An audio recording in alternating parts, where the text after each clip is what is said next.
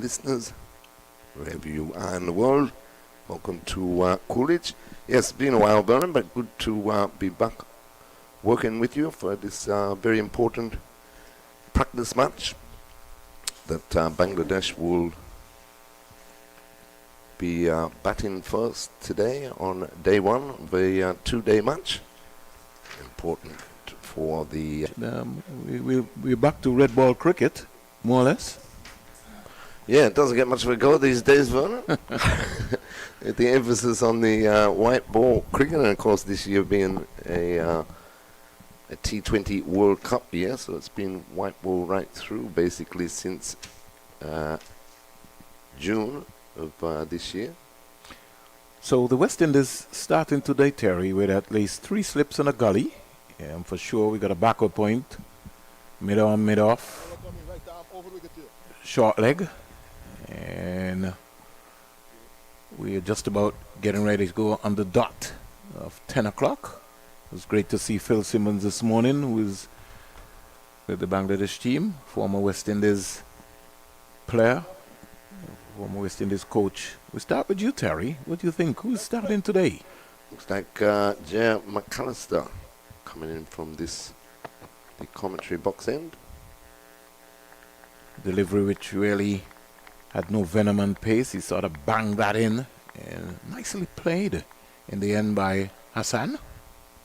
Got on top of it, but I guess it's early days yet. Just like a tinge of green, as we say good morning to the folks in Antigua and Barbuda, in Montserrat, in Barbados, in Ghana, in Trinidad and Tobago. So good day to Vinod Manchan and the entire 360 team. Jason, the Wiz, everybody who's here who's continues to be able to put this on behalf of Cricket West Indies. It's a big day, Terry. Indeed. There's McAllister in again. And that's right up in the block hole, but well defended by Hassan Joy. And some good practice for Captain Craig Brathwaite. He'll be looking forward to having a hit on this surface. The guys that are not involved with the white ball setup. I want to talk a little bit more about that as well, because when I looked at the Barbados 50-over squad, I really certainly think that they needed somebody like a Craig Brathwaite in that tournament. But we'll come back to that. No. First one of the morning, Terry. Looks as if it's a no ball. First signal by Bernard Joseph, and it's gone to Imla and down to the boundary for 4. Yeah, just died on Imlak there, and he couldn't get her. Straight through him, down to the boundary. But yeah, I was surprised, Vernon, with the Barbados Pride selection for the Super 50. Is you need to give the test player, well, apart from the setup of their team, you need to give the test players much opportunity to play as possible in between test series. McAllister in again, and that's a lift and delivery that's slapped out into the cover region for a single. Sort of lack of pace. It took a long time to get to him, so even though he got on top of it, it's just only the first over so far, so early days yet. 6 without loss. Might not be the captain based on what they're looking for. I think he was good enough. He's good enough to get into that Barbados team based on the amount of based on what I've seen. I think you needed somebody like him around, and it would have been also good practice for him coming into this test series. Another no ball. And that's why I say, though, Vernon, and we were talking briefly off air about it, that this 3-team system, I'm not sure if West Indies cricket are going to get the results that they're yearning for with the 3-team system. As you get spells like this where the test players haven't played since August. They last played South Africa. Around the wicket is McAllister. That one very wide. Almost rolls through to Imlak, the keeper. First of all, I'm kind of a little concerned about him coming around the wicket so early. This is just only the first over. So almost like a one-day ploy. And these days, I just find that a lot of the bowlers are sometimes not comfortable, but I guess it's just the concept of what they're working on in terms of their data and the coaches wanting them to bowl in a particular area. Callister in again and another no ball. Yeah, he's having a torrid time. In fact, the matches that he has played here, he's never been comfortable from the media center end. He's always charged in from the bottom road end, more or less. And this morning, it's maybe off the ball a little bit. 3 no balls. As any coach, that'll be like a cardinal sin. But it's early days yet. You talk about coming round the wicket. It seems to be the trend these days. As soon as they see a left-hander, they automatically come round the wicket. Do you support that? Right-hand bowler. No, I don't. Okay. We'll talk about that some more. Now he's lost his run up again. Yeah, he's with him. He's with him, just not right. Quick bat to it. The West Indies captain. And mid-on, just encouraging him. Mid-on and mid-off, very close there. So like to see that. Because really, in the first hour, I don't think it will have that pace that you could be able to be that distance. Something I think that he'll have to work out as a wicketkeeper. Today is the final round of matches in the CG United Super 50 Championship, which is being held in Trinidad and Tobago.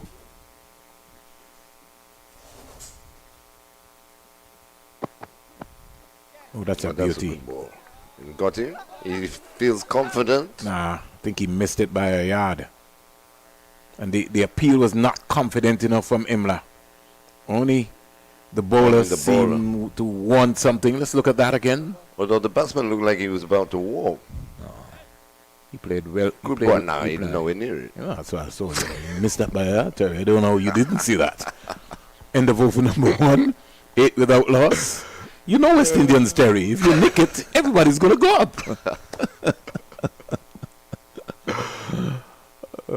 So good morning to Basil Morgan in Montserrat. The folks in Ghana. So much cricket, Terry, coming up. You have the T20 League coming up in Ghana. Oh, Terry, I don't know where we go. I thought at one point in time, we didn't have a calendar. We didn't have space, but there's so much cricket taking place. Definitely. And this year has been a busy year. Yeah. But talking about the final round of the Super 50 is almost a must-win for Leeward Islands Hurricanes today to hold on to that 4th spot and qualify for the semi-finals. I just thought they played some poor cricket. Yes, yeah, they've been up and down, isn't it? So that's for sure. The team selection the team has just never been balanced. So Sharon Lewis in from the northern end, left arm seamer, was pushed into the cover region by Hassan Joy for a couple. Score goes up to 10 without loss. We're in the 2nd over of the day.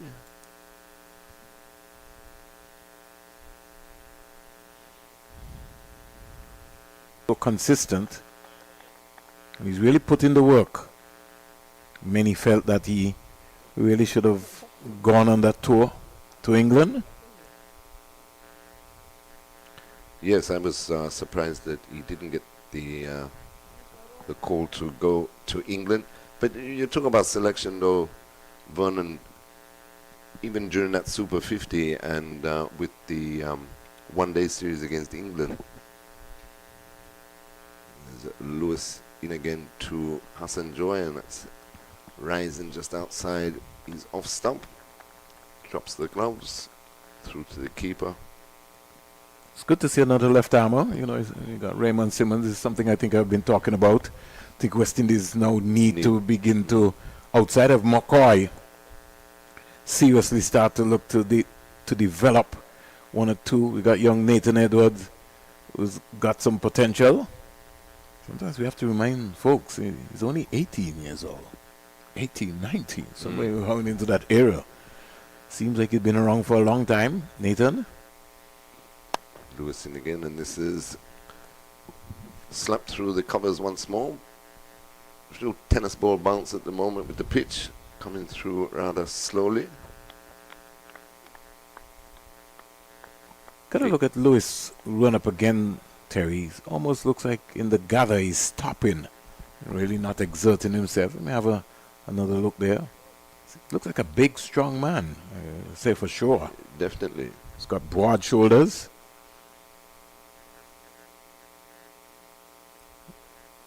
Anytime soon, in maybe the next hour, hour and a half, the VC Bird International Airport will certainly get busy. We'll see lots of traffic. But in the meantime, it's cricket. It's overcast here at the Coolidge Cricket Ground. No, he's not completing his action, Terry. I think he's more of an arm bowler. Really needs to hit the deck.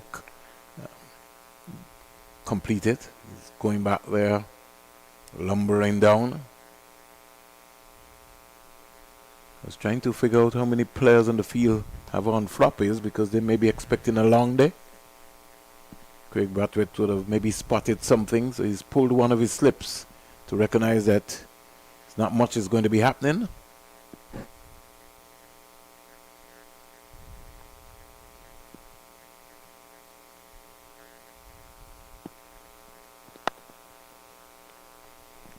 Better delivery, but well played in defence to complete the over. So we've had 2 overs completed. Bangladesh 12 without loss. Yeah, just bringing that short extra cover in there. A couple of slaps through that area have gone in the air. So positive move there by Captain Brathwaite. Yeah, but just talking about the selection, they did they think of maybe bringing Graves in for that last ODI when the series was on the line against England? Seems that he's in red hot form, but it's great to see him back in the test squad. Gear up. So maybe just a slight drizzle, more or less. Back with the cricket action, Terry. This time he decides to pull the ball. He pulls it gently down to fine leg for a single. No pace at all in this track. Nothing at all, no. Nothing. It's got a tinge of green. The grass being rolled in. But normally at the Coolidge Cricket Ground, that normally happens, and you can get fooled. Especially on the first day, the sun now beginning to try and seep through, really. But this will get better. Don't know what sort of preparation would have gone into it before. That's nicely cut through point region. Could roll out to the boundary. Heavy outfield. Yeah. Good running indeed by these two. They pick up 3 more. Score goes up to 16 without loss. Hassan Joy is on 8 and Zakir Hassan is on 1. And the good thing about it is that he really stayed on top of that delivery there, kept it right down, you know. Normally these days, Terry, in modern day cricket, when is the last time that you've seen somebody, you know, I think we missed the services of a Gordon Greenidge and a Luther Kelly breaking down backward point when you get a short delivery outside your off stump. You really don't see that. Or even Sir Richie Richardson. Those shots sometimes seem to have gone out of the book. Too true. They like to play the cut more uppishly these days. Full delivery there by McAllister, driven through the mid-off region for another 2 to Zakir Hassan. He moves on to 3. The score 18 without loss.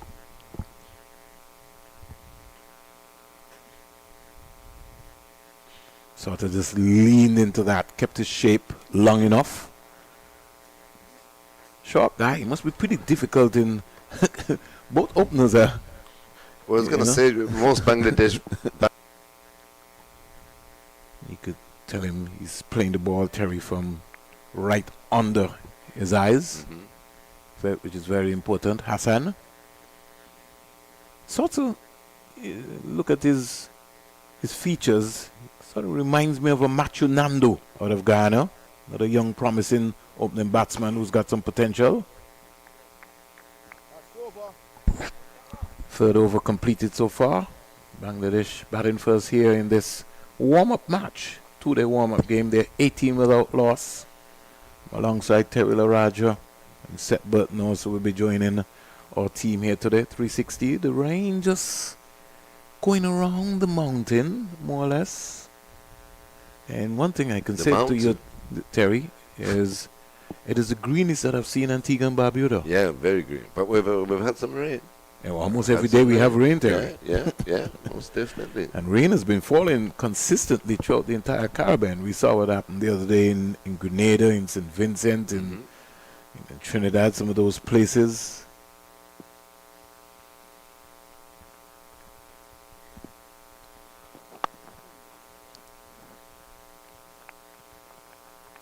Got on top of that one, steered it into the gully region, but no run as Lewis starts another over. Still no real pace, because even though he banged that in, he had enough time to get on top of it. It didn't really get up. It was just more or less stump height, the bounce.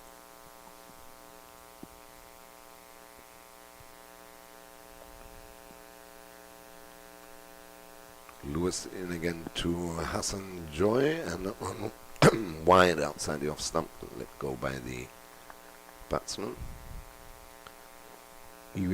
That was an effort ball from him, and that did swing. The natural left-hander. You were looking for that. Swung it across the right-hander. The keeper had to go across in front of a no first slip to gather that one.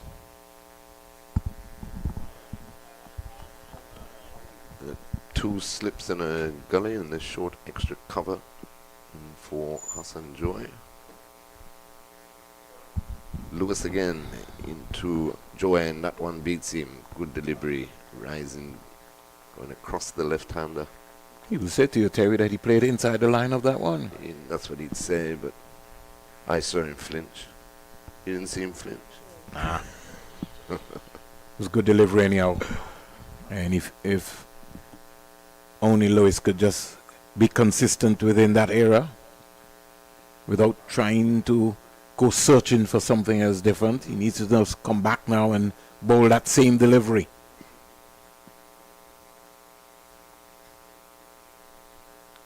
And he comes again to Hassan Joy on too wide, left alone by the batsman.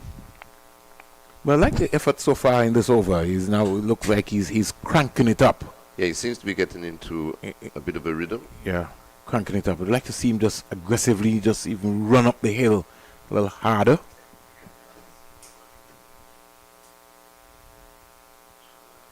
He's a big unit, though. He is.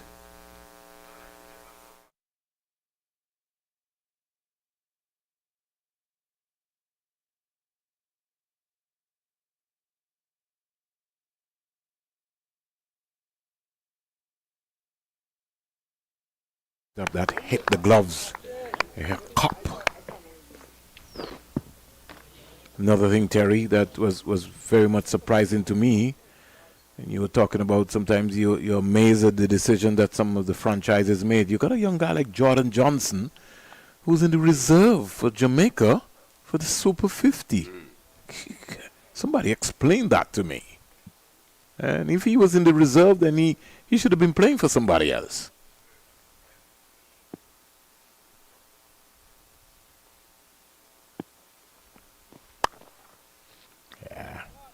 No pace again. No pace. Not only that, I think he was Shot a bit early. in alignment too. It sort of hit the bat harder than he expected. Made an over by Lewis. You'll feel very impressed with that over. But yeah, that's what I mean by with the franchises, though. And to me, they should be looking. All right, you obviously enter a tournament. You're trying to win the tournament. There's nothing wrong with that. But you need to, think outside the box a bit more. and allow these players, as you say, if they don't make your final cut, they could play for another franchise or whatever, in the interest of West Indies cricket on a whole. Another no ball by Jai McAllister. Yeah, I'm trying to figure out why is he overstepping. It's really Well, I don't think he had his rhythm in the beginning, Vernon, but he stuck to bowling round the wicket to the left-hander, and I think that's troubling him.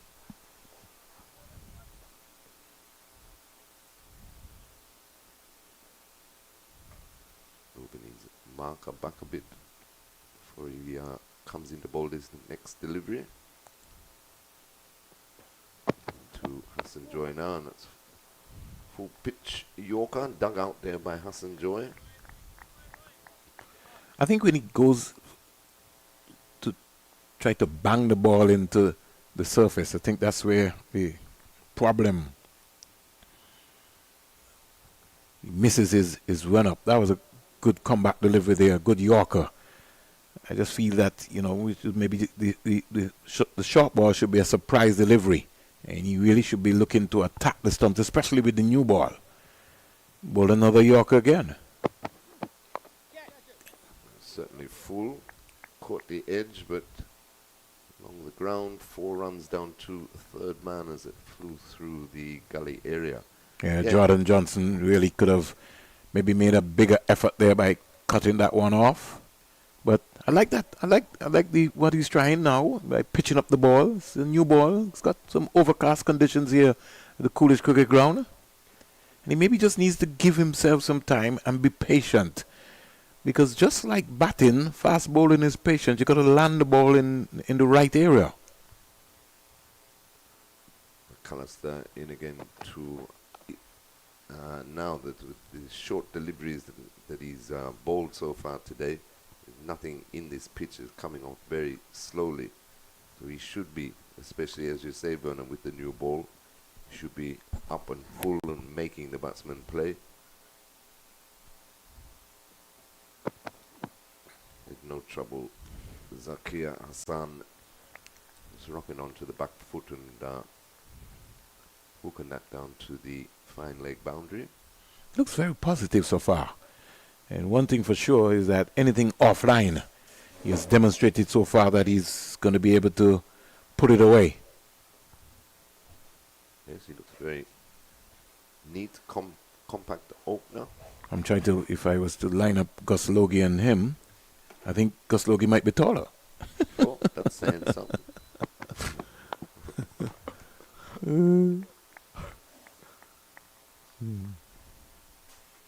Because they're missing a few of the top players on this tour. Mushfiqur, he's short. You reckon he's taller than Mushfiqur? Jason is going to murder me in here today with this air condition in my back.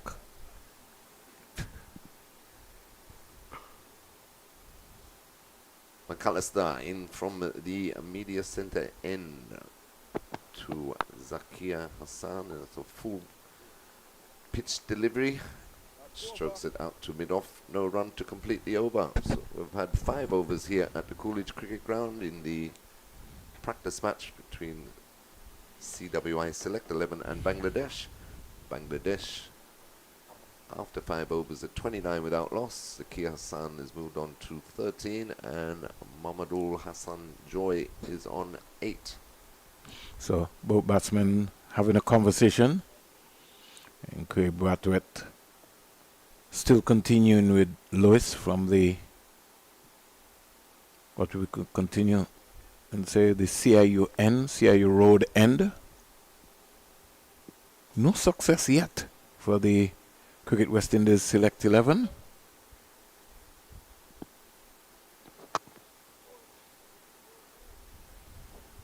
That ball as Lewis starts another over. Fended out into the extra cover region, no run. But one thing for sure that you can certainly pick up is that when he's a big, strong guy, and that did hit the bat very hard as it came to the microphone. You could hear it. It's just that the wicket really doesn't have much of a pace. So I'd like to see him just complete his action. Sort of stops, because he's so strong. He's more or less uses his strength from his shoulders. That one's caught. Oh, brilliant catch by Jordan Johnson. He really hit the deck hard. And an excellent catch by Jordan Johnson. And as we were talking about, the first wicket going down for Bangladesh. Yes, just tried to fend that off as it came across him. Let's look at this again, Jason. I don't think, Terry, that he got in line. He more or less was just standing there. Let's look at the right foot. The hands went more or less. An excellent catch there by John Johnson, demonstrating his fielding skills. Something, Terry, which I'm very much disappointed in what I'm seeing in the Super 50 so far. The fielding has been really below par by almost all of the teams. Most definitely. Yes, but to that delivery, Mohammadul Hassan Joy really moving his feet into line with the delivery. Just fended at it, but as Vernon told you, excellent catch there by Jordan Johnson. So the CWI Select 11 have their breakthrough, 29 for 1. We're in over number 6. Momarul Haq has come to the crease, and he's even shorter. We now have 2 left-handers. You think so? You reckon? Well, you said that Zakir Hassan is shorter than Logie. Well, I think you're right, Terry. I reckon Mohammadul Haq is shorter than both of them. Anyway, he's facing Lewis now, and to that ball is fended again. He's getting some lift. I think he's going to have to be careful. He's going to have to look to play the ball in front of him. He's looking to go square there. Nathan Edwards down a backward point. Came across. So we've got 3 slips, a gully, point, mid-off, short leg, mid-on and fine leg. Don't know if you want to call that short. Looks like far leg. It always surprises me how far they stand back these days. Boy, and that one peeled off the outside edge through gully and point region into the boundary for 4. So Mohammadul Haq is off the mark, not in terribly convincing fashion, but he'd be happy to get off the mark nonetheless. And has to be very careful, because Jordan Johnson has demonstrated so far that his catching skills have been excellent. And again, earlier clock, from his first delivery, he's looking to go square. On this track, he would be advised maybe to look up the V. The V meaning mid-on, mid-off. Maybe just for this first couple of overs. Lewis in again to Mohammadul Haq, and that one's right on target, well defended. To the shortish leg, it was about a pitch and a half away from the batsman.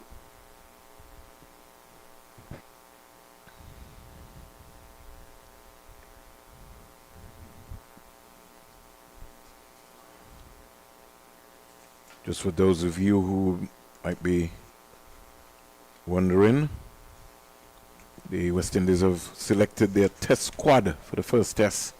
It starts on Friday at the Sir Vivian Richards Stadium. And we'll be able to give you that squad in case you have not heard it as yet. Lewis in again, and Mohammadul Haq forward in defence, just pushes it up to mid-off to complete.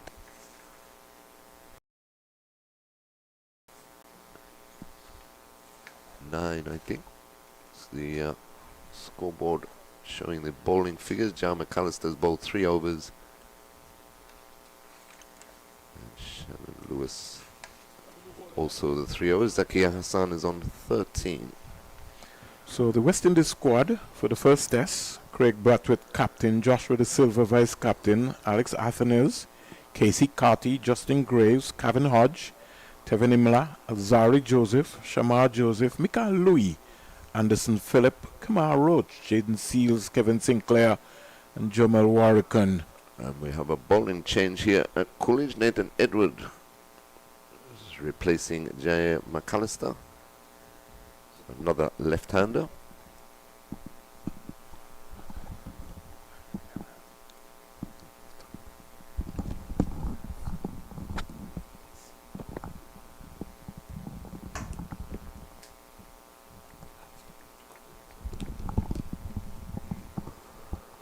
It's good to see Nathan bowling again, Terry. Excellent. Very, very promising fast bowler.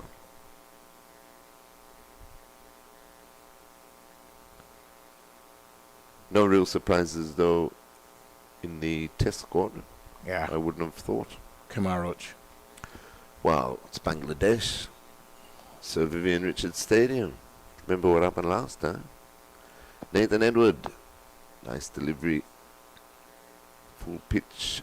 Stroked to Captain Brathwaite at mid-on. No run. I'd like to maybe also get into to find out why Moti has decided maybe to go and play the T20, or if he was not selected. I've seen Sinclair in the squad. I think since Australia, Sinclair's more or less had a, outside of him coming back in the 4-day tournament, has had more or less mixed fortunes at that level. Get back to that, Terry. Edward down the leg side, well taken by Imlak.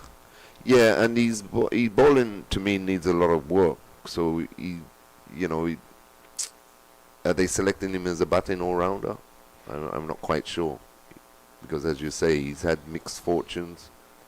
But the fortunes he has had has been with the bat more than the ball. You wonder sometimes how we go about investing in our spinners, because spinners, it's down to an investment, Terry. And I think that is critical going forward.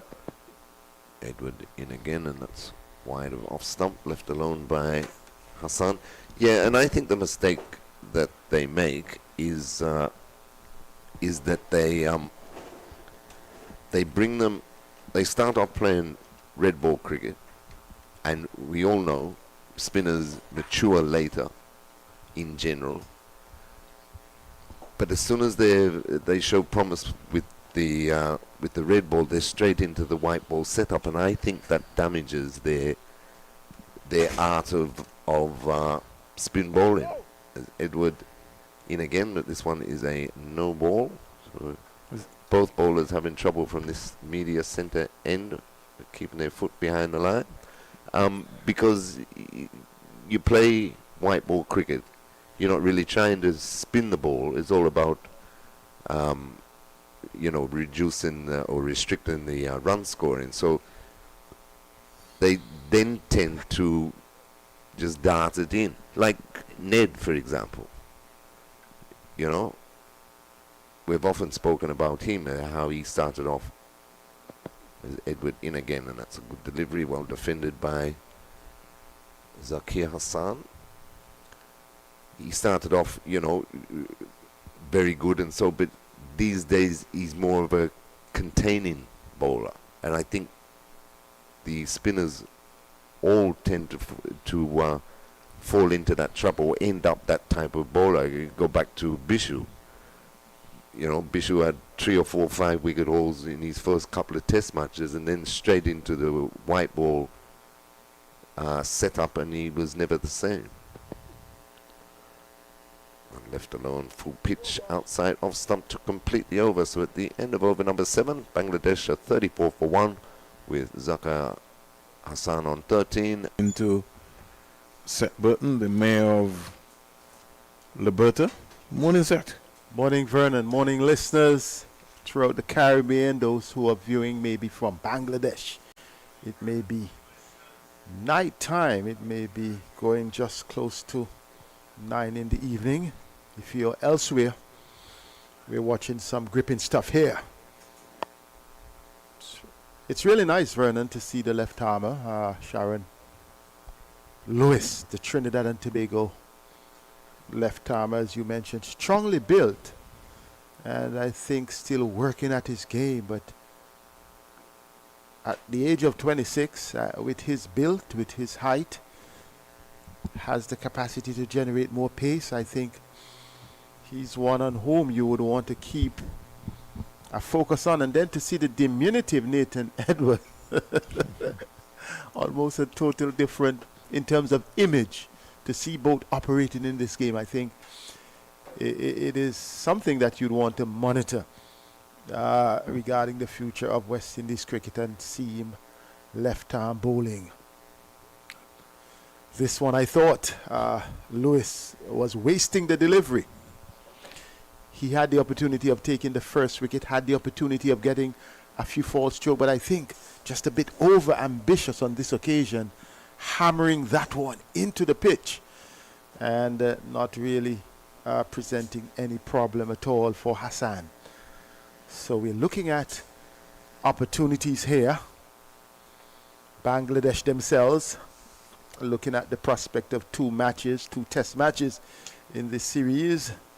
Perhaps would like to ask some questions of the West Indies team.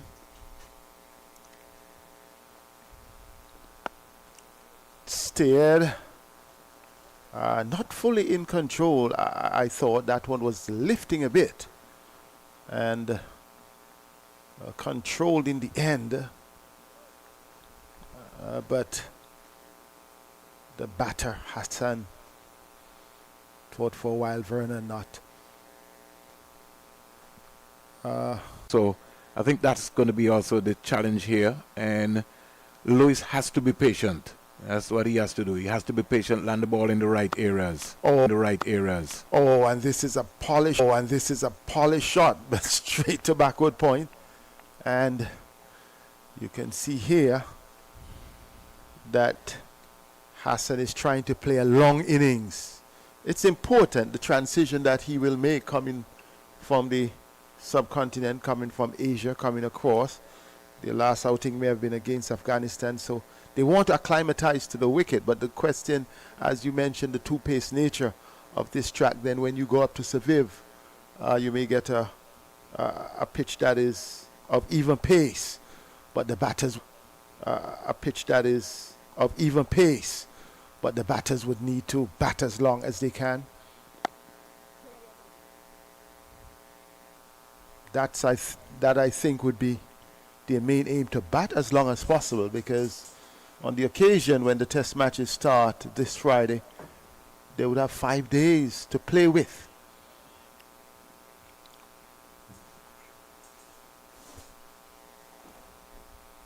So I think the atmosphere here are relatively cool, overcast.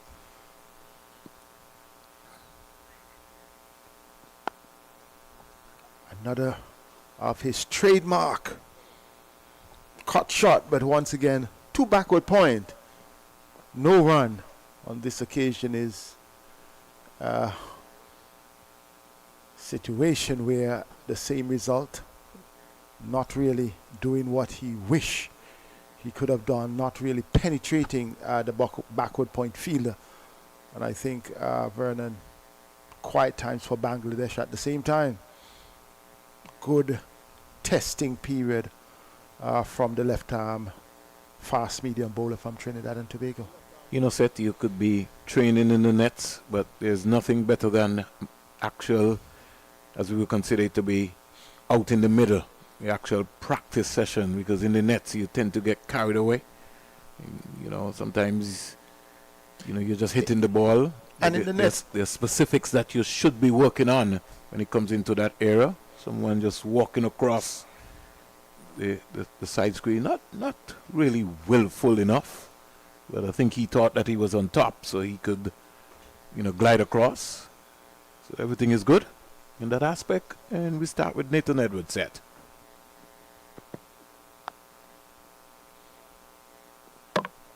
Good direct hit, but they're still coming through. Good to see the response in the field from the West Indians. Not the same.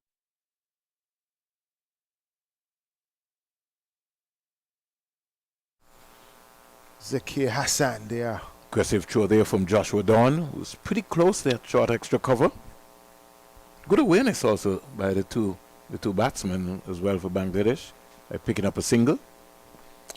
Very experienced pair here. And you were mentioning about transition from the nets to on the field. In the nets, you don't have three slips or a gully. You don't have a forward short leg. You don't have the fielders are waiting. Yes, you get a chance to sort yourself out, get the ball in the middle of the bat, get acclimatized to the pace, get your feet moving. But it's a different scenario when you're on the field, and this practice match will give them the opportunity to sort themselves out. Young Edwards, in the meantime, being offered an opportunity here, transitioning from the white ball version. And I like the spots that he's hitting. His first delivery was bang on target, on stump. His second delivery, yes, went down the leg side, but he's given that opportunity, pick that spot just outside the off stump of the left-hander. And I think he is sticking to it. He has the slips, obviously, and the backward point, the silly mid-off, the mid-on, and three men on the onside.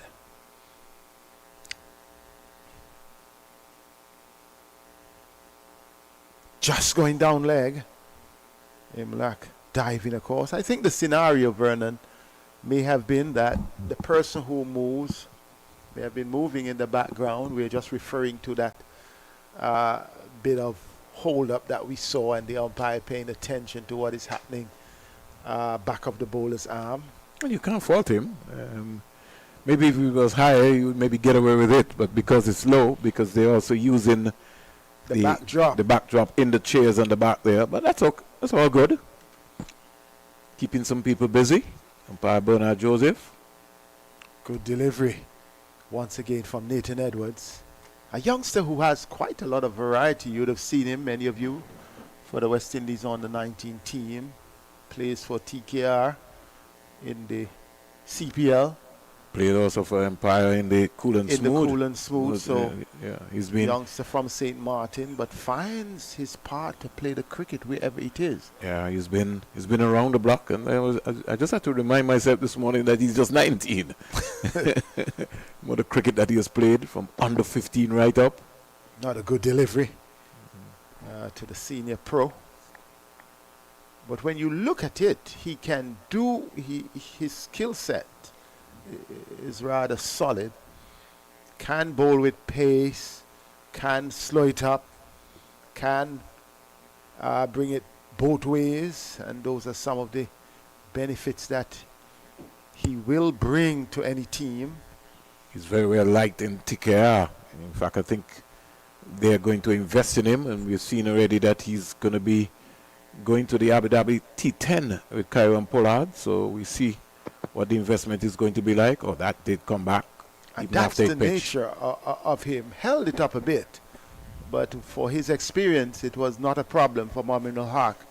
Allowed it to go through. Nathan Edwards completes his second over, and we have had, 9 overs been completed, 38 for 1.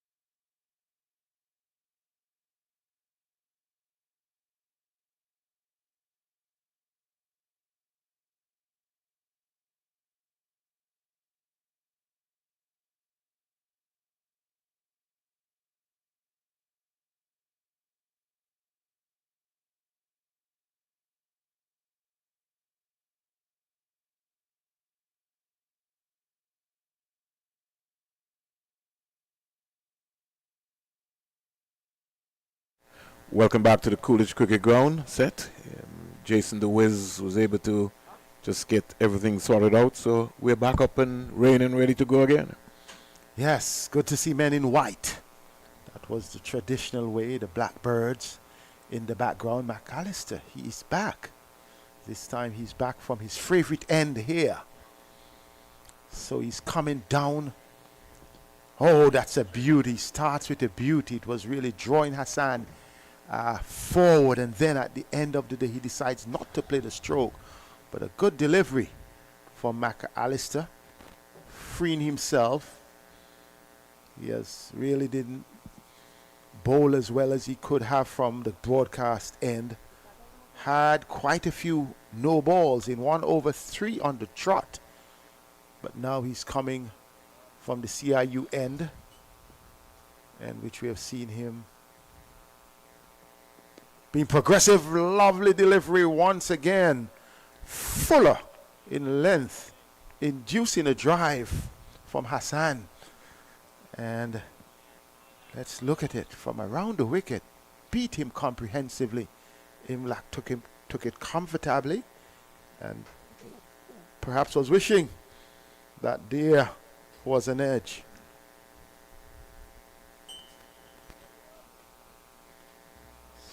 So McAllister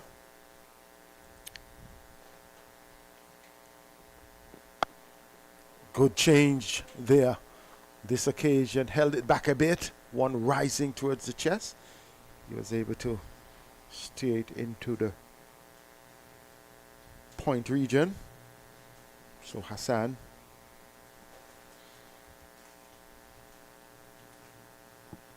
who is on 15, going through a quiet period here.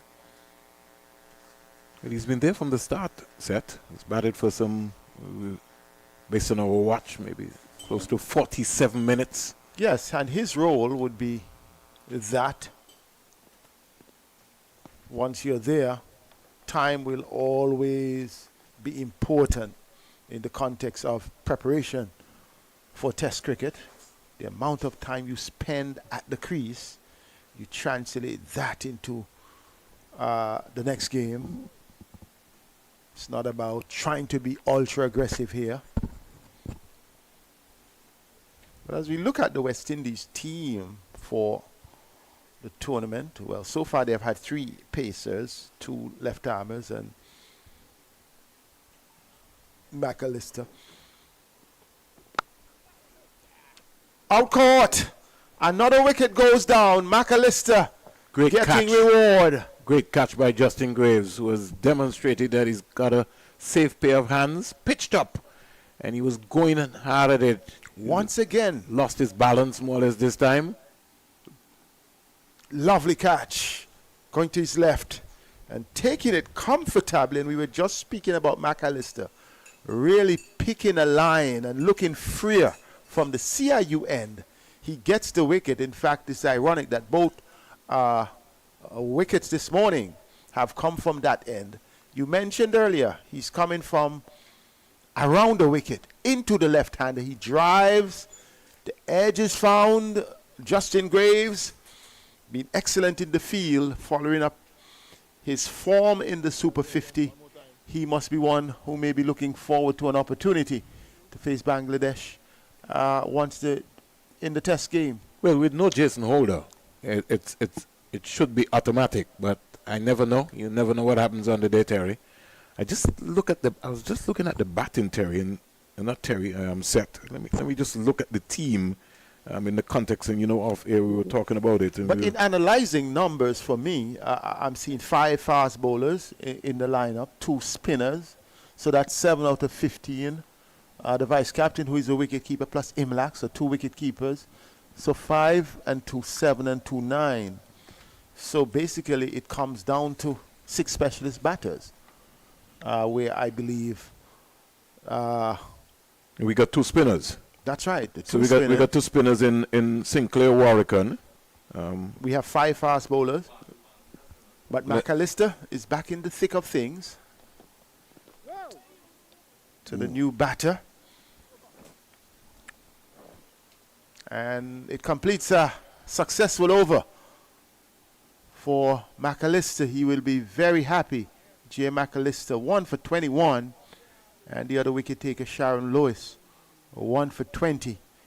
And Bangladesh winning, deciding to bat here at the Coolidge Cricket Grounds here in the north of Antigua Barbuda. They are 38 for 2. But let's come back to the conversation set. Searching for another batsman, more or less. I agree with you. Nathan Edwards over the wicket.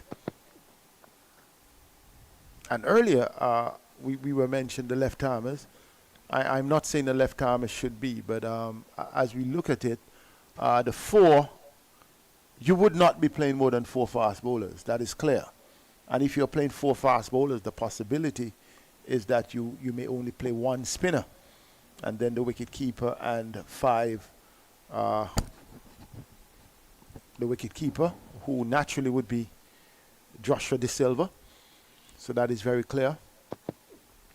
Good delivery from Edwards. But also, Terry, if we're playing 3 fast bowlers, there will be Alzari, Shamar, and Jaden Seals based on form. But Justin Graves has demonstrated also that he also can bowl medium pace. But then you have the veteran in Kemar Roach in. I don't see you calling Kemar Roach in a squad but not picking him on the day.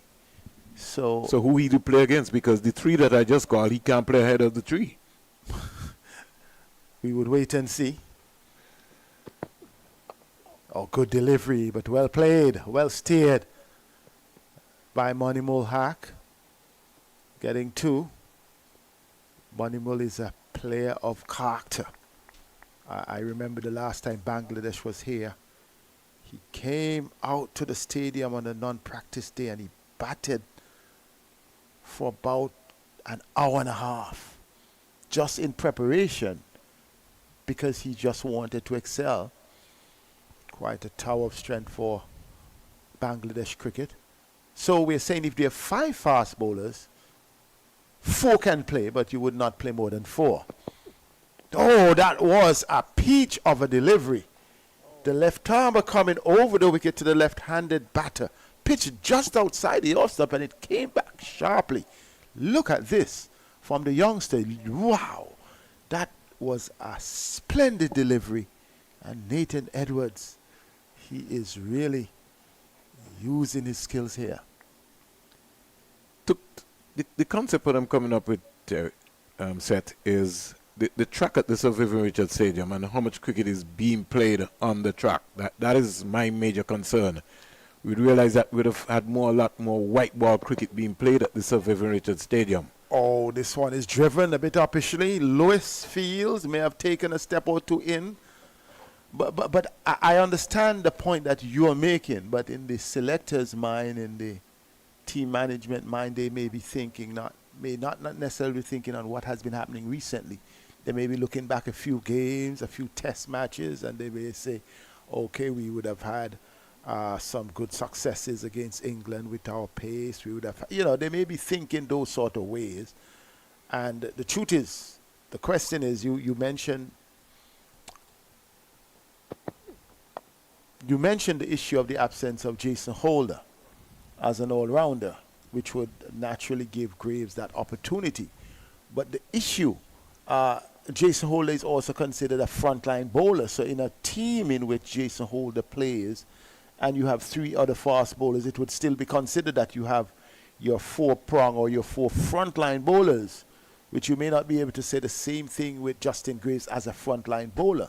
So I believe that the selectors may be leaning towards the 4-man pace attack along with 1 of the 2 spinners. And then, to your point, or the key point, it may then restrict you to 5 specialist batters apart from the wicket keeper. But in this context of this team, Justin Graves will be playing as a batsman. Certainly should play as a batsman. I don't want folks to get it mixed up. He should be playing as a batsman. And for those, another no ball from McAllister. And for those who may be suggesting, Vernon, that who may be suggesting that Justin Graves, his runs would have come in white ball cricket, I think it is form. It is natural form that you translate as a good player from one format to the other. And few players would have had the success that he would have had in the tournament. And as you would have mentioned, we have not had any red ball cricket in recent times that would justify someone in his place. But it's McAllister trying to make an impression here. Quick single. Good running. Good rotation of the strike there. Good game awareness. Something you don't normally see in red ball cricket these days, Seth. Well, that's true. I think it has suffered a bit, red ball cricket. Well, you would see it in certain teams. Let's be fair. You're going to see it with the Australians and the England. Model, you got to see it with England. You got to see a bit of it as well with South Africa, that they are looking for every single.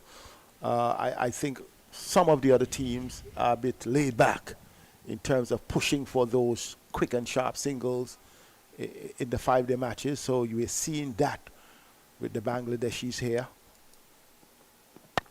Oh, lovely shot by Mun. But it's a heavy outfield. It may not get to the boundary. It does. 4 runs. That was pitched up, and he just came forward. And, oh, lovely. Showing the full face of the bat out towards the extra cover region. And the diminutive, outstanding player. He looks to be in fine form. Yeah, Terry. You keep calling me Terry. Yeah. I'm so accustomed to my colleague Terry and Seth. I'm going to go through some stats concerning Kemar Roach and his contribution to West Indies cricket, which has been tremendous. I'll get back to that in a while.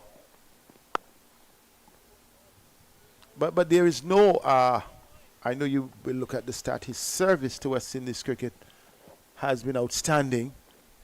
And he perhaps, of all the players who would have been included, is the only one that does not. He's not playing any white ball cricket recently, so he becomes almost a test specialist. Yeah, but then the amount of test matches that we have per year set is another question. Right. And I'll go back to that. But he also has the county, opportunity that keeps him going with the red ball.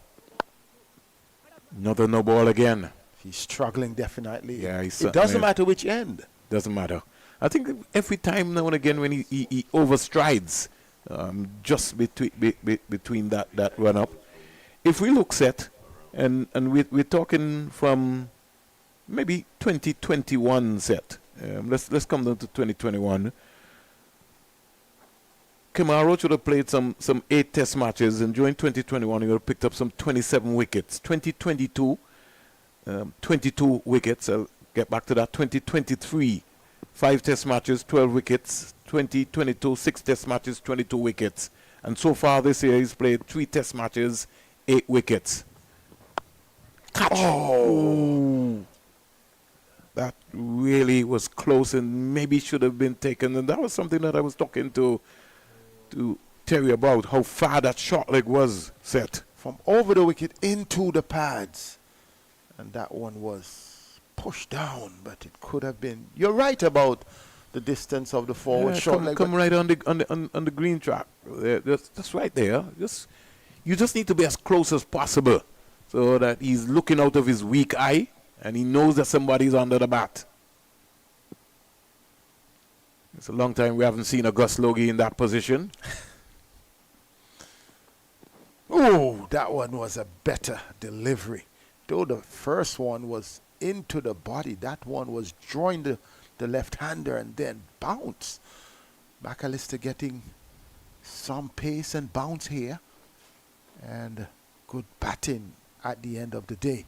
If I can get Jason set to just show us the reaction of the short leg, who I think is very, very, very, very far.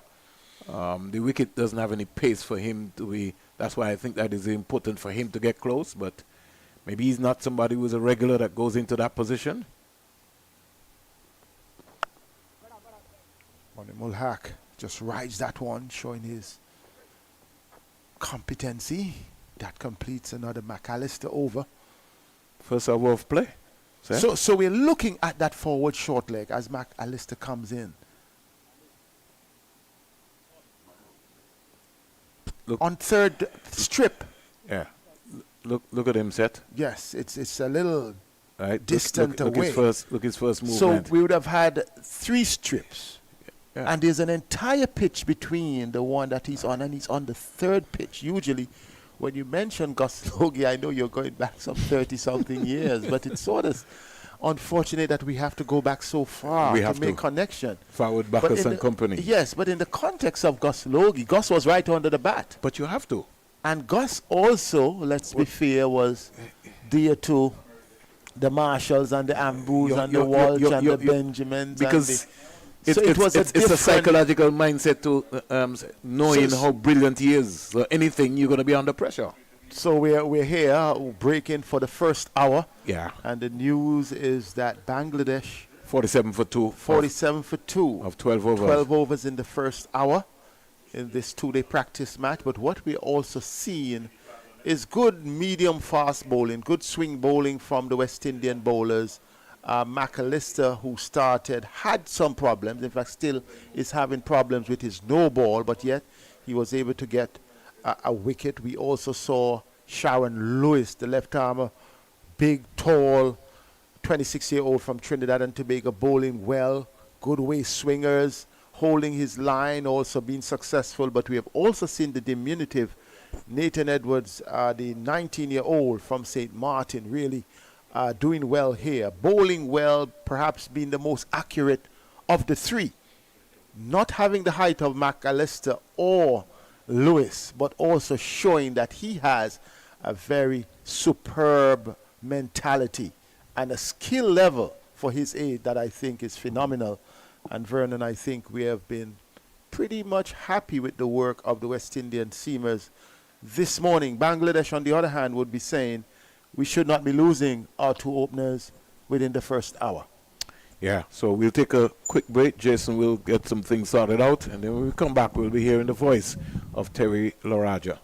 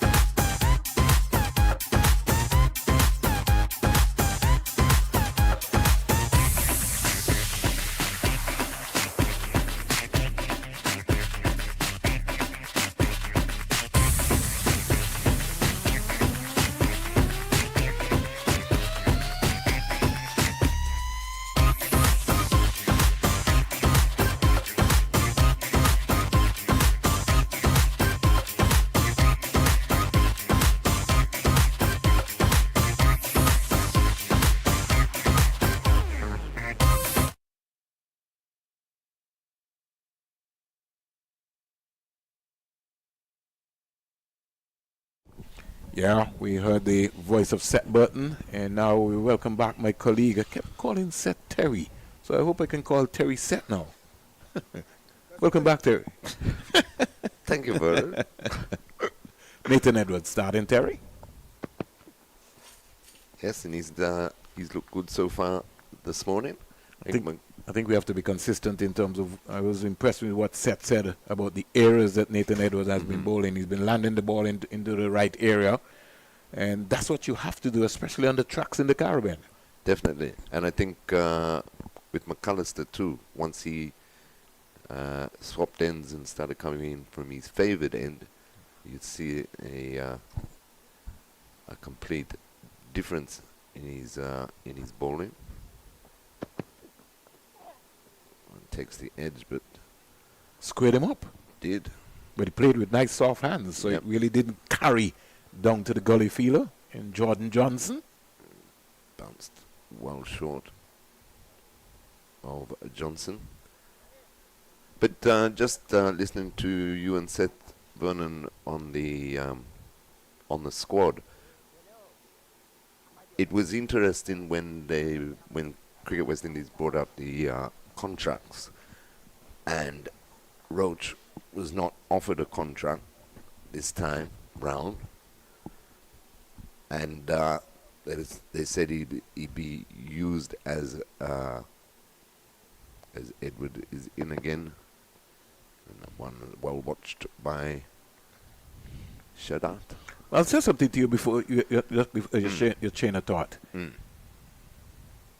Somewhere along the line, at 36 years old, Kemar Roach is going to get a send-off, and we have to prepare to send him off in whatever way. I hope that conversation is taking place, because as you rightly said, because when the contracts came out, he was not offered a contract. Right. So maybe this could be the series that they're deciding that, hey, we're going to give him a send-off. And I believe that to be the case, because as Edward is in again to Shadat, and again steered into the slip region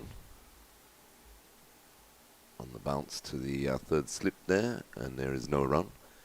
And I believe that that is what they're looking at, and that is why he's in the squad for the Bangladesh Test series. He's had a lot of success against Bangladesh. Of course, he started his career against them also, and he's had a lot of success against them at the Sir Vivian Richards Stadium here in Antigua. And the other thing also is that if he has a successful series, it may not be the case where he retires straight away, but it will get him closer to that 300 wicket mark. And I think that's in the back of his mind, and in the back of the selectors' minds also. But by looking at the squad,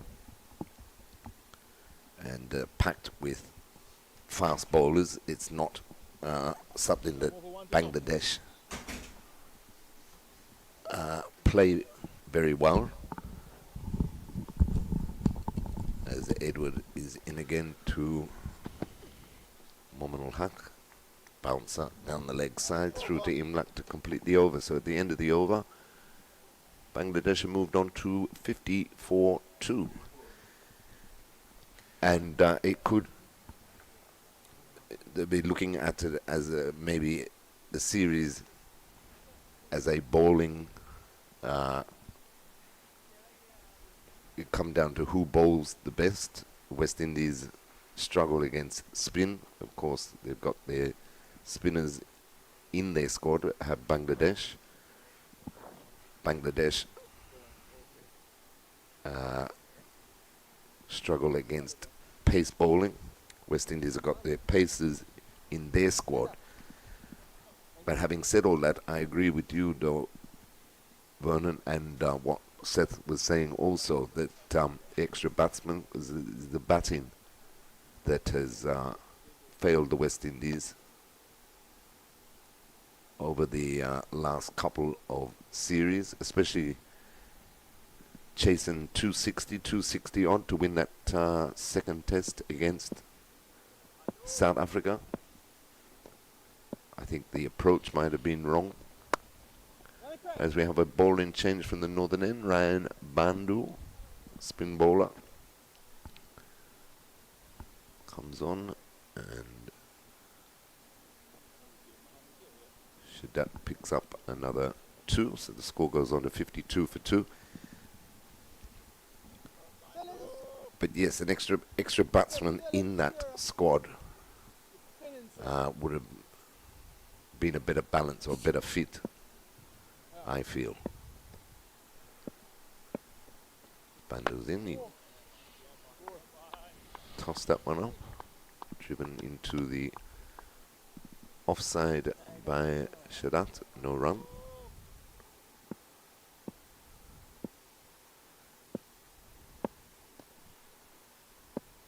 Bandu in again, and that one is cracked through They're offside, but just for the single. Fielded there by Kamani Malias. See him back in the mix.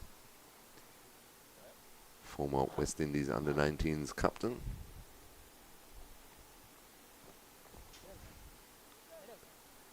But yeah, just to have that extra batsman in though, Vernon, I think that would have been a better balance than 5 fast bowlers.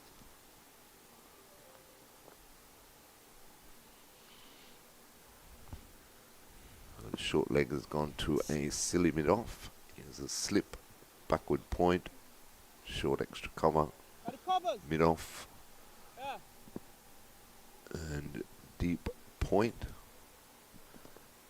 for the left-handed Mominul Haq, who just turns that nicely into the mid-wicket region for a comfortable single.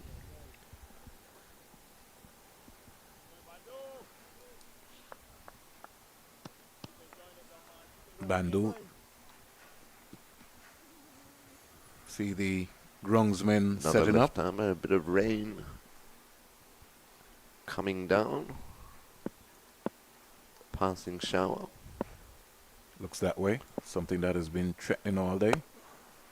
That's cut nicely through the cover region. It should reach the boundary as Captain Brathwaite gives chase, but to no avail. So 4 good-looking runs there by His link so far in this first over has been offline, really more or less, and with class players, they're going to be able to put that away very quickly.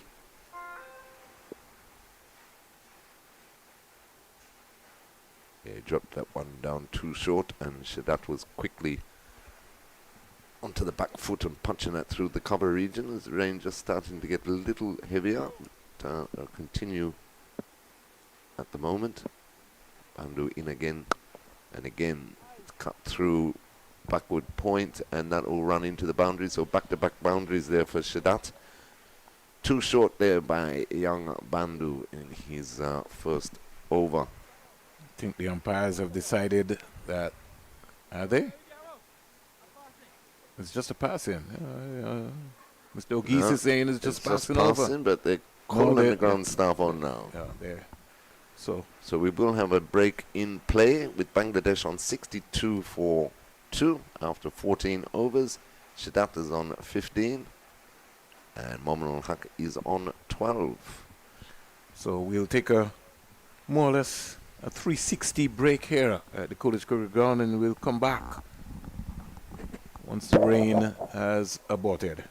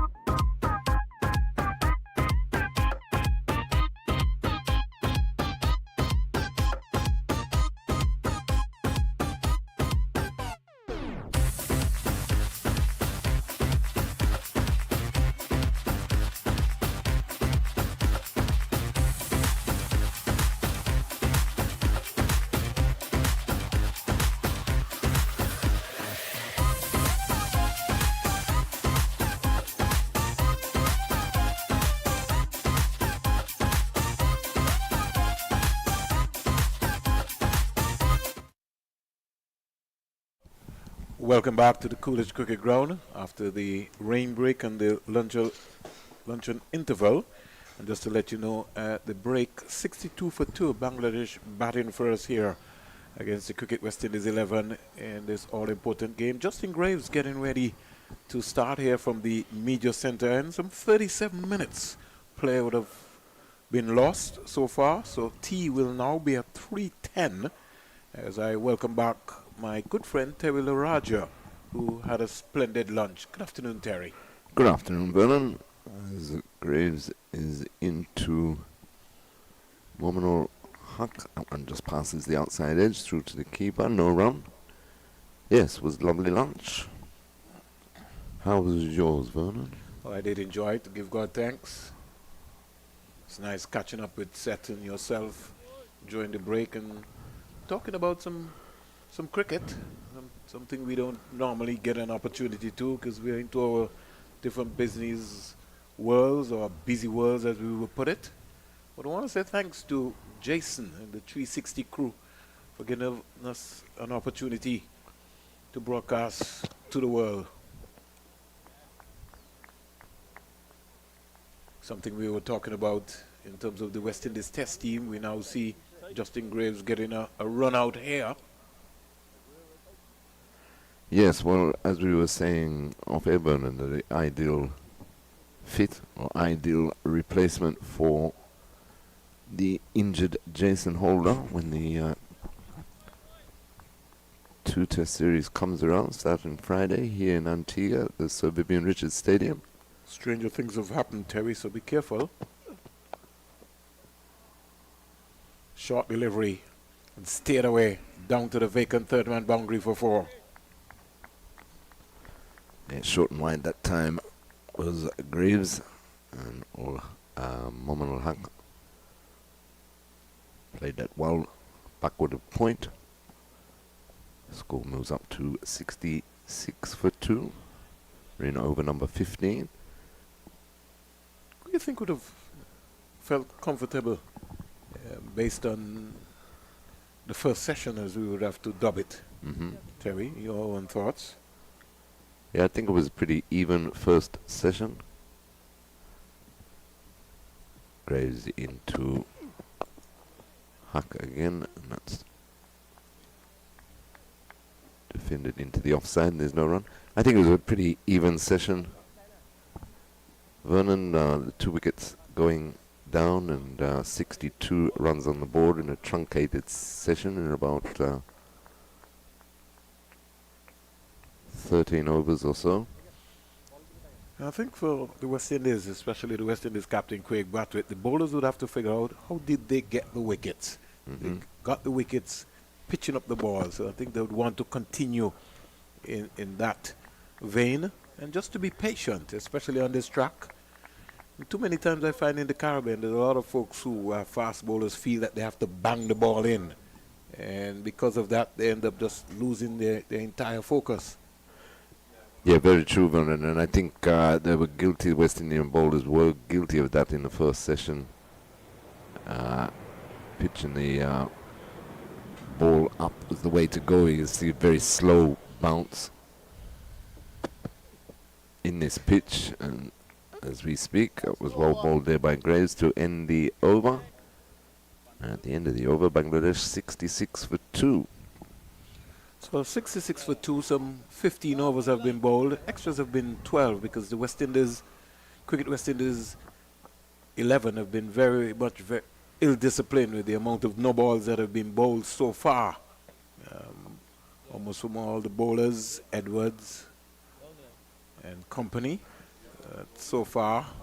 Yeah, the main culprit being Jay McAllister, and I was just noticing that every time he chose to come around the wicket to the left-hander, generally no bowled and then no bowled again when he went back over the wicket to the right-handers. But he looked, excuse me, he looked a lot better coming in from the northern end, his favoured end here at Coolidge. So we have spin from the northern end with Bandu into his second over. His first over went for 12. He's rather short on that occasion. He's into Shadat, and Shadat steers that past the one and only slip for a comfortable 2. He moves on to 17. Partnership is 30 from 35. Is Bandu bowling back of the arm, Terry? He looks like he's a wrist spinner. If he is, he's just too wide and just needs to relax himself, get his composure going. Just remember how he got here. Again, just too wide. It's going to be always easy for these guys to punch away in his length. He just needs to sort his length out here. Yeah, he's a bit too short so far. Another left-arm spinner.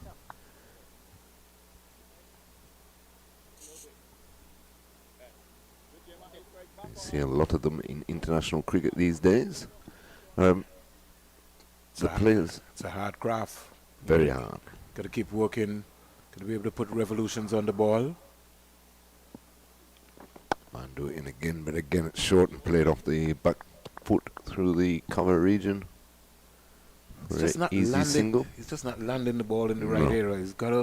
It's just too easy, for the batsman to score. You got to look to bring the batsman forward just above the eye line, just dragging it down. Just think he's just rushing too much.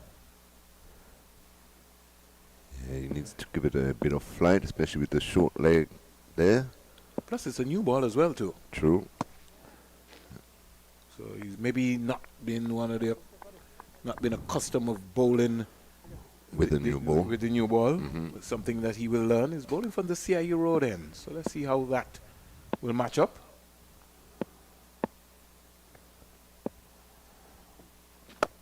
Full toss. And struck beautifully through the covers, got what it deserved into the boundary, 4 runs. Almost like a headache here for Craig Brathwaite.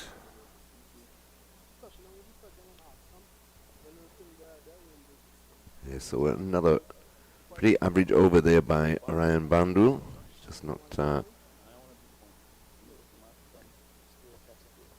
Gets to getting his land rhythm right. He has to land the ball in the right area. Craig Brathwaite is giving him all the support that he can. He now has to relax himself, get his composure right, and just land the ball in the right area. Something that so far he's not been able to execute. And just like the first over from Graves, boundary coming off that over as well. Not for 20 from his 2, Ryan Bandu. Yes, he's been rather loose with his line and length. It'll be Justin Graves to continue the attack from the media centre end, and he's into Mominul Haq, who's on 17. I think we're going to have to charge the Bangladesh coaching staff rental fee. No, they're all good. They're all good. They're all good. Beautiful view from our terrace upstairs, our commentary booth here at the Coolidge Cricket Ground, formerly known as the Stanford Cricket Ground. Those were the days, Terry. Those were the days.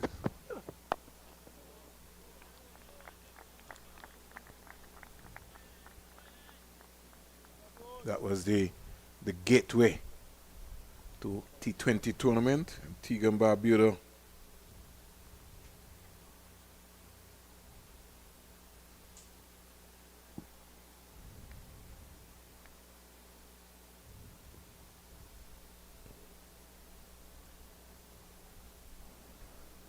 Graves in again to Mominul Haq.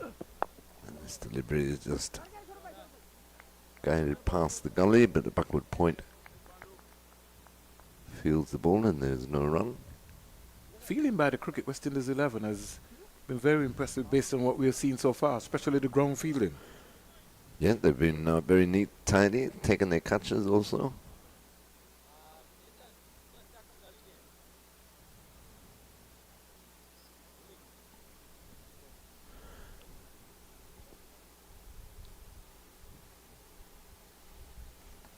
He's just moved the short extra cover into more or less a second gully. 2 slips, 2 gullies. So now, and that one flushes past Momo Hack's outside edge. I like that line. He's looking to really pitch that delivery up. But he's giving himself every opportunity, isn't it? If the ball is going to do anything. We've seen a very slow bounce, so there's no use trying to bang it in halfway down. He's not that quick for that is Graves, so he's giving himself every opportunity by pitching the ball up, taking it across the left-hander. Played nicely off the hit by Old Huck. Backward of square for a single. Score moves up to 75 for 2. In over number 17. Justin Graves has always struck me as somebody who is a student of the game, being around the Leeward Islands Hurricane setup.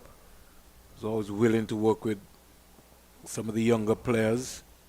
His work ethic is impeccable. And we would have seen that in the Super 50 tournament. Last 2 seasons of the Super 50, isn't it? 400 last year and coming again this year with another. This time he's gone a notch up, scoring 3 centuries. Let's now get his test call up. That's right up in the block hole. Dug out well by Sadat to end the over. Yes, back to back to back. Never been done before in List A cricket, so great achievement there by Graves. I think he'll be missed tremendously by the Leeward Islands, especially for the semi-final game, if they do get into the semi-final. Yes, all important final preliminary game today against combined campuses and colleges. Guess we're gonna just get an update to find out what's happening in the neck of the woods there. Jason was just giving me some information, but I will pull up my screen and find out what the motive is.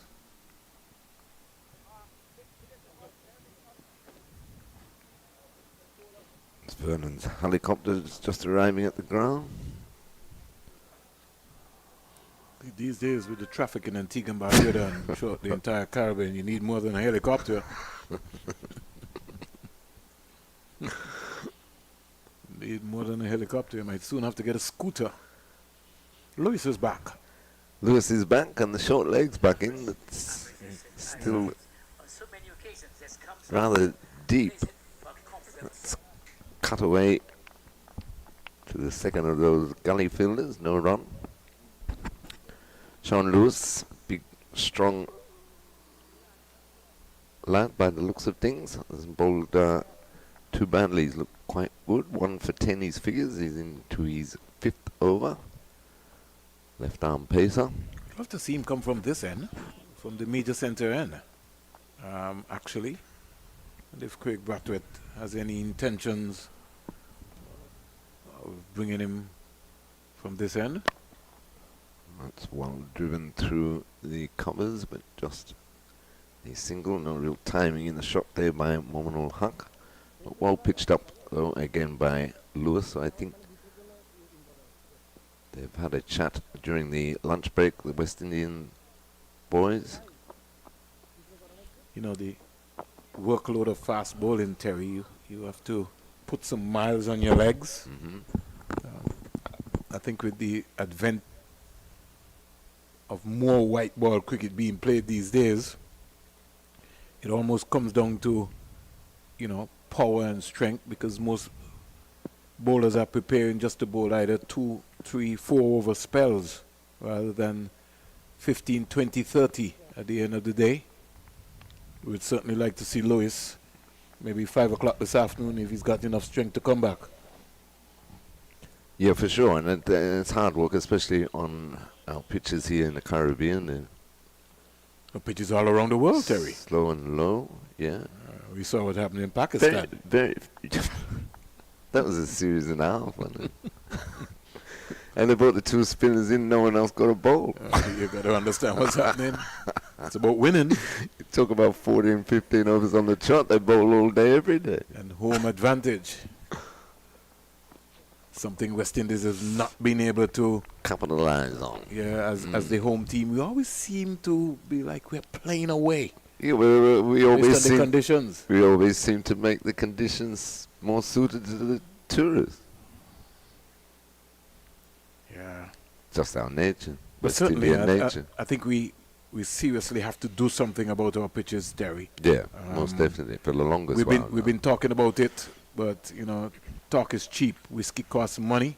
We really need to get down to brass facts and really do something about our cricket pitches in the Caribbean. Lewis in again and driven up to mid-off by Shadat. No run. Score remains on 76-4-2. Yes, most definitely. And it will bring back the natural stroke play of our batsmen. They're playing on good hard tracks, and of course, not to mention, much better for the fast bowlers. Looking very ominous out there, Vernon. Yeah, Dark clouds. combined campuses and colleges were bowled out for 151, There you go. 36 overs. Will leave us in a bit of trouble anyhow. Cut uppishly, but it will fall safe. Cornwall with 6 for 20 from his 6 overs. Another 6 for. Yeah. Karima Goat 2 for 36. O'Shane Thomas 1 for 11. Jeremiah Louis not for 17. Daniel Durham not for 36.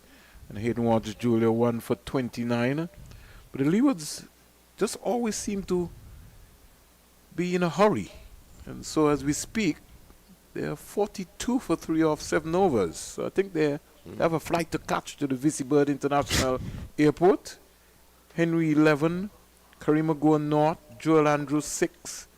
It is now down to the 2 Anguillan players, and Chesney Hughes not out on 4, and Dimitri Adams not out on 4. Hamilton, Walsh, Cornwall, Louis, Durham, and O'Shane Thomas to come. They need a partnership. Definitely. One partnership would do it. Graves continues the attack from this. The media centre in. That's driven beautifully through the cover point region by Omanul Haq for another 2. Moves the score on to 80 for 2. And Omanul Haq is up to 21. But talking about selections and so, that was an interesting selection for me. Bringing back Chesney Hughes. And no room for our good friend Kieran Powell. Well, I think the Leeward Islands, you would know, would have maybe moved on from a Kieran Powell. So it certainly would have been something new. You would have seen that in the indication of the camp. But I still Hughes, feel that Hughes should maybe be opening rather than maybe being a 3. And to be honest with you, I'd have been maybe thinking about investing in maybe another younger batsman or 2 somewhere around the Leewards. Yeah. Graves bowling 2 slips, 2 gullies into all Mominal Haq. That's played defensively into the offside. Bowler does his own fielding, no run. Yeah, that's what I mean. I would have thought maybe 1 or 2 youngsters would have got to go in front of a Chesney Hughes. I find Eason Warner is a bit unlucky not to have been around this setup. I like Dimitri Adams. I like what I see from him. But I'm a little bit surprised that Kadeem Henry didn't bowl today and didn't bowl in the game before. In fact, I thought he maybe should have played earlier in the tournament. Well, there's a good delivery there by Graves. Yeah, that's a good point too, and I think, in my opinion anyway, Coffee James has been overbowled. Overbowled? On a few occasions, yeah. I think he's underperforming. Well, that too. That's what I mean. Why do you keep throwing the ball to him now? Really don't know. But West Indies Academy against the Windward Island Volcanoes. West Indies Academy 269 for 5. The captain, Sonny Lambris, 69. Descartes, 52. Salazano, 55. So a lot of half centuries have been scored.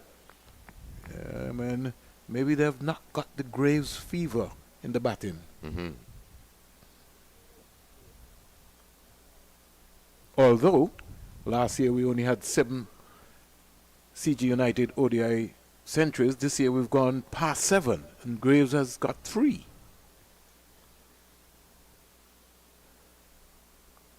Yeah, there's been a few centuries, and talking about half century, Tevin Imlach, who was captain in Guyana Harvey Eagles, he's got 3 half centuries on the trot. Now, wicket keeping for this CWI Select 11. So Huck just works that into the mid-wicket region, takes a single off the last ball of the over. Bangladesh move on to 81 for 2. Talk about some players who've been having a pretty good season so far. Amir Django, somebody who would have come through the West Indies. In fact, yes, the movement of players to the West Indies, because he would have been a product of the Leeward Islands Cricket Board.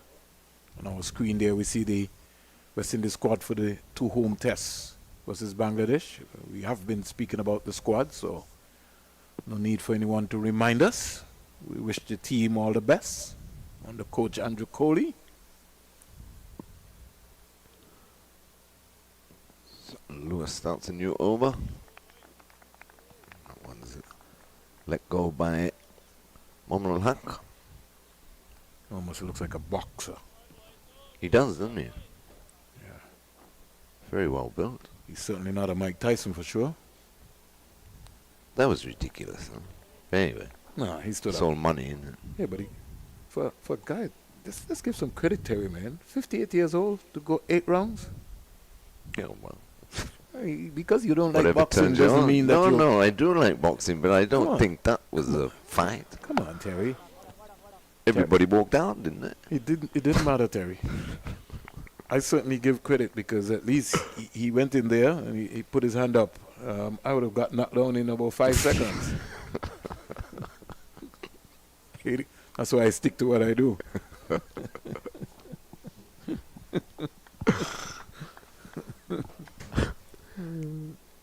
You might have surprised yourself, though, No, Vernon. no time. He didn't look too flashy to me. That No time, that Terry. pole. I just never liked boxing, Terry.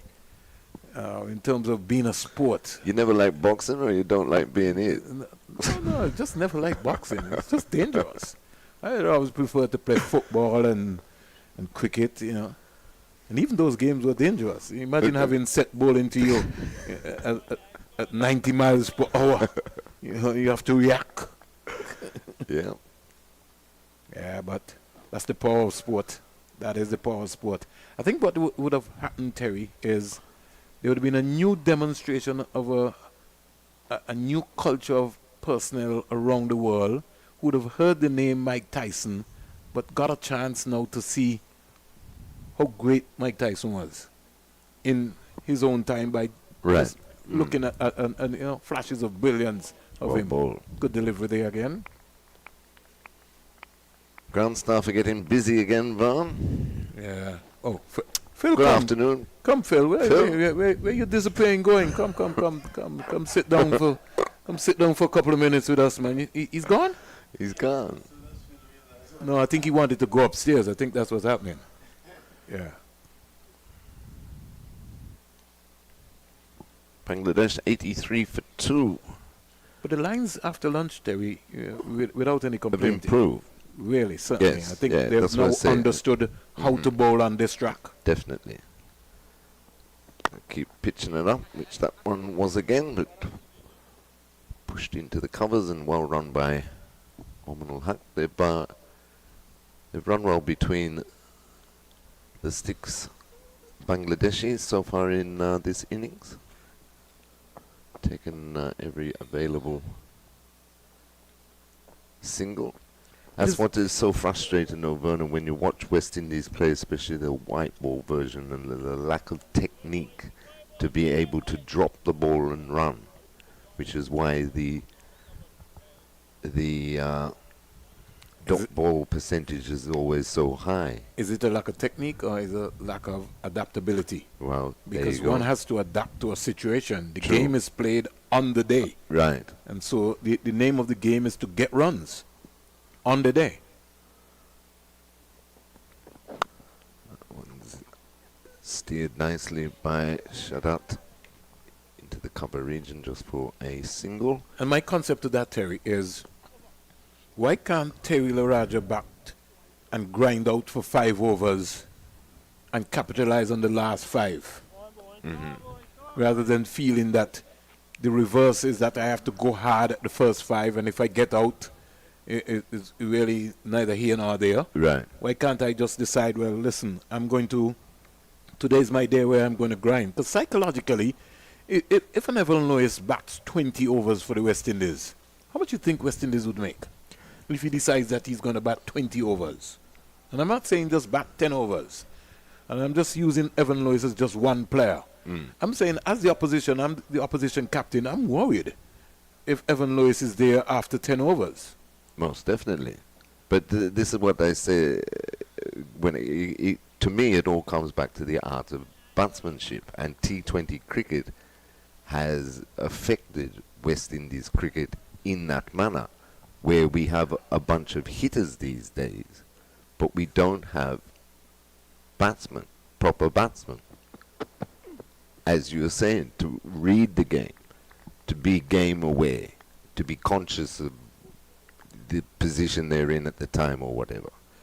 But is there a conversation, Putting Terry? a value on their wicket. There's a conversation, Terry, that we might have to broaden outside of West Indies, because if we looked at the Pakistan Australia series, or we look at maybe even the Bangladesh or the Sri Lanka series, or you look at some of the other teams, their fans are almost having the same nightmare like us here in the West Indies as well, too. True, but not as on a regular basis, though. Take the one-day team. It's a debate that is up for discussion. Definitely, definitely. But I think it's also down to, and I keep saying this, Terry, it doesn't matter how many coaches you have in your backroom staff. If the players are not willing to change their mindset, change their attitudes, and put in the work, we're going to get the same results. It doesn't matter who coaches the team. Most It definitely. all boils down to the players on the day and figuring out if they have service and if they're loyal to West Indies cricket. Which is another good point and another, good conversation to have. Are they dedicated enough? This business of I'm available today but I'm not available next week doesn't wash well with me. And I don't think there's enough done by it, because you're trying to set up a team. You're trying to set up a competitive team. Everybody's got their role to play. You need to be able to rely on these guys to be available all the time. The thing about being available all the time, Terry, is that the cycle of the cricket has also changed as well. And folks, if you're wondering what's happening, it's 85 for 2. Just going through a quiet period of play here. Justin Graves on a roll. The cycle of cricket, Terry, there's been more white ball cricket Than anything played else. than test cricket. Right. And so how do I have this conversation with Nathan Edwards to tell him that I want him to play test cricket when the West Indies are maybe only playing 7 test matches per year, Right. within a spectrum of a cycle, while Seth Burton, who is an agent, can get him somewhere to play T10, T20 cricket within a whisker. I'm glad that the West Indies women team will be getting an opportunity to play test cricket. After 20 years, that's a long time. Right. That's a Right. very, very, very long time. And that's a good point you make, Vernon, and that definitely needs to change. As in the amount of test cricket West Indies get and the length of the series. I don't, there should be a minimum 3 tests per series, not just 2 tests. Who's going to pay for it, Terry? You? Well, that's the problem, isn't it? It comes back to the Yankee dollar, but something's got to be done, and that's gone straight Hold through it. him. Yes. So, Graves has struck Terry. He We were has. talking about his patience, his line. Look at this. He played right around a straight one, squared him up completely. Didn't know anything about it. He didn't even look back. He was like he wasn't even sure. Well, Or somebody said he's bowled. I think it was Set Button saying he's bowled, and the keeper was also telling him he was bowled as well too. straight through button pad, come back a bit. It's well bowled there by Graves, and he Just wasn't he's tight into enough. us Just good wasn't tight spell. in is it defense there. He I wasn't. think he pushed straight down the right line. If we look at the line here, Terry, look at where the left foot It is. just nipped back a bit. Yeah, and he but didn't. gotta be tighter. He went straight down the pitch. So- But well bowled by Graves. He's in a good spell here. Yeah. He's a thinking cricketer, and like I said to you, he's a student of the game, and there are not many players around. He might not be the finished article as yet, but what I like about Justin Graves is his work ethic, and what he brings is he has a three-dimensional cricketer. He can field, he can bowl, and he can bat. And maybe West Indies needs to start factoring in how do we develop somebody like a Justin Graves in the context of what we're looking for. I was sort of surprised that the Falcons didn't use him enough in their series as a bowler, because he's certainly a thinking cricketer. So we got a new batsman, and Das who's just walked out. Lytton Das, plenty of experience out in the middle now. And that's pushed nicely into the cover region. First ball of a new over from Sharon Lewis. It must be a challenge ball into Hack, right? Definitely. Yeah. He can bat. And he's got excellent defense and patience, which is what you need.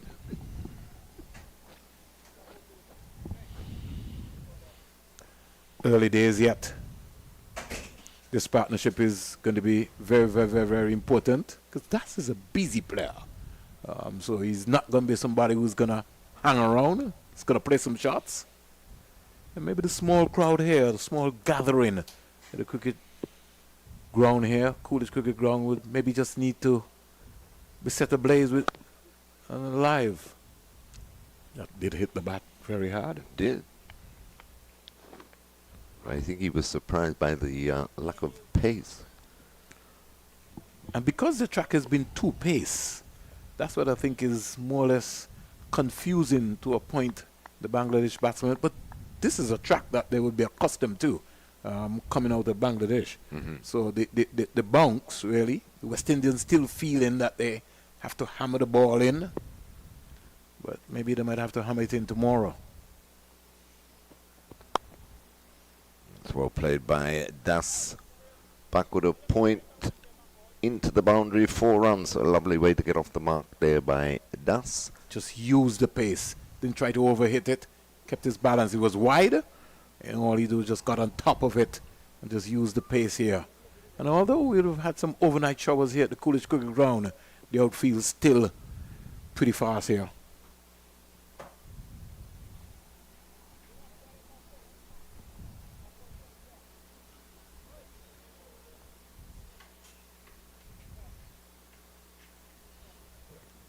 Brathwaite just adjusting the backward point, bringing him a little finer. That Lewis would do well to keep pitching the ball up as he did in the previous over. As he loses his run up this time. Some 28 runs scored since the resumption of play here. And they've been able to just pick 1 wicket up. So under 30 minutes, 32 minutes, not bad going here at all, 34 minutes.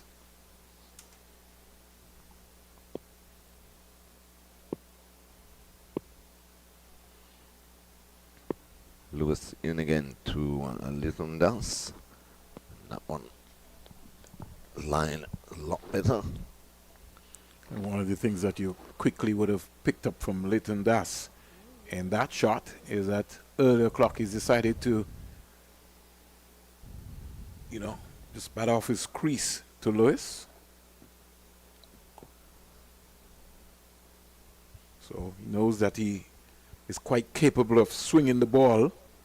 And so you want to put him under some pressure.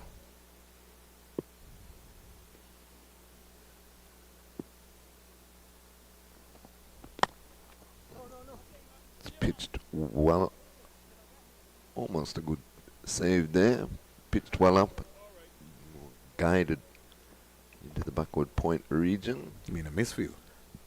Misfield, 1 run. I think he got wrong-footed there, going after that delivery.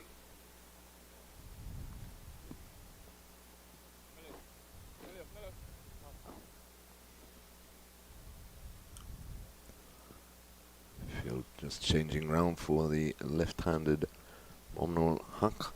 Was back on strike. And again, I still don't understand why the short leg is so far.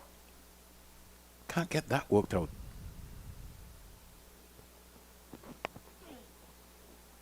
Short rising ball, but played very nicely by Momnol Huck to complete the over. So Bangladesh at the end of the over, a 91-for-3. Yeah, especially seeing the bowlers have worked out that the bounce is very slow. So why the short leg is so deep? I don't know. We'll try and see if we can get that one figured out. One more from you, Terry, and then we'll have the voice of Seth Burton. Justin Graves is moving into his spell. It's been a very good spell. Bowled 1 for 8 from his 4. 4 overs. This is the media centre end since the resumption of play after Is this lunch. an indication that 3 seamers will play at Sir Vivian Richards Stadium? 2 spinners and Justin Graves will become the 4th seamer, based on what Seth and myself was talking about this morning. Right. Graves into Lytton Das on this one. Why did the off stump let go by Das through to keeper Tavan Imlak? Imlak's an interesting cricketer. Vernon, I thought he would have maybe developed a bit more by now. As a batsman, I mean. Well, based on the competition, you can't expect him to develop more than what he has. He's been consistent. He's a very sort of stylish player. Graves in again, and this one bang on target. Defended back to the bowler by Das. I think the issue that he's having is that you got Savory, who is maybe the established keeper in the Ghana franchise, while Imla went off to Australia as almost like the second keeper, so that has been continued. But then you have a breed of young keepers who are coming through. Callum Boyne Tuckett is one. You got Joel Andrew, who is 2. I still feel you got Jamal Hamilton, who's easily still the best keeper in the Caribbean. You got Django, who's been around for some time. So it's a good headache for someone. But in terms of, I'm talking about glove work and being the best keeper, it's just that he's just not batting at all enough as consistent as I would like. Jamal Hamilton is easily the best keeper in the Caribbean. But I'll give you another topic of conversation while we're talking about wicket keepers. We're talking about Kirk Mackenzie, how maybe he should be in this CWI Select 11. As Graves is into Das, and that one is played up on the onside. They go through for a quick single. Score moves on to 92-for-3. He went to Australia, Mackenzie. He went to Australia. He was the standout batsman in Australia. He went to England and he failed. He's not the first one, and he won't be the last one on the first tour of England as a batsman that failed. How many more series is and I know they're looking at him for future captain and this business, but does Joshua De Silva get? Surely he has to make runs. Because aren't we in the same position with Ramden? That he made the century and then it took him years to make another score? Yeah, so he too would also be under some pressure. But I think now we're gonna have to find favor with somebody in the Caribbean who's gonna have to put their hand up, Terry, and say, I want that spot. Right. I think that's what it's gonna boil down to. And somebody has to be able to. Justin Graves has demonstrated and says, I want to get back into the West Indies team. And so he scored 3 centuries, whether it be Hamilton, Andrew, Tuckett, whoever, Django, they got to keep knocking down the door. But my issue about knocking down the door is another conversation as we make way for Seth Burton. At the break here, 92 for 3, 23 overs bowled. It's so wonderful to be on the same set with Terry LaRaja. And one of my mentors, Seth Burton, joins me here. Good afternoon, Seth. How was lunch? Oh, well, I didn't partake or have not yet partaken. Oh, that's not a good thing, Seth. No, I hope the madam is not listening, because she certainly would not like that at all. You see, she doesn't like me to have lunch out. Oh, sorry. So she packed me well. Have me excused. so I had my pre-lunch package. So, however, I would partake later, Vernon. No fear. We're back with the cricket action. 92 for 3, 23 overs been bowled. And certainly we've seen a whole different ball game here. Edwards is now switched from the media center end to the CIU road end. Yes, Nathan Edward. He has been the most economical of the bowlers, the left armer. His 4 overs before this cost him 7 runs. Good to see. It's good to see a youngster who has been fed on the diet of white ball cricket to be looking good with the red ball. And you say that likely, Seth, but Nathan Edwards had a contract with the Leeward Islands Hurricanes this season. Never played one game in the 4-day competition. Well, it's a mystery, and also his Well, let me not go there. Let's focus on select West Indies 11 and Bangladesh. But a good 19-year-old, good delivery on the stumps. He's a very attacking bowler. He attacks the stumps, and I'm not going to try to predict what he would do next, but he would attack the stumps, and then he would provide another variety and keeps the batters thinking at his young age. And I believe that's why Darren Bravo, you recognize that when he plays for the Knight Riders. I mean, Dwayne. Dwayne, sorry. Yeah, he's taking him as he's taking him as his son. That focus. And he will continue to be one of the young rising stars. But he's bowling against experience here, Lytton Das, the wicketkeeper bat for Bangladesh. Test team has over, 2,700 test runs. And with him is Mumal Haq, one who has been, among the top 4 Bangladeshi test batters, some 4,500 runs almost, 4,351. And amongst them, they would have had about 14 test hundreds. So he's against good opponents.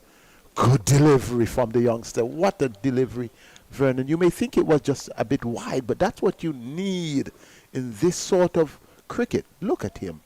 The areas that he's also landing the ball is very important too. Just into that 6-meter area, just around into area of uncertainty. And as a batsman, especially a right-hander batsman, you always worried when the left-hander is leaving you, going across you. And at a good length. Yeah. Not too short, not too full. Probing length from young Edward. Ken touching down right into that area. Corridor of uncertainty, as we would say. So I need us to start a research with speaking about the West Indies, a group of islands. In the past, when I heard about St. Martin, I used to think shopping. Let's go shopping.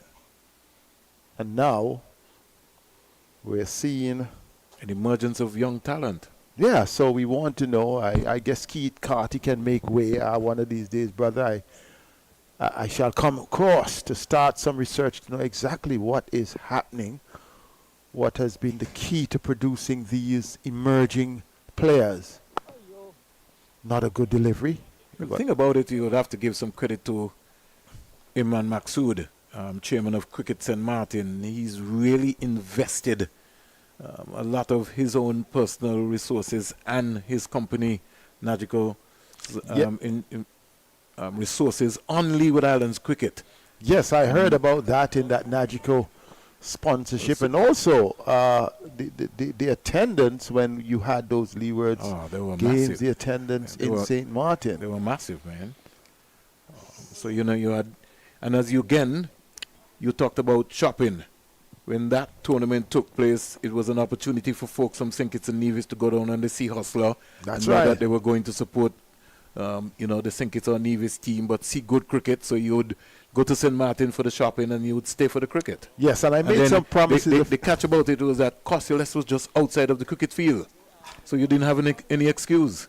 Yes, I remember in the past having some invitations to come to St. Martin, and I just figured that, So you never been to a Super 15, St. Martin? never. Oh, that's I've had invitations. Set. Set how you missed that set, man.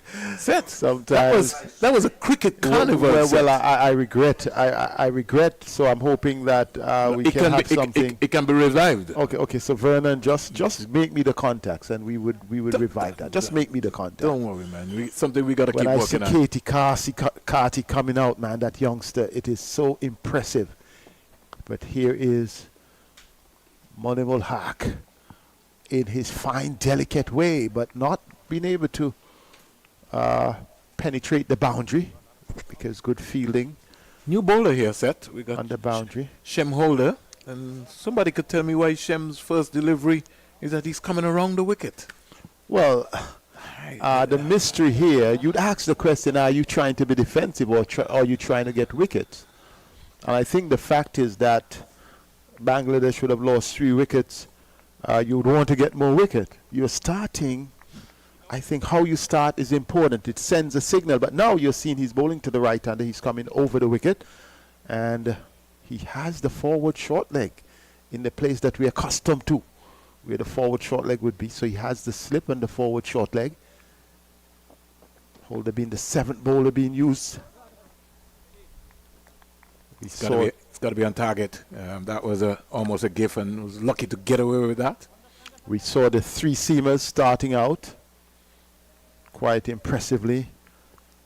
And then we have seen Justin Graves and, well, we have seen at least now 2 spinners. The second spinner, this one will go to the boundary. It has the legs and it will outpace the fielder at extra cover. So Holden not really keeping things tight here. It's a half volley. Lytton Das lights up the grass. The class of Das is going to put that away any day. West Indies have tried a number outside of Cornwall, Set. The Kevin Sinclairs, the Brian Charles, the Shem Holder. They've been maybe searching for another spinner after Cornwall, another off spinner. No one has really put their hand up yet and nailed that spot. I think also it's the approach in which they have chosen to use the spinners, particularly in tests. You may give 2 games and then you don't give another. Well, I guess it's the availability. Then set at some time you say, oh, you can't play one and play another, and you speak about availability, which I'm not sure because I've not gone into all the intricate details of that. But I think Cornwall is still available. Did he top the wicket taking last President's Cup? You will always get wickets, Set.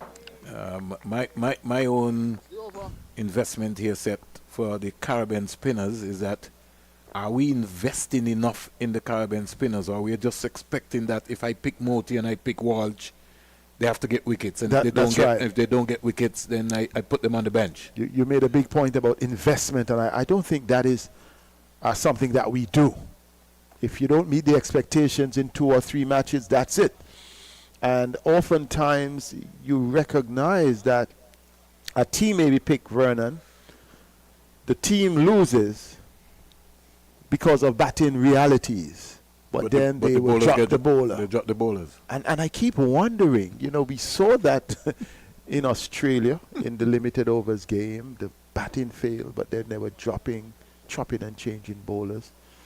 We saw a few opportunities when they would have even done a little better in home series against Sri Lanka, South Africa here than the bowlers after one or two, particularly the slow bowlers. Oh, Edwards having Hack a bit tucked up. It has gone down to the boundary for 4, but I got the impression here He rushed him. that one rushed him. He was on the back foot and But in was the end controlled it well. Played it well in the end. Controlled it well with his experience. From your naked eye, when you were looking and you saw it, when you look back at the replay, you realize that he just used Yes. the pace and he got inside of it. Good technique, kept his shape, kept his form. And that's what you expect from an outstanding batter. Must be very difficult bowling to a player like him, especially in his stature. So Yes. you know, very nimble on his feet. Very quick. Excellent approach. He looks around. He loves batting. Loves batting. Most players from the Asian continent set from Pakistan, from India, from Sri Lanka, around in those areas there, they really want to spend some time because there's so much talent coming out from that area that you really got to put your head down. Well, and once you get in, you got to be able to make sure that you Yes. want to stay in. You look at the Indian team now with Oh the my. You're talking youngsters coming about out, the T20 team. the T20 team, and you're wondering, wow. Fearless cricket. This time, he goes. He Edward gets struck. him this time, and that is the craft. That is the maturity of Nathan Edward. On this occasion now, this shorter delivery was closer to the body. Hack thought that he was really in the right position. The ball took the back of the bat, and it was an easy take for Imlach. And Nathan Edward would have gotten his first wicket, joining McAllister and joining his fellow Seamer Lewis Two-pace amongst the wicket. track again set.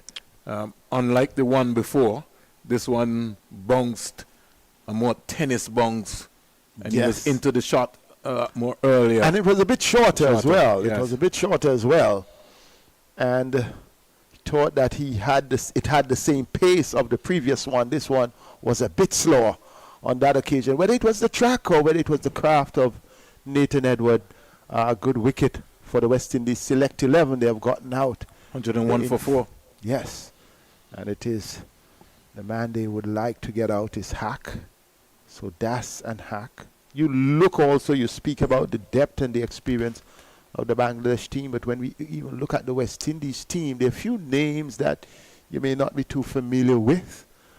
But when you look at some of the youngsters, Edward gotten the chance, Jordan, we are speaking about Jordan Johnson, another youngster, he's from Jamaica. We would have seen him here, we would have seen him in on the 19, has not really been at top form, but one wonders why a youngster like him would not have been in, the setup in terms of the entire season. You spoke about Edward being in the 4-day setup for the Leewards and didn't get a play.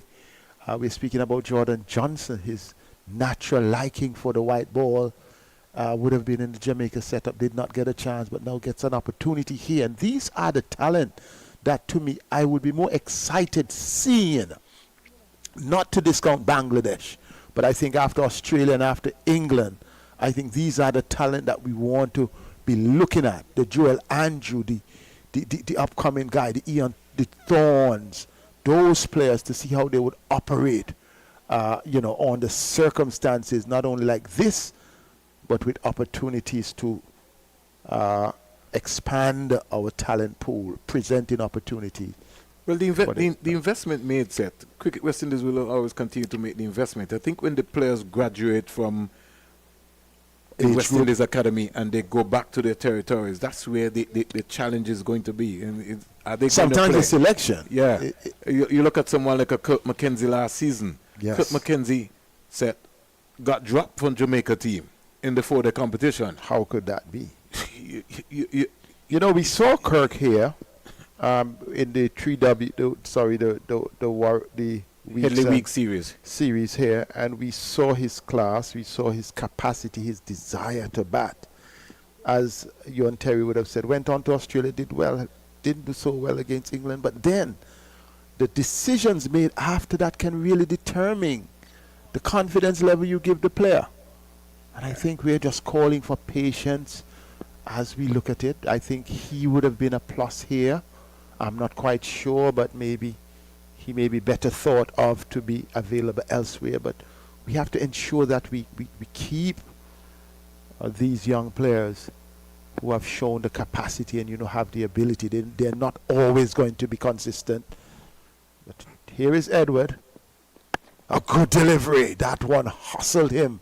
Vernon, what a way to get it started.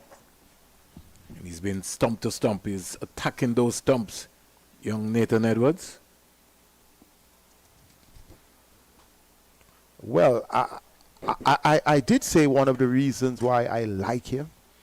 He attacks the stumps and then look for something different after. Let's see if he attacks the stumps once again. He's going to tend to bowl a lot of cutters, Nathan Edwards. Looking to bowl the ball into the surface. Alianik was smart enough. He got that one leaving him. Perhaps he may have been looking at Edwards' pattern of bowling, knowing that he would attack the stumps and then change it up. But he was smart enough to allow it to go through. Edwards has now been awarded a West Indies Academy contract, which I think is going to be also good for his development. The best thing for him, and I think that's one of the compliments for CWI, to ensure that the academy keeps going, to ensure that the younger players get the opportunities, even the female players. Another delivery on stumps, but tucked around. McAllister, though, is there. Only a single. So opportunities are there for the youngsters. And you see, you're talking about opportunities. If we look at the present Jamaica squad who is in the Super 50 tournament, Jordan Johnson was here, ended up in the reserves. Now, this is an emerging player, somebody who's been talked about, coming out to the West Indies under 19 setup. You're seeing his immense class. He's not a Brian Lara. He's not a finished product. He's learning his craft. But your best bet is to have him in a reserve when he could be around, learning. And that was something that Kevin Wickham in an interview said, that he had felt more comfortable playing for the West Indies Academy than Barbados because of the environment. Wow. And the mindset and who was helping you. And all that needs to be taken into account. Holder. Better delivery. Better start to this over than we saw in his previous over. No, I'm going to say something to you, Seth, because I'm going to shift the argument here. Holder comes on to bowl, and for some particular reason, he's decided that he wants a long on and a deep backward square. West Indies just giving away a single. And as I was saying, when he started around the wicket on that occasion, it was to dash. My comment was, you can't start with a negative mindset. It's about taking wicket. And it is very clear as the off spinner that position from around would have been a negative mindset where let me rephrase that, would have been defensive bowling rather than attacking bowling. Now we have seen he has done the thing right now at the start of this over, but then again, as you say, the long on and the deep fielders, you're suggesting that you're trying to defend runs rather than trying to put the batsman. It's a new batter. But in the context, West Indies are on top, 103 for 4. That's what I'm saying. So you got to be looking to bowl them out. But you also can't blame maybe the captain who may have decided that's the approach that I want. These days, sometimes the captain determines, the bowler may not have, and now you see the result. You have the man in the deep, it still goes for 4. Lines, you got to be patient. Seth, I find that sometimes our bowlers are not patient enough. When you come on in this context here, you got to bowl the ball into the surface. So you can't try too many things. If you overtoss, you're going to be hit away. So you want to bowl the ball into the surface until when you get accustomed to understand what's happening around here. Well, Captain Craig Brathwaite, he's the man who is in charge of the proceedings. So you could say he has the deep mid-wicket and he has the long on. When you have the deep feelers, you're still pounded for 4 in that between both. Then yes, Vernon, you would adjust the line, part of the learning curve. And even where the short mid wicket is set, Jordan Johnson. Johnson maybe needs to come back at least 5 meters because so he gives himself enough chance he can see the ball. There was just an easy single there. Had he been 5 meters and to his left, he'd been able to cut that ball off. Yes, the mid-on may have been the better option than, but a better delivery from Holder. That's the over. So this young team having an opportunity. And again, it comes on also set because everybody is trying to see if they can get into the wicket column. And so sometimes, you know, it's about bowling in partnerships. It's about understanding your role and knowing that, hey, when I first come on and the captain throws the ball to me, my job is to land a line, land a length, and then I begin to develop. You can't go searching because when you go searching, you overcompensate what you're bowling. That's correct. But the opportunity, you made it right. It's 108 for 4. Coach Phil Simmons would look at what is happening with his batters. Good line again from Nathan Edwards. You'd want to think that coming here, they would want to bat out the entire first day. That would be the objective of the Bangladesh team. I think that's why they were decided to bat first and then bowl tomorrow. Bowl at the West Indies tomorrow morning very early. And apart from Hack, the other batters weren't able to get decent scores. Hack's 31, Das at this stage, showing his seniority.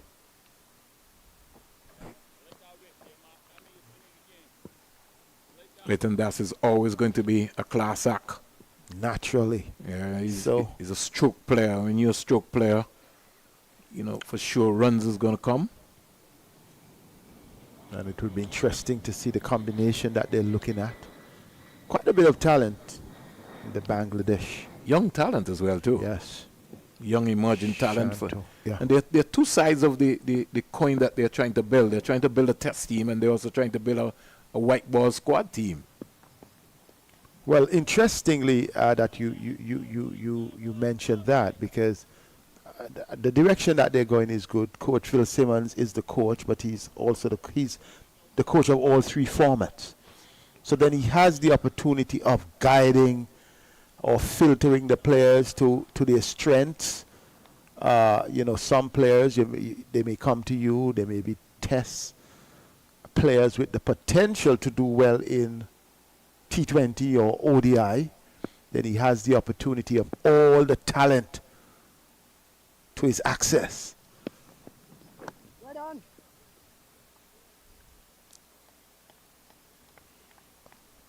So I think Bangladesh ranked 9th in all 3 formats. But when you look at it, it's really one of the youngest cricketing nations. They actually started playing international cricket just 1986, not very long ago. Yeah. And they have come through rather well because the other teams that may have been out there, and they have done well. Compare that to the West Indies cycle of 96 years. That's right. 1928. Yeah, almost sounds like the chalk. West Indies. It's almost like chalk to cheese there. So the West Indies would be 58 years older. And now both are almost standing on the same ground in ODI and Test. So amazing. But the West Indies are doing much better in T20s. England would not want to think so because they would say, we have stolen the show. We were 3 up. Now West Indies pulled 1 back. Can West Indies pull back a second this evening? It's going to be interesting later this afternoon. Right on. I see some work here to be done with these youngsters as well on the West Indies side. Nathan Edward has had a few no balls, 1 in this over. But J. McAllister, whom we have seen for a while, he has been the main culprit with the no balls. Sharon Lewis looks as well as someone that we should be working with. He has only had, 3 matches in T20s for the Knight Riders, but has the potential of a strong fast bowler. So I'm not quite sure what happens in Trinidad for his team, but I think that he's someone who I think they should be working with. So the prospects in terms of bowling are for the West Indies, not just at the test level, Vernon, but also at the T20 and ODI level. I think it is still good. One of the disadvantages may be the matter of seniority. When you look at the team, and as we were saying in prospects for Friday, it could be that Kimar Roach's role as that senior pro, and that man approaching 300 could well be a factor. But here is Holder. Talking about the Super 50 game set, the final game for the Leeward Islands Hurricanes. They're 108 for 6 in the 17th over. Combined campuses and cottages were dismissed for 151. So I think Cornwall and his team, they maybe have a flight to catch to the VC Bird International Airport, and they maybe want to get this score in 20 overs. Now I know what's happening here now, Seth. It's going to come down maybe closely to net run rate, depending on what's going to be happening, because the top 4 goes to the semi-final stage. Well, you already said the final game, so I was wondering if you had some insight. In the preliminary. Okay, good. Yeah. So I just wanted you to clarify that. Well, the rate what they're playing at, Seth, I mean, you know, when you look at the scores, Henry 11, Hughes 12. Well, the captain is still there, and he's on 41, so minus 41 from 106. 4 4s and 3 6s. The thing about it is that Hayden Walsh is also back in the hut as well. Hayden Walsh. Jeremiah Louis, who is he's a fighter. He's a decent batsman. He's gone 12 already, so he's not going to give his hand away. To come still is Jamal Hamilton. I don't know if he's injured. He's batting that low. Yeah, it's got to be something strange there happening. Good delivery. You see the difference what I was talking about in terms of saying the holder's got to bowl the ball into the surface? You see the difference now? That's a good delivery. That really was. He's finding his own. Yeah, he's got to bowl the ball into the surface, especially here at the Coolidge Cricket Ground. Another good one. Really getting it to spin, as you say, into the surface and into the batter. And 2 good deliveries to end Holders over. 1-1-1 for 4. 111 for 4. Mominul Haq, the standout there with his 31. Deepu had 25. But the wickets have been shared amongst the bowlers here. Calm conditions here at Coolidge. You recognize that the flags are not necessarily fluttering in the breeze. I did mention to you that Cornwall got 6 today, right, Seth? Yes, he got 6. 6 for 20. His second 6-wicket haul in the championship. No ball again from Edwards. Edward has to really rework that run up, rework where he stands. Someone told me that bowlers deliver no ball mainly because they don't make their minds up where they're going to pitch the ball while they're running up. Cornwall has gone 50 now, Seth. He's 58 from 27 balls, 5 4s and 5 6s. So, wow. Like I said to you, I think he has an engagement in Antigua this afternoon, so you want to catch that Caribbean Airlines flight. But then you have to commend him, because if 6 lads are down collectively for less than 60 runs, he may be recognize that they're not playing it the right way. So he's come to demonstrate. Exactly. I would show you how to get it done. It can't be. That's Jason's boy, you know. I agree. Big Jim. Yes. In fact, I'm giving you a joke. My 96-year-old mom was watching the West Indies last night, and she asked me, well, what about the big guy? Why is the big guy not playing? Did I say she's 96? 96. And she's asking you about the big guy. So I said, who is that? She said, Jimbo. Jimbo. Why is he not playing? Why is he not playing? And I said to myself, wow. I couldn't believe, that she was really understanding what was going on. You better believe it. She asked me why is the big guy. So I said, he's playing somewhere else in Trinidad. He said, so what, West Indies playing in Trinidad too? So I said, no, it's the leeward. So she couldn't understand. She still can't understand why the big guy is not playing. Because so I agree with Jason. Yeah, he's my guy as well. And to look at how we look at batting versus bowling, we all, and we rightly so, encourage the scores that Graves make. And but you won't hear much about someone getting 6 wickets twice in a 50-over game. Cricket has to be analyzed in a balanced and collective way. But Seth, I've always been putting this in the context. If you're asking Cornwall to play between 140 other cricketers and he's outperforming them in all spheres, in all of dimensions of the game, then it means that those players are not up to par. They're not up in their game. And you can't look at a man's stature and says, well, we're not picking you because you're not performing. The name of the game is that you pick people on performance. It's about performance, yeah. It doesn't matter how you look. Yeah. And I find sometimes that we have a lot of choir boys around here, and we just go around and we just pick the same people all the time. We need to pick people with heart. It's about performance. And we need to pick people with passion. Most of the time you hear his praises are being sung by persons who are not around the West Indies. And they would ask, why is he not playing? But here is Edward. Oh, that one was a full one, but fortunately, McAllister is on the boundary, back of the square, was able to intercept the ball, and only a single. Impressive spell so far here by young Nathan Edwards. Yes. 19 years old. This is into his 8 over 1 for 15 set.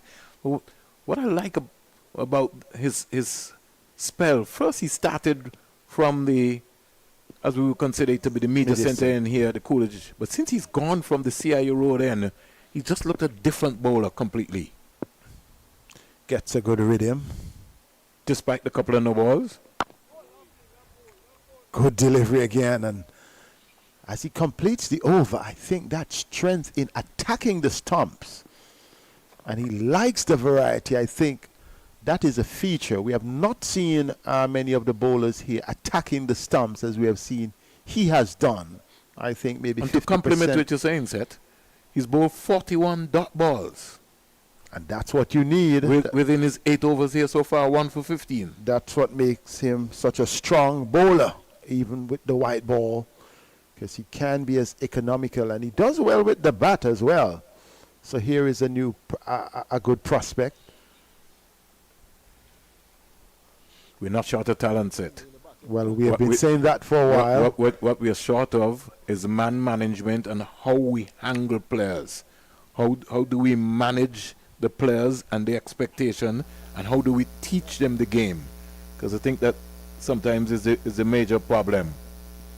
So Holder, another young prospect here, right arm off spinner.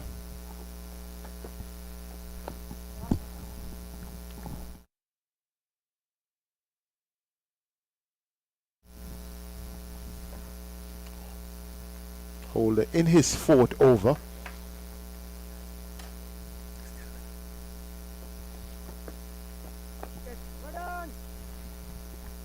And the issue here for him that he can work out with his captain is whether or not he needs both the long on and the mid wicket on the boundary. I think he's bowling well enough, at least for the past 2 overs. His first, over was not the best, but I think he's bowling well enough that he could be given at least a mid-on, at least a tighter, more attacking approach. Vernon Springer. has left. Terry Laraji will come in. Terry, good afternoon. Good afternoon, Seth, and good afternoon to all our viewers and listeners. I think Holies has come back well, and I think it could have been a little more attacking on the onside. We have just that, in fact, just a forward short leg, as also a short mid wicket. Yes, most definitely. He's picked up his line. He's into his rhythm nicely now. His chain holder, but those fielders there on the boundary a bit wasted, especially since the score 114 for 4. West Indies or CWI select 11, well on top. You would rather see those two fielders in more attacking positions. Yes, and I think you could even see, well, what we could see, that mid-on instead of the long on. I do agree with the short mid-wicket, but that is with the option that you're locking down the onside scoring. He's getting pretty much good movement into the batter, and I think if they want to take the chance, allow them to take the chance. Exactly. But don't give them the opportunity to be free. McAllister is back. McAllister is back. Coming in from the northern end. One short. Just dabbed into the onside by Linton Duss for a single. So 115 for 4 is Bangladesh. But it's commendable, Terry, to see what we have. We mentioned earlier we have almost 100 cricketers playing in the top regional game, List A game. Yet we have another set of cricketers here who are in practice preparing a team that will play tests. So you have 120 cricketers spread across the Caribbean. Right. Playing competitive stuff in preparation for a major season, a major tour, because we call it a major tour. You have all three formats. And still we have the England white ball season just being completed today. Today, yeah. Quite a bit of cricket. Most definitely. And then I believe straight after Christmas or early in the new year, early up January, test series in Pakistan. That is going to be interesting. Very interesting. McAllister into Jaker, and Jaker hits that firmly towards mid-on. Craig Brathwaite does the fielding and there's no run.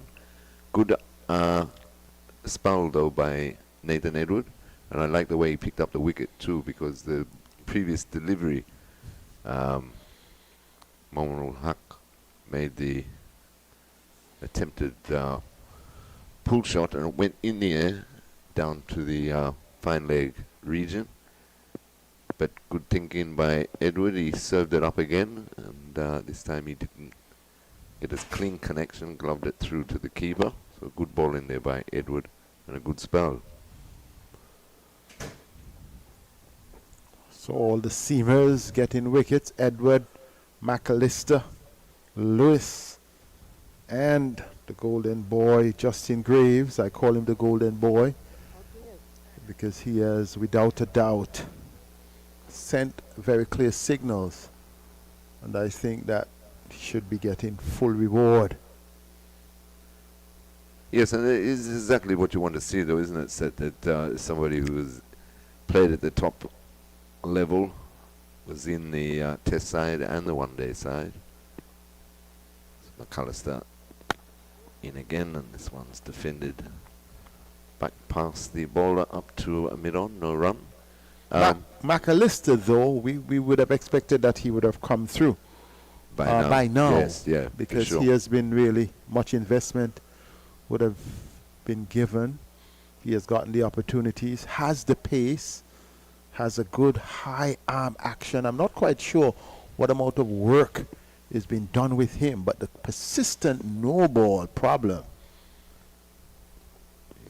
Yeah, again to Lytton Dust, and again defended up on the onside, no run. Yeah, most definitely. And I just thought that opening spell, he's in the, when he was on earlier, his two spells, he's bowling to left-right combination, and I think that upset his rhythm coming It shouldn't. over and around. It shouldn't be at this stage. At this stage of his career, Yeah. yes, yeah. He's in again to Das. Das again defending a good ball to end the over. So at the end of over number 32, Bangladesh 117 for 4. Yes. Good going by the Select West Indies 11. Bangladeshis, they would not, I think, be happy thus far with their progress. You could say Hack and Das, and yeah. I think it's about spending time. There's no question about their capacity.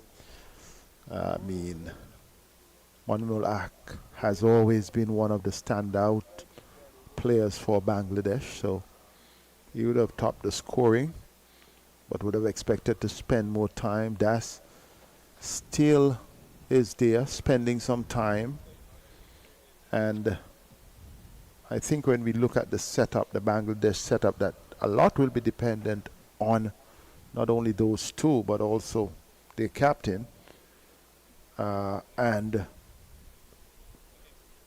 the more runs you can get here in this setting, the better it will be for the team when you go into the test match. Definitely.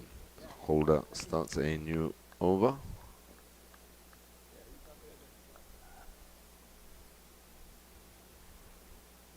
And there is no Shakib Al Hassan. No. Which is a big blow for them. A big blow, a big decision. Wow. True. A big decision. When he was here the last time, and during that test match that we were covering, we were suggesting that he looked disinterested in playing the test game. Very much. Very much Because so. we all know his capacity and his talent, but somehow as though he wanted to bat both innings 20-20 style. I'm serious. Didn't really give his team that depth, that concentration, that focus. It's as though he wanted just to take the West Indies on the attack. And it led to his demise in both innings. And I was suggesting then he needed to show a bit more responsibility. But he thought perhaps counter-attacking may have been the right way to go. But he's an outstanding player, and any team without him would definitely miss him. That's it, right on.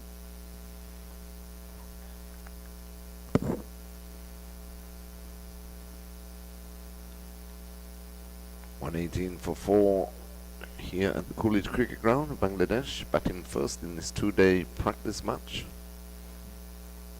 Holder into Lytton Das. He's on 20 and he slog sweeps that high and just clears the deep mid-wicket fielder out there and goes for 6. First 6 of the match.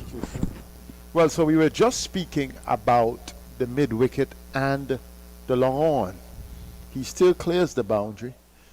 So we were suggesting instead of giving the batter the opportunity to freeze arm, would have been to support Holder a bit with a bit more pressure. Nevertheless, it is well struck, because Das is the man who can really get things moving here. Yes, it was well struck, Seth, but by having that fielder on the deep mid-wicket boundary, if you brought him into the circle and let Das try and hit over the top, if he does, fine, but to have him back there early, that's ill-directed down the leg side and swept by Das, and this will run into the boundary, will it? Just gets picked up inside. And they just stroll through for two. Two Buys. buys. But if we were to look at what happened just after that 6, the adjustment was made to the field. They had the mid-on, and they also had the short mid-wicket. But the short mid-wicket was pulled back a bit. So that one, which was played uppishly in the fell about 2 meters Over short the of the fielder at short mid-wicket. Right. So yeah. these are some areas. I guess as a bowler, the off spinner presents those opportunities, and that sort of support, I think you have to give and take. But that sort of support, I think, with the field closer to his bowling, would have been more encouraging to Shem Holder. Yeah, it did give more encouragement to the young man, and also the fact set that Bangladesh would never seen him before. So That's a big point. give him that encouragement. But nevertheless, McAllister from the northern end, and a very wide full delivery down leg side, well kept by diving Teman Imlak. Yeah. Not a good first ball for McAllister to this over. He's lost control of that one a bit.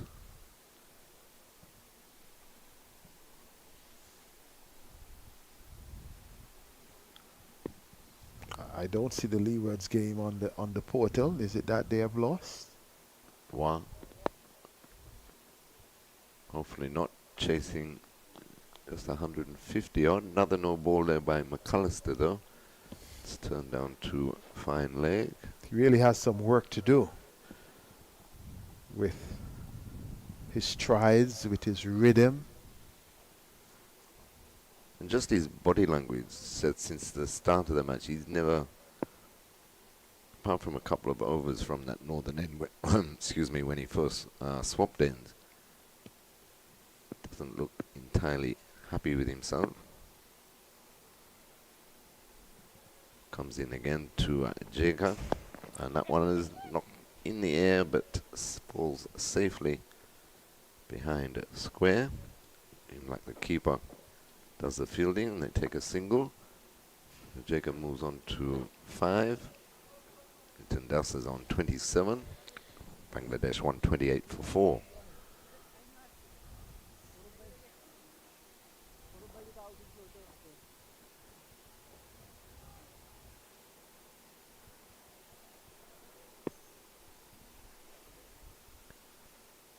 McAllister into Lytton Das, and that one is pulled beautifully through mid-wicket. Top shot there by Das, 4 runs. Yes, it was really a quality shot. Took it on the up and played it forward of square. And Lytton Das is really lightening up the place here. Yep, moves on to 31, but that was a shot of authority, dropped in short by McAllister.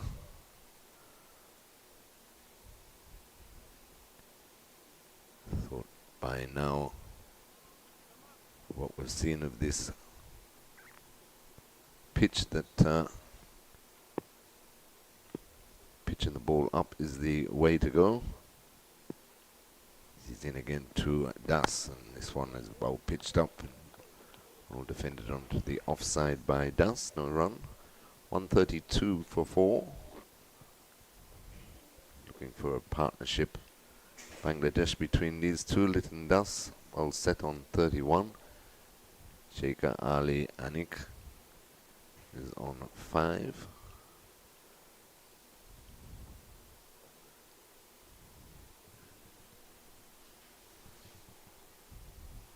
Two slips, a gully, backward point, cover, mid-off, mid-on, deep square leg and fine leg on the boundary. Another bounce on this one. Das has nothing to do with it. A tennis ball like bounce, dies on its way through to Imlak. He got into a bit of a rhythm just after lunch though, Seth, where Yes. he was pitching the ball up nicely. Seems to have reverted back to bowling back of the length.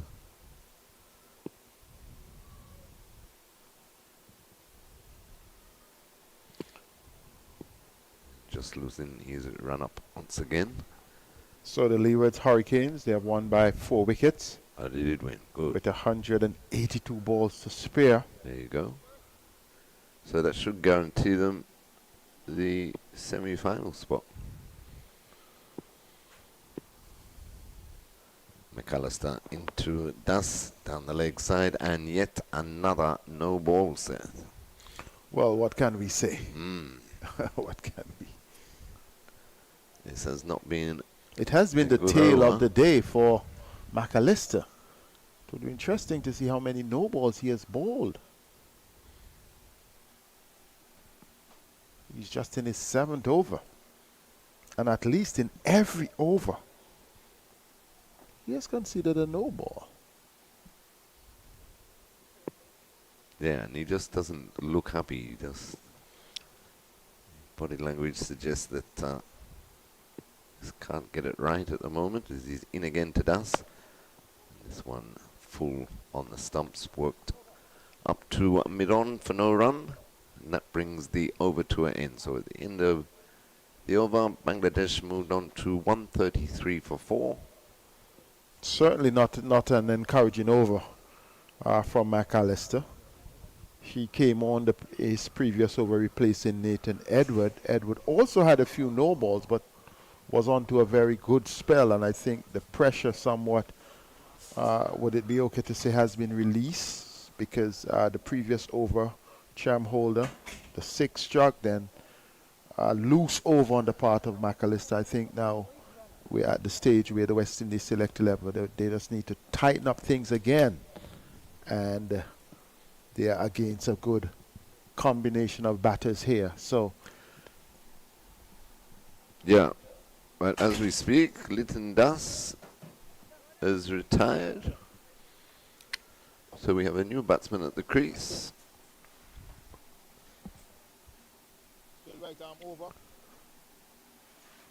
And just watching Lytton Das walk off the ground, and even when he was running with his partner out there, he looked a bit ginger, you might say. So Ankon, Mahirul Islam Ankon.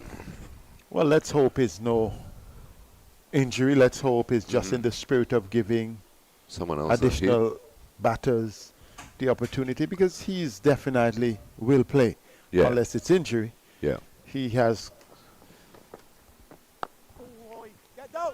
Oh, lovely shot. That's really a shot of authority and a shot of class. It was flighted up and outside the off stump, and he just moved his feet. The diving effort from McAllister was insufficient. In fact, he really dived well, but it went all ablaze across the grass. Ali Ekanik moves up to 9, and perhaps, as we say, give the less experienced batters the opportunity. Yes, Terry. yeah. And that may be the move from Lytton Das. Holder in again to Jaker. But it's good to see moving the feet and coming down to Was the gonna spinner. say, It's yeah. really And the footwork made that boundary. the football. The footwork. Oh, Holder in again to Jaker.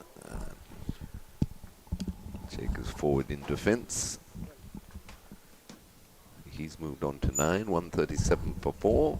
We welcome back Vernon Springer. How are you, Terry? I'm well. Well, it's a mixed bag so far from Shem Holder. Yeah, but as we were saying, a bit more encouragement with the field placings. mix করে বুঝছো? আস্তে করেই পড়ে। ওই যে আমার জাফর ব্যাগে bag আছে, Jafar bag. I like the way Jake has been using his feet to the spin though. Holder's bowling off spin, right? Hmm. Right. So if he's bowling off spin, he's got to bowl the ball into the surface, which I think he, especially on this track, Hmm. which gives him enough time to be able to look to spin the ball, first of all, get his rhythm going. The players from the subcontinent tend to be very good players of spin bowling. Get out. Go down back in. That's over. The holder completes. He's over 138 for 4, Bangladesh. No ball seems to be a problem here. So far, Terry, we've had 12 so far. 2 from Edwards, and McAllister's got bowled 10. Yeah, he certainly doesn't look happy with his run up. Just think that his run is just too short. And maybe Well, he might be short of work. He might not have been. But when I look at where he's running from, I think that's really one of the major problems. By the time he gets up sometimes, he overcompensates his stride. And he will continue from the northern end. He's got 2 slips and a gully. Bowling to Jeka Ali Anik, who's on 10.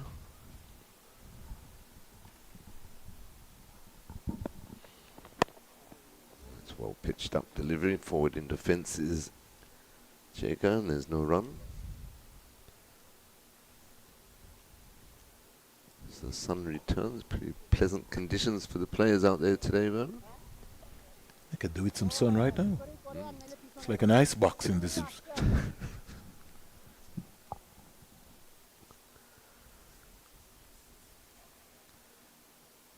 Leeward Islands done and dusted. Yes, and that should guarantee him a semi-final spot in the CG United Super 50.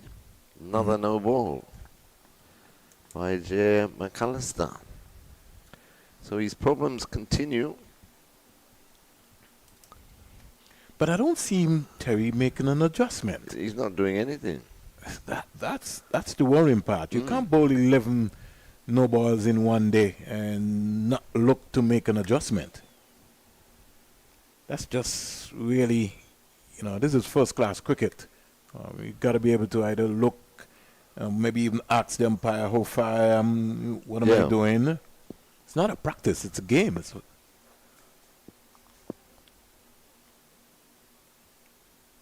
And he comes again to Jeka, and Jeka again defends that up to mid-off, and there's no run. Yeah, the only thing I've seen him do is kick his marker back a couple of inches a couple of times. But apart from that, he hasn't done anything. Terry, how you walk is how you run. There you go. There's a stride pattern. But he doesn't even read walking to. So you kicking back. I think he is underdone. You kicking back your marker is not helping the situation. No, because if anything, I make it worse. Where you're starting from that's going to be critical. You have to get a rhythm. You have to get into a rhythm. It's about a rhythm, and so everything has to be right, and you have to be clear in your mind what you want. So if you're walking 15 steps and your run up is 15 steps, you know that you're going to start maybe 2-3 steps to move into that first stride that you're going to hit, whether it be your right foot or your left foot. Mm-hmm. But just after lunch, though, Vernon, he did look like he was getting into a nice rhythm, and so when he was pitching the ball up a lot more, now he seems to be gone back to back of a length. Bowling with a chance for a run out. Somebody's in Direct hit would have had him. Somebody is in trouble. Jacob played the ball into the offside, took off with a single. Partner sent him back. And just watching the replay here, I think direct hit, he would have been gone, Vernon. Yeah. It's times like these that you miss a Atherton and even a Surviv in those contexts there. One stump to aim at. Yeah. Gus Logie or Forward Bacchus or Roger Harper. That's the brilliance of what you want to see happening. Got to make those count, those half chances. McAllister in again to Jaker. Turns that one into the onside. Can't beat Brathwaite at mid-on, and there's no run.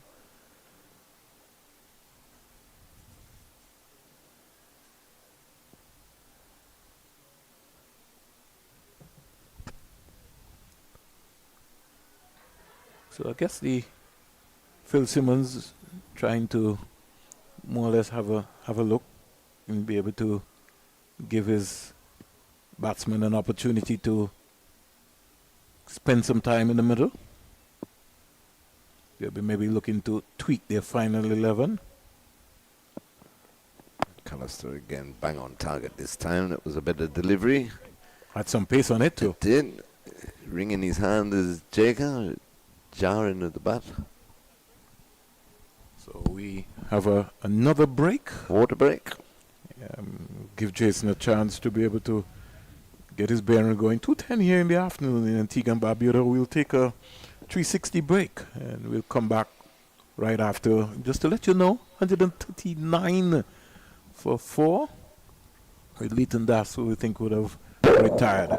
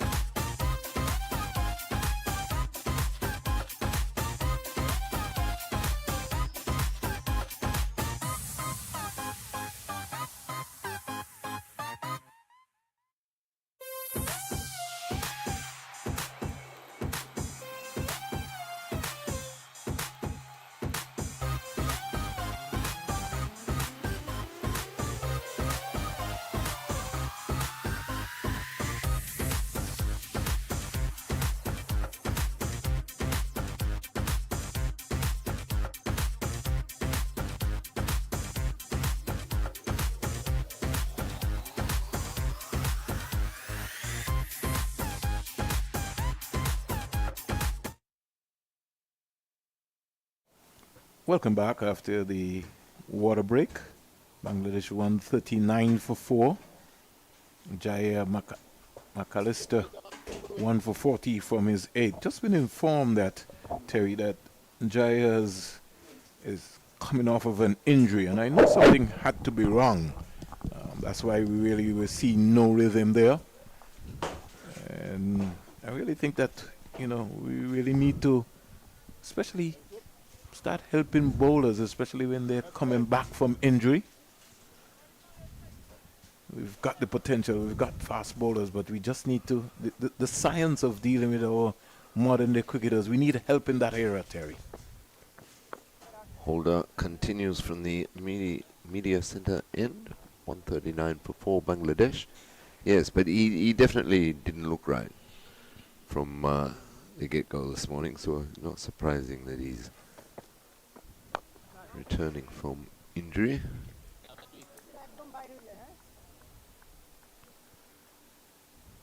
So 13 no balls bowled. Jaya has bowled at least 11. But we now understand. Better flighted delivery by Holder, who persists with the deep mid-wicket and long on. We need a fast bowling camp. We need it fast, Terry. Flighted well. Over tossed again. Lucky to get away with that full toss. Mm-hmm.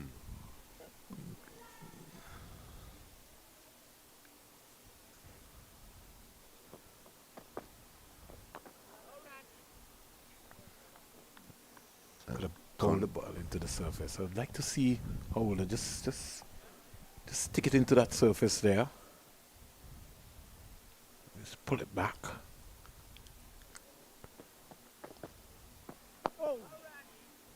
He's such a much better bowler when he bowls the ball into the surface. Definitely. Maiden over. Maiden over. 139 for 4. Ancon still yet to get off the mark. And that was a better over by Shame Holder.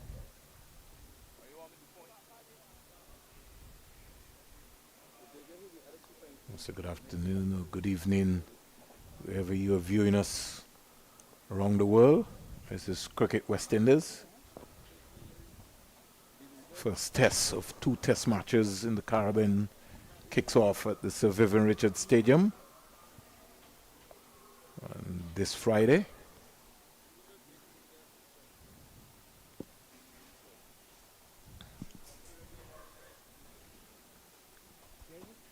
So will be a change at the northern end, as it looks like Bandu, is it? I hope he is. No. No? Vadasi. Badasi comes into the attack. Almost for a moment his mannerism sort of looked like a Dinit Ramnarayan. Let's see if he's as good as Dinit. Or maybe more like a Bushu. Yeah, I was going to say a quick whippy action he's got. Yeah. Just needs to take his time. Just take his time. No need to rush anything.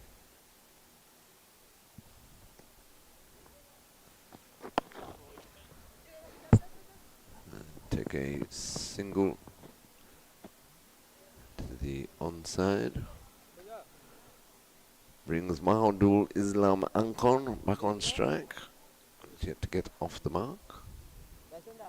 He's faced some 7 balls so far. Ancon, but I guess he's maybe having a look.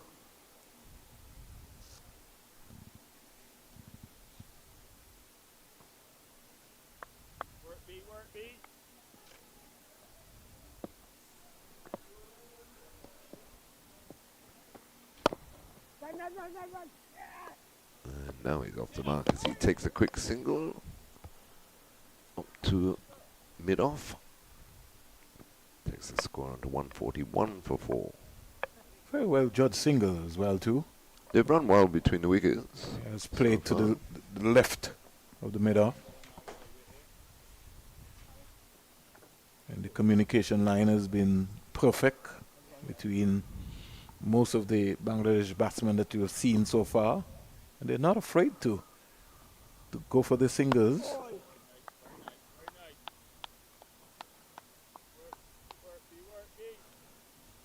Daisy seems to have found a bit of rhythm though in his first over.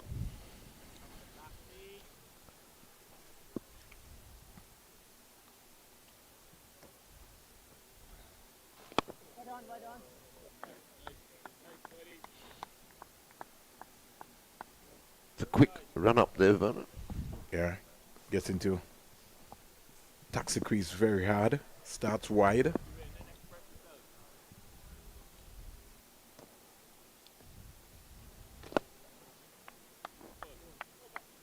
And you could tell that he's come out of a maybe one setup, a quick turnaround, quick turnover. You know, just get it in. getting the overs. White ball setup, as I would say, more or less one day. He'd have been glad to get in his first over. Yeah, and it wasn't a bad one. Just the two coming off it. So 141 for 4 at the end of the over is Bangladesh. Holder will continue from this media center end. We were talking about selections earlier on, and of course, Cricket West Indies, under the direction of Miles Bascom, has changed the way squads are selected. But this business these days, that if they're available, somebody who doesn't play regional first-class cricket is eligible to play Test cricket. What's your thinking on that, Vernon? With the limited amount of players that we have, Terry, and remember I was talking to you this morning, Terry, about how much white ball cricket is being exposed all around the world. The players' finances are going to come into question, and players. I was analyzing and making up the analysis in terms of how many Test matches is available on the ICC Future Tours program, which sometimes span out over a year. It's very difficult to keep Terry Laraja down and just saying to Terry that we're trying to build a Test team with 6-7 Test matches. Yeah, and so some players are going to have to be allowed to go off and create their own wealth, because the West Indies just don't have the finances, and it's not just only the West Indies that not having the finances. Some of the other bigger countries are also having a major challenge in terms of what has been happening. I think when you look at how ICC has structured the Test game, Terry, it will help us smaller countries like the West Indies, Sri Lanka, Bangladesh, Zimbabwe, Afghanistan. Yeah, true. Because a lot of money is really not being pumped into those areas there.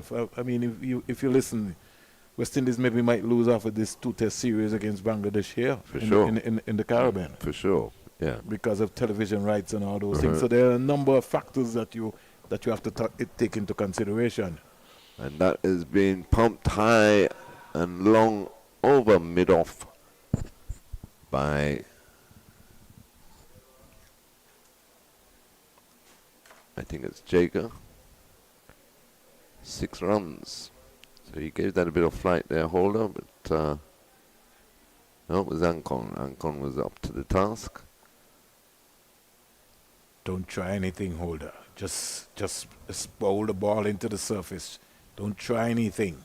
I think that's what's happening to most of our modern day bowlers. We're just trying too many things. Just keep it simple.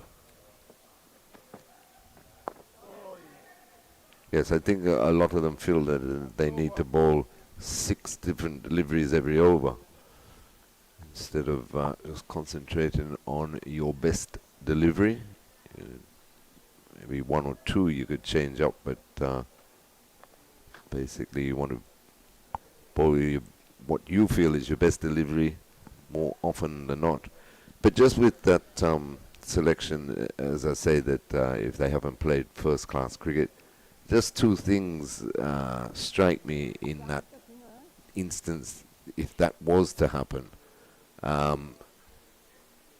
In technique again, you know, playing the longer version of the game, building an innings. I'm talking about batsmen.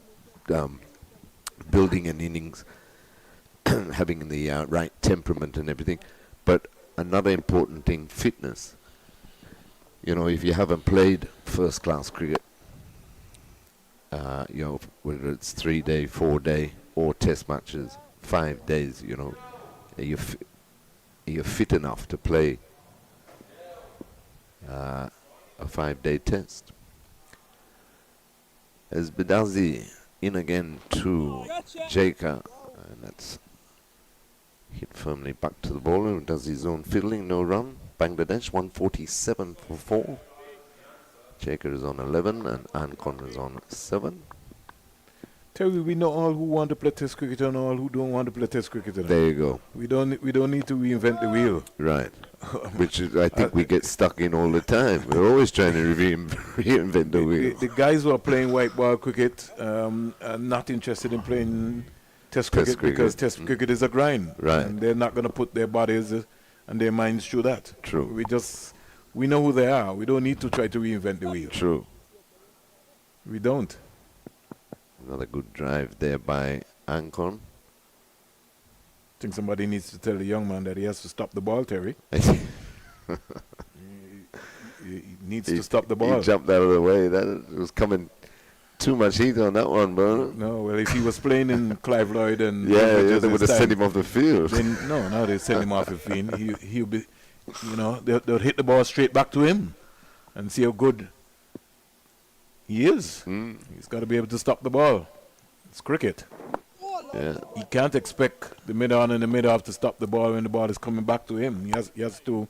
He's a fielder as well, and that's one of the things that I find in most of the modern day spinners. They don't want to field the ball. I just don't understand it. Daisy in again to Jager. Defended on the offside to complete the over. So Bangladesh moved on 150 up now, 151 for 4. See the concept about it. Once you're a spinner, Terry, Bidesi is going to have to understand that folks are going to test you to your left, to your right. And so you got to be able to prepare yourself. There's where the mental side of practice, because you have to prepare before you come into a game. So if you have bad habits in practice, they're going to be exposed when you come into playing in a game. Right.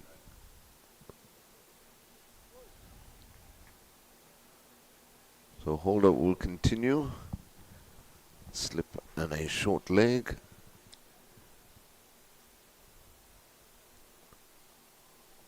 Long on and deep mid wicket.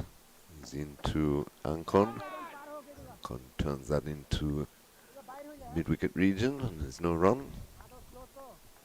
I sort of like this field, Terry, because it sort of gives him some protection, even though I would like to bring up the long on for whatever particular reason. But I think he's got that for insurance.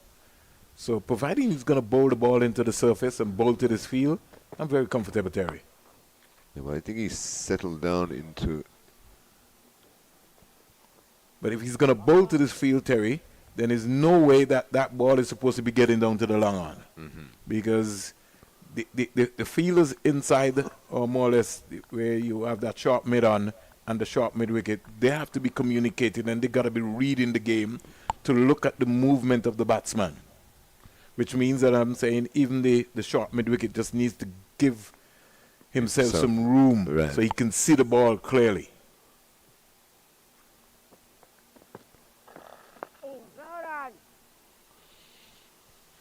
Craig Brathwaite must be can't wait for tomorrow so he can get a knock on this track.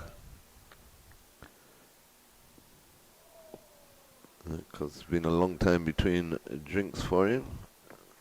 August was the last test match West Indies played against South Africa.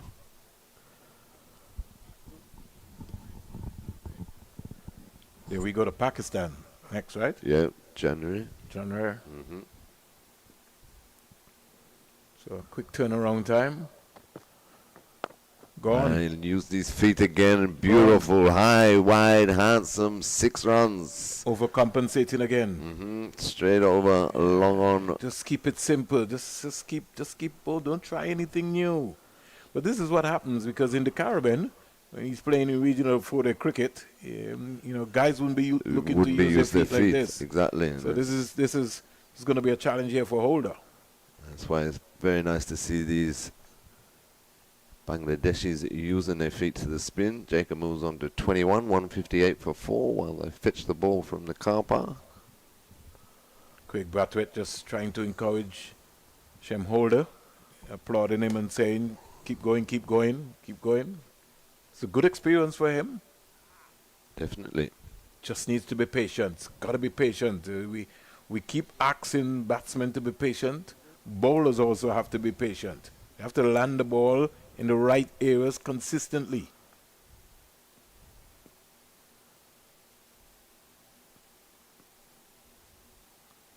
Get those lines right. Hold the ball into the surface. Hold it in again to Jager. And that one's flighted up and it's knocked into mid-wicket region. No run. That completes the over. Bangladesh 158 for 4.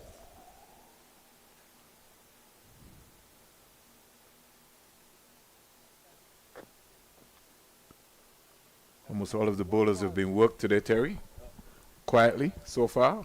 Yeah, Brathwaite's used his ball as well. I think he's given them shortish spells and changed ends. T's coming up at with most of 310. them. And so, you know, holders 9 has so far cost 38. But Dacey comes back. Let's see if his approach will be different.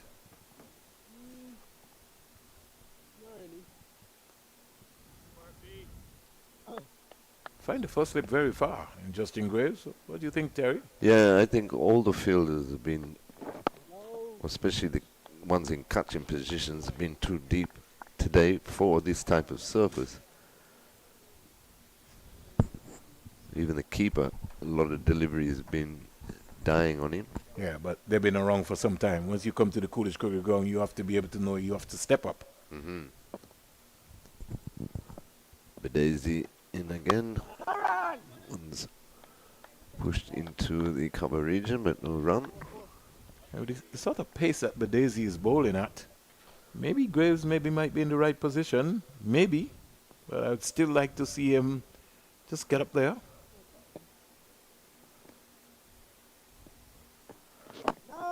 He's certainly pushing him through, but he's picked up a nice line. I'd just like to see him maybe give the ball a bit more flight, give himself a chance of Getting the ball to turn. getting the ball to turn. Yeah, but if he didn't practice that, he's not going to come in He's the not game gonna and do that. No, exactly.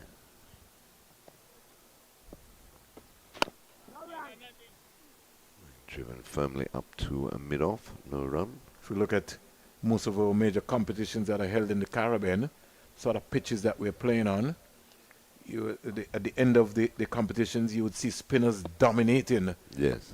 the bowling card. Oh, ball, ball, ball. I think we need some spin bowling consultants to work with, the Hayden Walsh and the Motis and the Sinclairs. A couple of years ago, we did have that luxury available to us. So we maybe need to backtrack it again. No run, no run. And it comes down again to selection. I heard Shea Hope say the other day, I think it was before the second one day against England. You mean the second T20? No, before the second one day when they came here, and he was giving big raps to Hayden Walsh Jr. and spinners in general, but they need to be worked more. They need to be playing every game and that continuing their art of especially wrist spinning.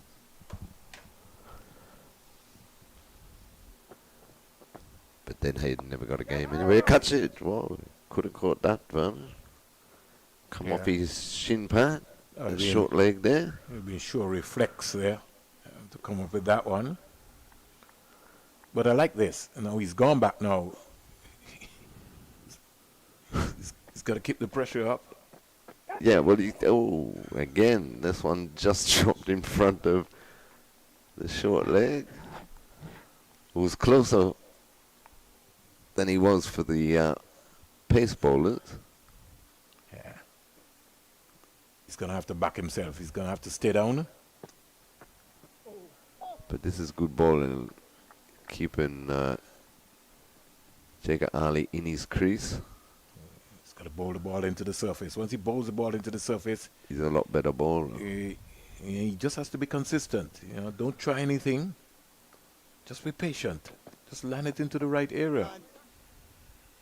And that one, full delivery, driven firmer firmly up to mid-on, and there's no run.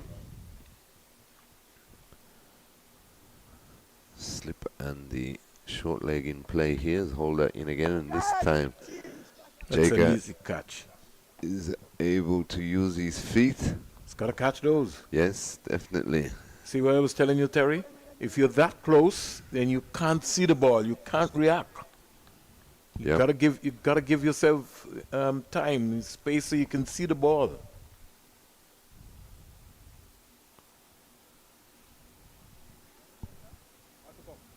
A bit of a chance there for Jager. As Ancon comes back on strike. 159.44.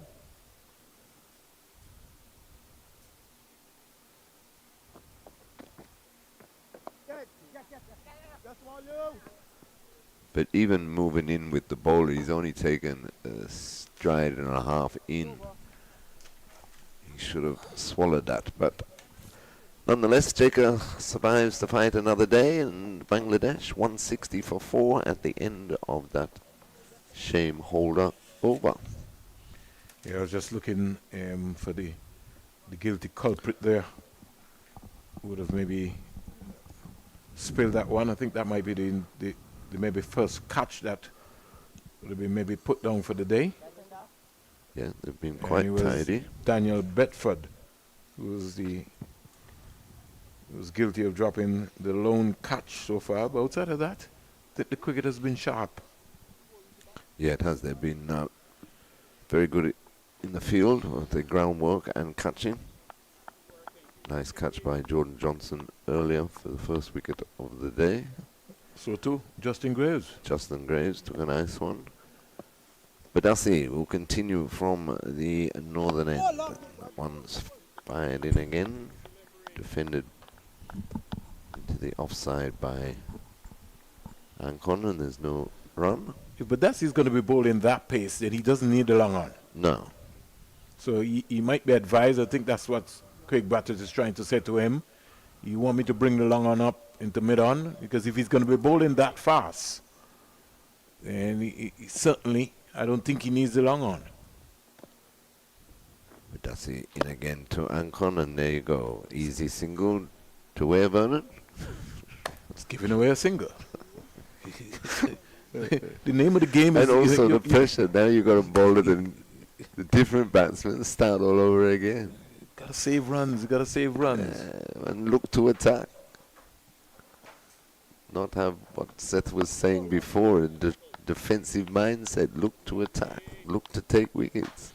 It is one of the things which I think when you look around at most of the West Indian teams is that even when they're on top, they don't seem to show you that hunger that they're on top. Killer instinct is not there. And I've said that there's a bit of a misfield there by Johnson, who looks like he's done himself a bit of an injury. Holding, he looks like his ankle. Zipping a bit, but I'm sure the young man will be all right. Yeah, that killer instinct and finishing teams off, as you said. How many matches have we done regionally? And you got a team 9 down. They still need 50 or 60 runs to even make you bat again. Not to win the game, just to make you bat again. And yet you've got fielders in the bleachers. You know? But that's lack of quality leadership, though, in the world. We don't have leaders in the region. You have to captaincy. You have to practice it. Right. You just don't become a good captain, Terry. You By gotta go fluke. you gotta go to the paces. Right. Whether it be from the under 19 level, or you gotta be spotted as a leader. And when you become a captain, you have to ask questions as well. You gotta go around and speak to some of the senior players, some of the people who were successful before. You know, I look into the Leeward setup, and every time I ask myself, why is Dave Joseph not around our Leeward Islands Hurricane setup? Right. Especially with his acumen and his ability. He was one of our top captains that we had around, not only for Antigua and Barbuda, but also for Leeward Islands. Right. But we don't have him don't utilize around our setup. And not at our youth level, not even at the senior level, where I think that he certainly is needed. And he doesn't have to come to be a coach, you know. You just have to just bring him in to have a leadership session on captaincy. Right. That's yeah. that's yeah. what you need. Yeah. Yeah, I agree. I don't think they educated well enough, nor do they practice it. But I just find that we don't have leaders. As Seth said before, the mindset is always defend, save, rather than look to kill off the opposition. So let's look at this field now.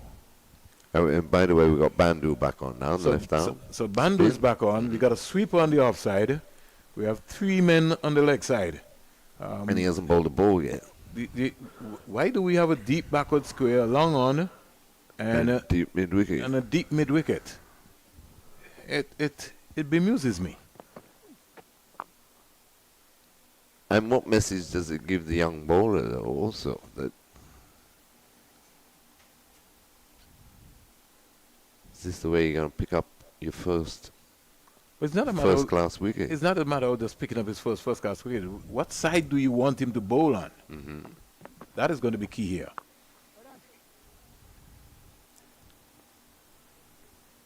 He's changed ends too. His first spell So he now went has to be able to walk up to Brathwaite and say, "This is what I would want." I don't know if he's brave enough to tell skipper Craig Brathwaite that this is what field he would like to bowl to, or maybe maybe he picked this field. I don't know.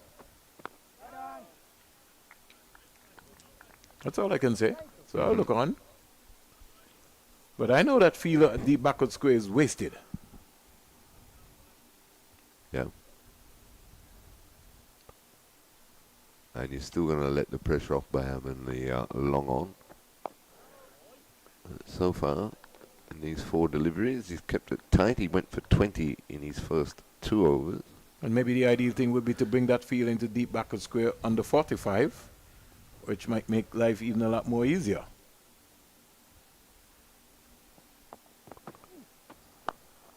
That stroke beautifully through the cover region into the boundary, 4 runs. Easy pickings, that one. Over pitched, and he just took a stride forward, slapped it between cover and mid-off into the boundary. So the score moves on to 167 for 4. And Mahidul Islam Ankon is up to 15.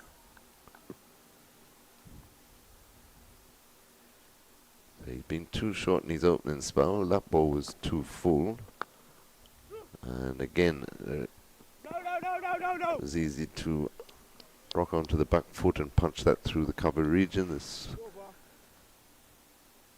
deep cover point fielder does the fielding. So just the single, 168 for 4 at the end of the over. Bedford looked like a natural athlete coming around the bend there, like in a 200-meter sprinter. And just keeping it down to 1 run. Bedford, Jamaican, I believe. Yes, he is. Yeah.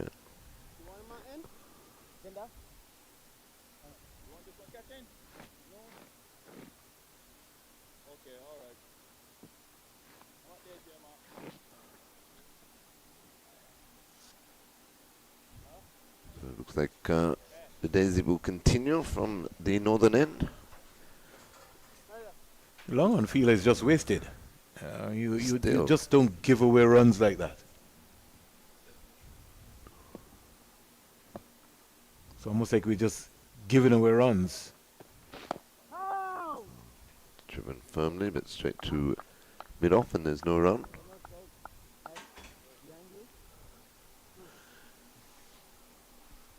Yes, I would have thought he would brought him up by now. I can tell you that. Is Brathwaite Yeah, Brathwaite left the field. left the field? Yeah, right. He did.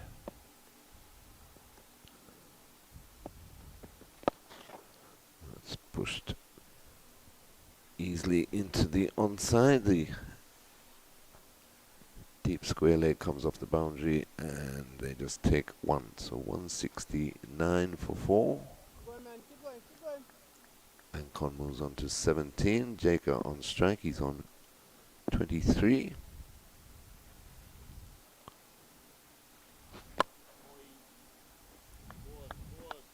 It's also sometimes very important as to how you manage your fast bowlers.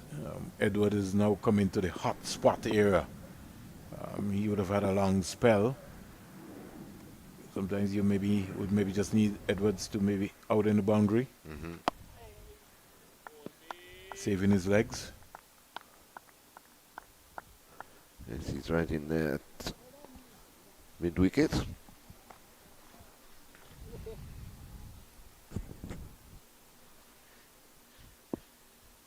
But this Daisy, he's bowling tight, but is that what they want, Oh, yeah. just to tie up an end? Got to be patient again, Terry. I don't know what the plan is. But again, see some graduation pictures being taken here on our screen. Congratulations to the graduate. Well done, my dear. Well done, yes.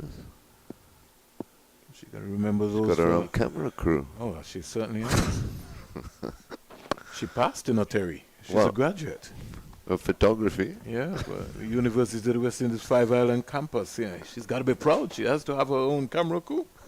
That is a special moment. Overcompleted, Terry. 169 for 4 Bangladesh. You know these days, Terry, you know what's happening. Everything is instant. Everything is now. Definitely. We live in the now. But we want to say congratulations to the young lady and to all the graduates from around the Caribbean who would have graduated this past year. You know, be it. Hey, can you believe the year's done almost again? Well, We just have to enjoy the moment, man, and give God thanks that we're alive. True. In the meantime, West Indies searching for more wickets here. 169 for 4, 46 overs bowled, which means, Terry, that they've added 107 runs. Yeah, and this partnership alone has added 60 on. Make it 108. And in fairness, we can say that they've lost 2 wickets.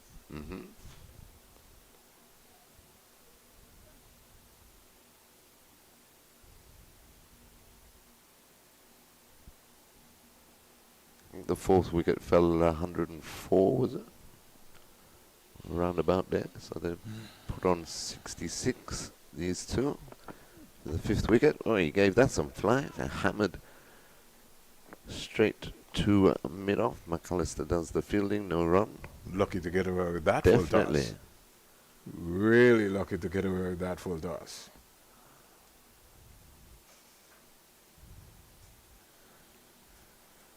Left arm Bandu in again to Jaker, and he just plays that comfortably out to the cover region for a single.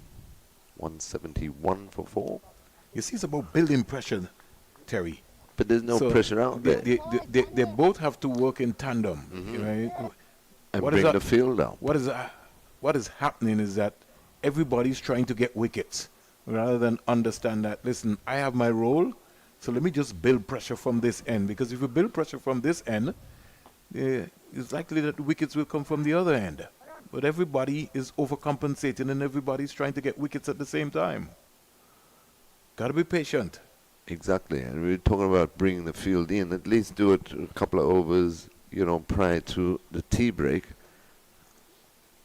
See if you can snaffle one or both of these out, because they are batting well, but there's no pressure on them whatsoever.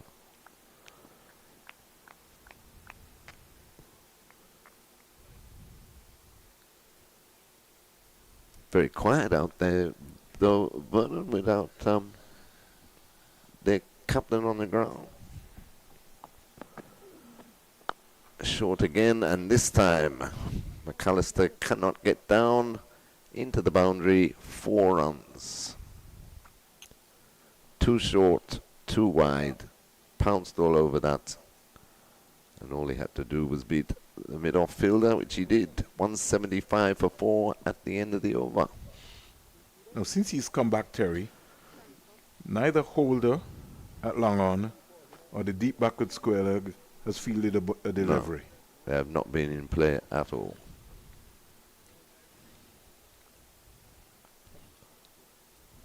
And the way he's bowling, they won't be in play. So Bangladesh going along quite nicely. Still just the 4 wickets to fall. Still have another 43 overs in the day's play. So for Holder, he's still trying to search to come after tea because play goes up to 5:37 today, which means that Holder and company, the spinners, going to have to bowl a bulk of these overs, of these 43 overs. Definitely. Tea coming up at 3:10. Already we see some activities taking place at the VC Bird International Airport. Catch it just wide of the first slip. Down towards the third man boundary. It pulls up short. Batsmen take 2, so 177 for 4, but he did find the edge that time with Daisy. Jacob moves on to 26 and Connors on 22.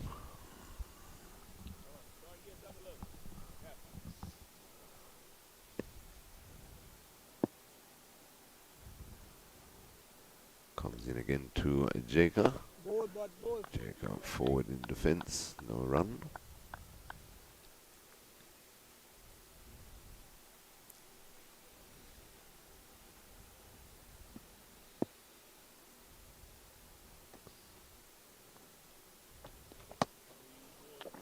Left alone that time outside the off stump.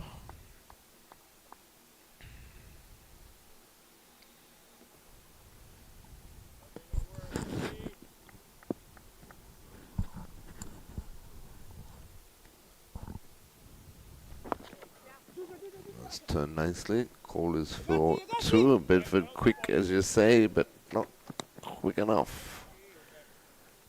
Batsman pick up 2 more. 177 for 4. 179, correction, for 4. Good running again by the 2 Bangladeshi batsmen. A good partnership this though. CWI select 11. We'll try and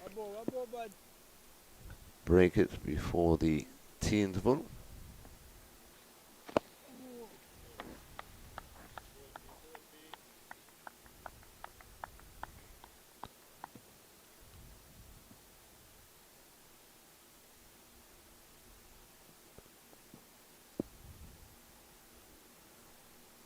Daisy into Jacob. Jacob again just steps inside. Turns it nicely backward of square for an easy single to complete the over. So at the end of the over, Bangladesh have moved on to 180 for 4. Steady period of play. Still trying to work out the lines of the bowlers. If you're bowling to a 6-3 field, then you have to know where you want to land the ball. So you can't be bowling to a 6-3 field and then still bowling middle and leg, more leg stump line. You've got to be looking to bowl to your field setting that you would have required. Field spread again for Bandu.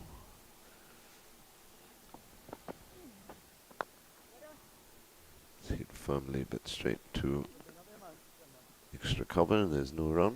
Nathan Edward in that position there. Yes, so then And if he's gonna put Jaya back, then the deep backward square leg fielder needs to come in. They've not fielded one ball one day. No. Bring up Shem Holder inside the closer to you in mid-on. It's almost like the field is now turned into a one-day field. One-day field, I was going to say. When you really don't need that. Yeah, because you've got a deep cover point, deep, well, a long on, a long off, a deep mid wicket and a deep backward square leg.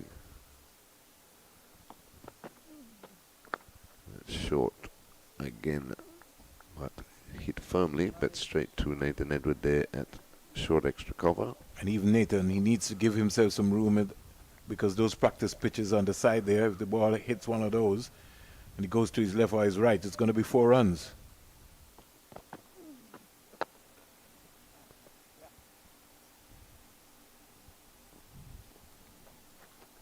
Just played firmly up to long on. They stroll through for a comfortable single. 181 for 4. Ancon on strike. He's on 22. Jake has moved on to 30. They came together with the score at 133. The last wicket actually fell at 101 when, and then at 133 was when Lytton Dust decided to retire.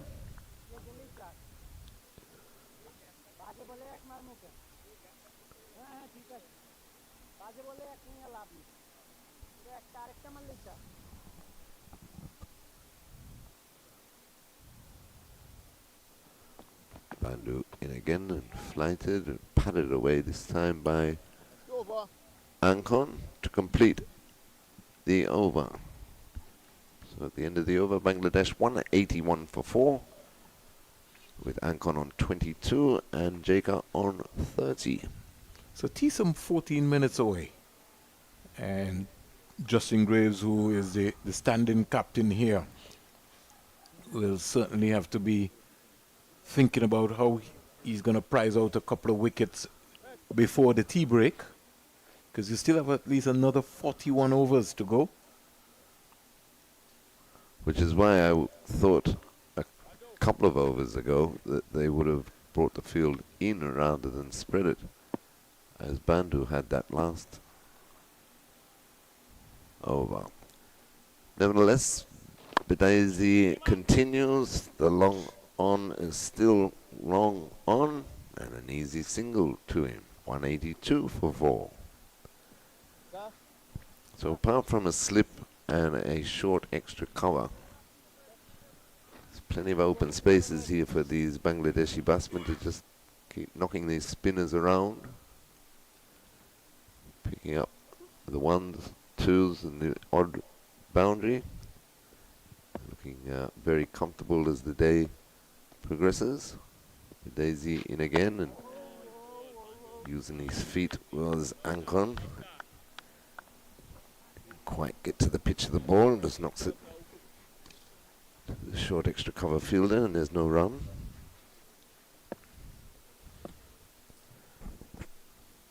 Daisy into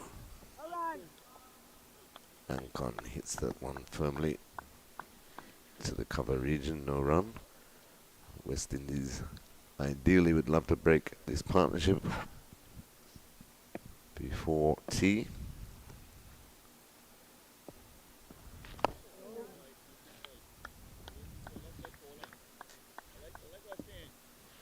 Bowled tight. There's Navin Bedazi. He's into his 7th over. No wicket for 16 so far. Bowled tight, as I say, but nothing threatening. When he gave a bit more flight and driven firmly straight to cover, and there's no run.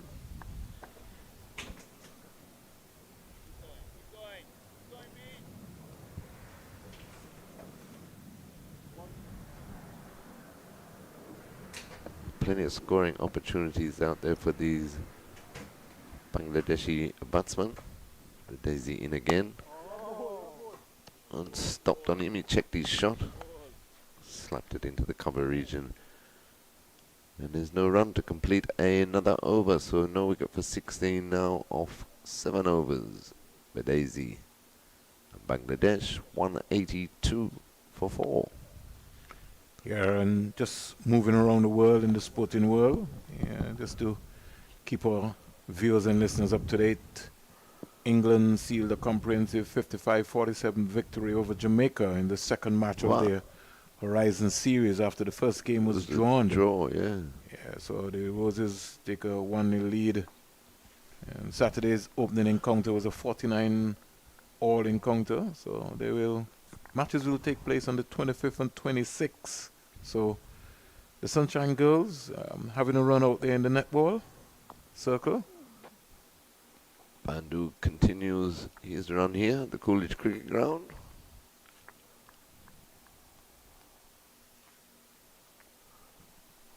Again with one-day field set, deep backward square leg, deep mid-wicket, long on, long off, and deep cover point, where that ball is cut to by Jaker. Very comfortable single. So Bangladesh allowed to be doing things quite easily here. Much pressure being applied by the CWI Select 11 as we approach tea on the first day of this 2-day practice match.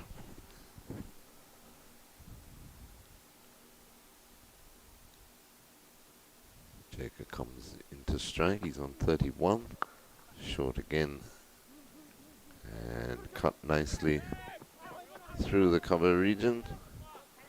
Bedford out there on the deep cover point boundary, restricts the scoring to 1.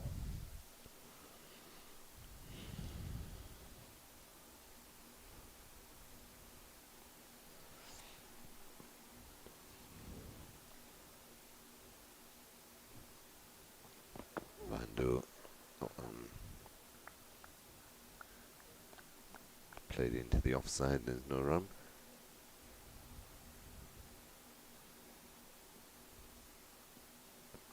Consistent line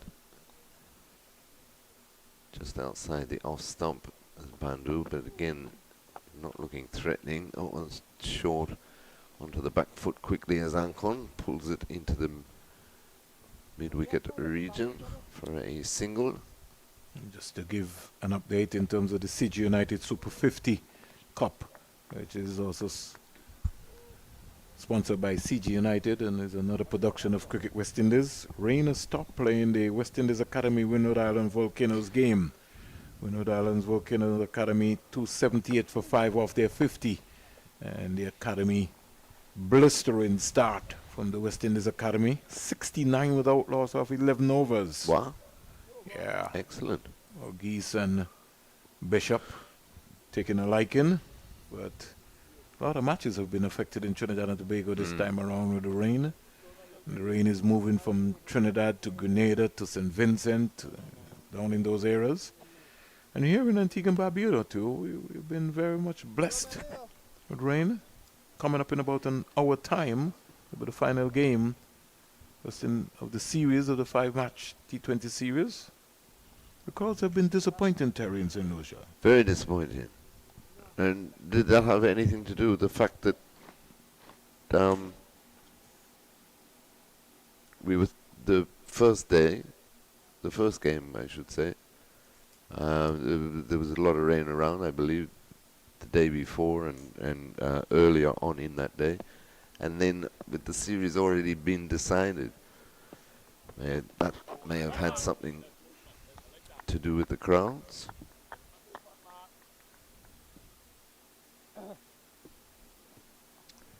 I just also think that the pricing of the tickets also could have tended to kind of hamper the turnout that we've been seeing so far. We only just originally had CPL. Christmas is coming, there's a balance. School was just opened. A number of equations that you have to take into consideration. Yes, it's England, but it's also a situation too where, you know, sometimes we have to operate economics and try and get people into the stadium. More or less, I still feel that we need to find a way in all territories to have a schoolboy stand, where we get boys and girls Like we used to. yeah, coming to look at the game. That's where we have to start. We have to create a new cadre of fans. Get the cricket back into the primary schools and get the schoolboys. Yeah, before we get the school cricket back in, children, I should say. before the we cricket. get the cricket back into the primary schools, we need to have the coaches who are around the system relearn and come and understand who they're dealing with now. Then that too is also a problem. But also though, send the players to the schools to give a little talk. I can remember before I left Australia, right? You know who came to my primary school? Desi Haynes. How many primary schools has he gone to in Barbados, I wonder? And you still remember that up until this day, right? There you go. 50 years on, and There you go. we still remembering that. There you go. Got you.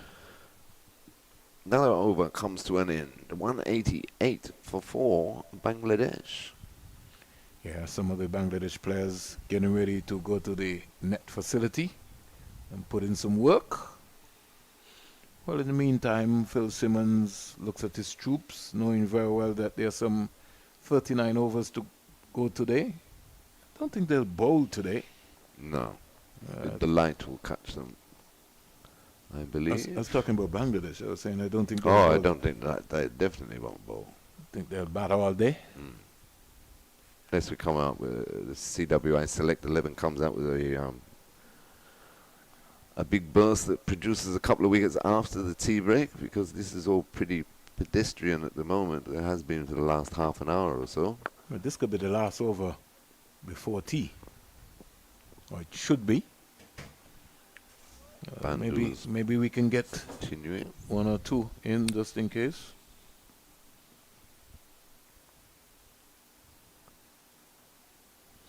Still the deep backward square, Terry. Yeah. Has not fielded the ball yet. Doesn't look like fielding the ball.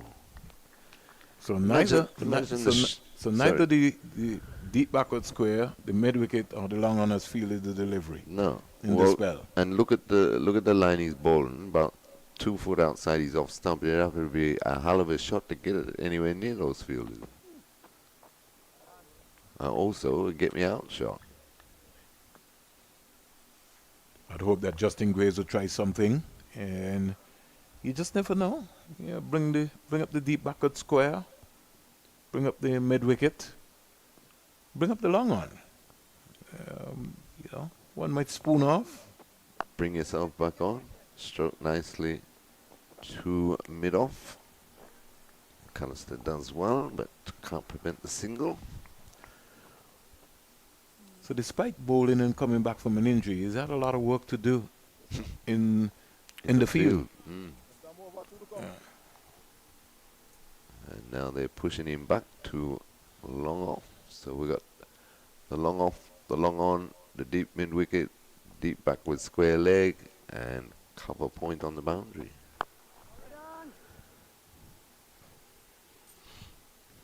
You know, sometimes you wonder if you're looking at the same game. Too true. But I guess that's the scope of life. We all don't see the same things.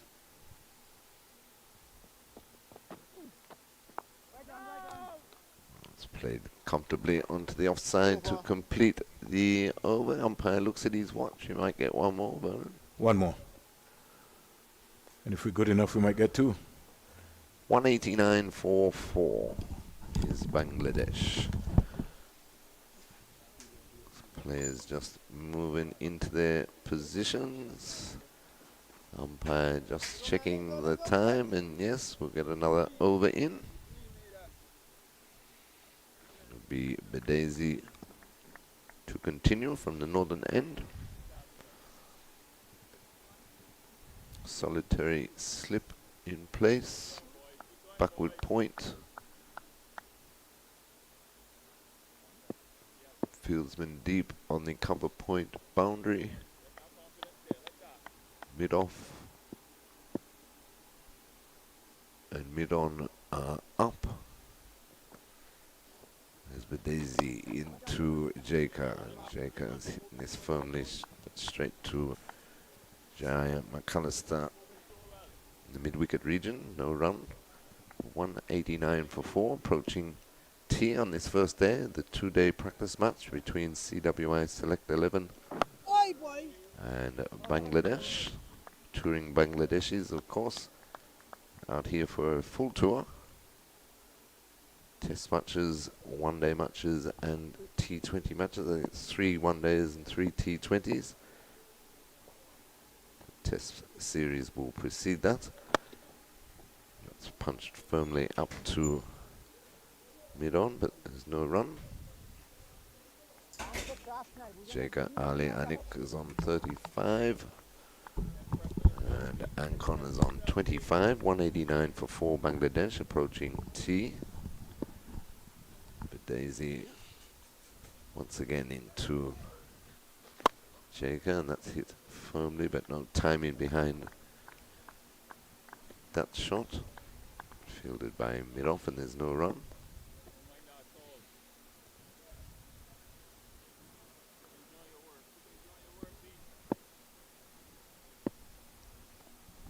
Daisy in again. This one firm defensive.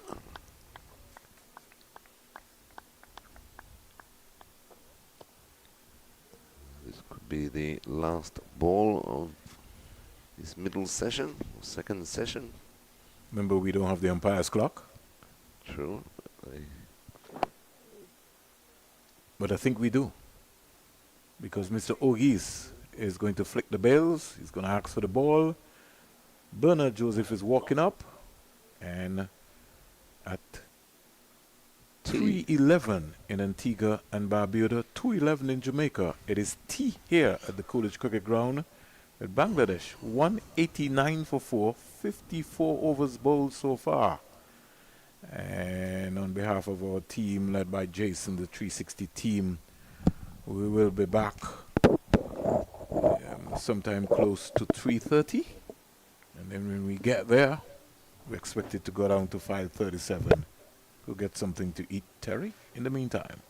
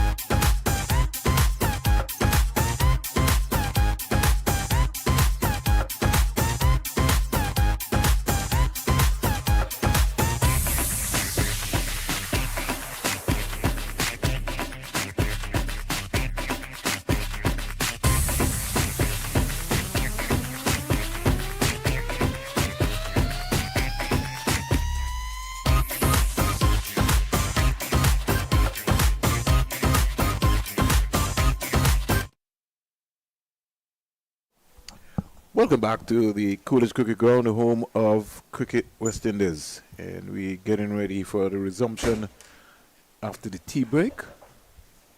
Umpires going out. The Bangladesh support staff just looking to leave the field. 189 for 4.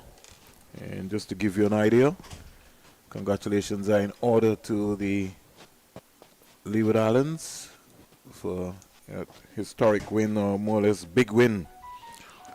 And it's now taking them to 3rd position. So the final points table, not really the final, but the top 4 so far in the CG United points table. Trinidad and Tobago home team on 63 points. Jamaica Scorpions in 2nd place, 53 points. Leeward Islands Hurricanes on 51 points. And the Barbados Pride on 48. A number of these franchises set will be missing some of their key players. The Leeward Islands will be mainly affected. Michael Louis, also Justin Graves, Alzari Joseph. Well, Trinidad and Tobago Red Force can say we're going to be missing our captain, Joshua De Silva. Certainly. So a lot of missing taking place. Well, the name of the game is cricket, and the reality it is more cricket. But here at the Coolidge Cricket Grounds, the Bangladeshi batsmen, they're coming out after tea in very cool conditions, cool conditions, and they are enjoying it, because this pair, after we would have seen Lytton Das going back to the pavilion after basically retiring, not hurt, but retiring out, you may want to consider as the option. These two have pressed well in a partnership, just over 50 runs. So they are having a good time between Islam Ankan and Jaker Alianix. They have been batting well. This would have been after resumption of the rain break. Some 37 minutes lost of play, 62 for 2. The West Indies select team would have used some 8 bowlers so far. Jaya, 8 overs, 1 maiden, 40 runs, 1 wicket. Shawan Lewis, left-arm seamer, 7 overs, 1 maiden, 24 runs, 1 wicket. Nathan Edwards has been impressive. 8 overs, 1 maiden, 16 runs, 1 wicket. And to date, he would have had 3 no-balls within that spectrum. Jaya McAllister, he had 10 no-balls, and we understand he's just coming back from an injury.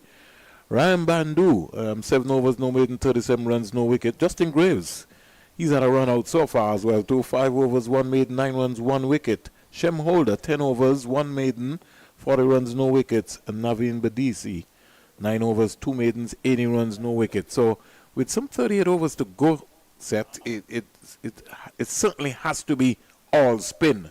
Can't really see them looking to maybe overbowl those other seamers, because the seamers so far that have bowled, if we check Edwards, Lewis, 23 overs have been bowled between the seamers. And if we just consider Justin Graves as an all-rounder as well, that's 28 so far of the 54 overs that have been bowled. So the spinners, they're going to have to do some work. Well, it's Justin Graves who is going to start after tea. So clearly, the possibility of getting those 36 overs, I don't quite see it. Umpire Bernard Joseph is signaling that he's ready. Justin Graves is loosening up, and it looks as though he will have, 3 slips, a first, a second, and a 4th slip, a backward point, a cover, a mid-off, mid-on, short mid-wicket, and a field on the back of the square boundary. So Justin Graves, the man who scored 300s in the Super 50, but as you mentioned, will be out of the semi-finals and possible finals if the Leewards go through. He's about to come in. Outside the off stump. Has not quite warmed up after tea. But Started well in his first spell. Sort of pitched the ball up really, and was able to pick up a wicket. In fact, when he went to the defense of Depu for 25. So still a lot of work to do here for this West Indies team. I think they're going into the prep stage right now, and you never know, they might maybe decide to play 3 fast bowlers plus 2 spinners, and Justin Graves being the 4th seamer at the Sir Vivian Richards Stadium. We'll wait and see. Well, it would be interesting because I think to the team's credit, it would be better to give Graves that focus on his batting. That's the area that he has been dominant in over the past couple of months. His batting has really come on, and I think you'd really want him to focus on that role. I don't, even in the absence of Jason Holder, it would be difficult for us to see him taking on that role, focusing on bowling. Oh, this time it's a full toss. But you can see patience on the part of Ankon. He just played it back to the bowler. Wants to have a long bat this afternoon. He's on 25. Well, Ankon and Anik have demonstrated so far that they want to spend some time at the crease. Anik has been 35 off 85 balls, and Ankon has been 25 off 57 balls. You can sense that they want to bat long. You can sense that the coaching staff also want them to bat long. This one is driven elegantly. McAllister could run all he can, but it beats him into the wide long off boundary for 4. Lovely shot. Maybe it's time to just give McAllister a chance, because he's been really working hard all day. In fact, that has been the preferred area for the boundaries. That's what I'm saying. And you're talking about working hard, but when you bowl 10 no balls, that tells you that 10 no balls, you could have almost completed, 2 overs in wasted deliveries. But he has been diving, he has been chasing, because much of the boundaries have gone through that extra cover region, or that cover region, and he has been doing some chasing. Another one, but not penetrating the cover fielder. So Graves been given the confidence. Captain Craig Bradwitt, noticeably, has not been on the field for quite some time. Is he resting, hoping to do well with the bat tomorrow? He's expected to. He's due some runs for the West Indies team. And he's the captain. So he's not scored a lot of runs for the West Indies in a very, very, very long time.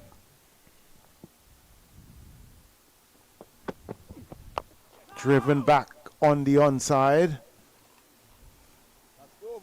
But the over has been completed unharmed in terms of that delivery, apart from the 4 that was driven nicely through the cover region. It has been a steady over from Graves. Graves, the man who has been the talk of the town in terms of his batting.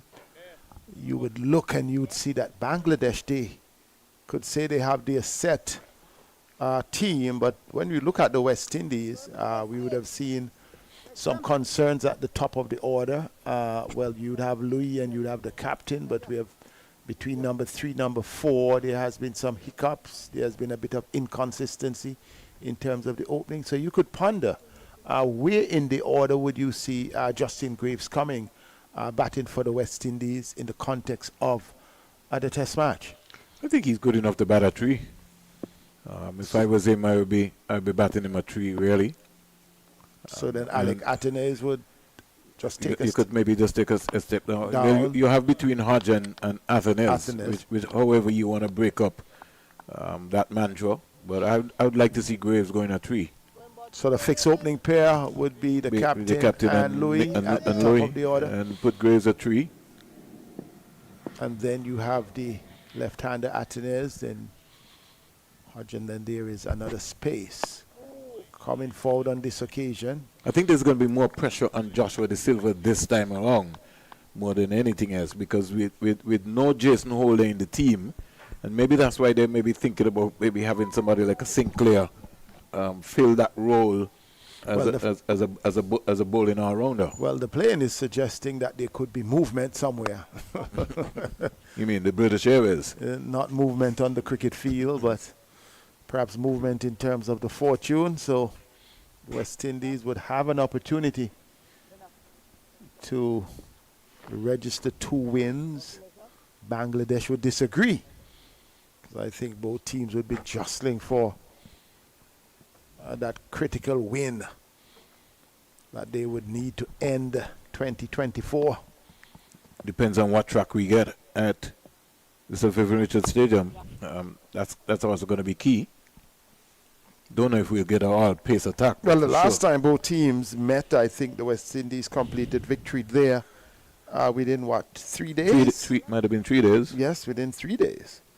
So I'm not saying the same thing will happen. The composition of the team is a bit different as well. Good quick single. And you said that is lacking in much of red ball cricket. You hardly see the players touch down and play the ball to the short fielders and get singles. They prefer to rest on their laurels. But this pair, they have been batting well, the two, combining in a good partnership. Partnership worth 63 runs at this stage. Oh, that one kept a bit low. He was going back, shaping to cut. Had to pull out of the shot. And then that completes the over. Terry and Vernon. Which of the teams you see coming through in the first test or in the series? But even before that discussion set, I was just going back to the West Indies captain performance, and I maybe just wanted to go back, maybe his last 30 test matches from 2021. That's a lot. Yeah, 10 test matches in 2021, 675 runs. He had 1 century and 4 half centuries. Then That was a good season. 2022, 7 test matches, 687 runs, 2 test centuries and 5 half centuries. Then in 2023, a break. I'll come back to that. Set. Graves is in. A good delivery, loud appeal, not out, says the umpire. Clearly the ball was angling down the leg side, but that one had a bit of extra pace. Made some height as well. And Justin Graves perhaps is signaling that if there is a need, I am capable, not just with the bat, but with the ball. Continue, Vernon. So in 2023, 6 test matches, 390 runs, high score of 182, 1 century, 1 half century. And in 2024 so far, 7 test matches, 263 runs, no centuries as yet, only 1 half century, a high score of 61. So if we're looking at the progression rate of the captain before 2021, I'll get back to that with Justin Graves. Not a good delivery.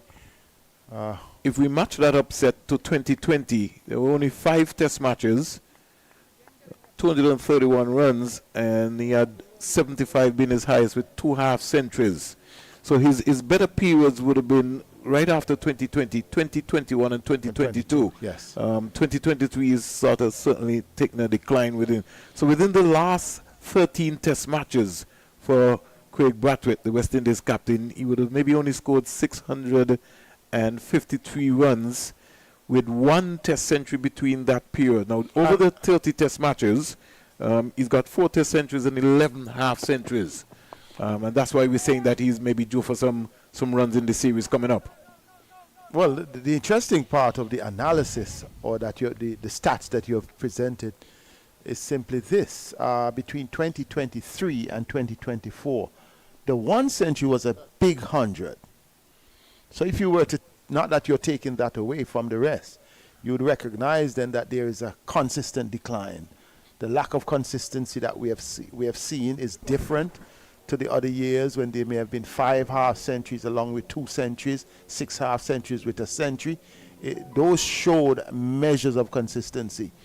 But from that 600 ones that you were drawing reference for the past 2 years, if you take that 182 from that, it would show you that it has been really not his best period and a period of decline.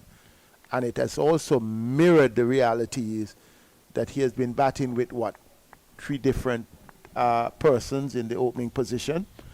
So, he has not been able to at least lead them in that path. He has batted with Chandra Paul. He's batting now with Louis, or it is expected that may just be the pair. He would have batted just before that with John Campbell.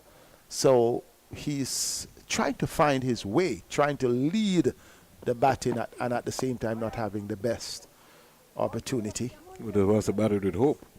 Shea Hope as well. Yes. So whom I believe should really still be in Test cricket. I think keep, he's well, if it's not you, I told Terry, we know who want to play Test cricket, right? So Well, we can see them.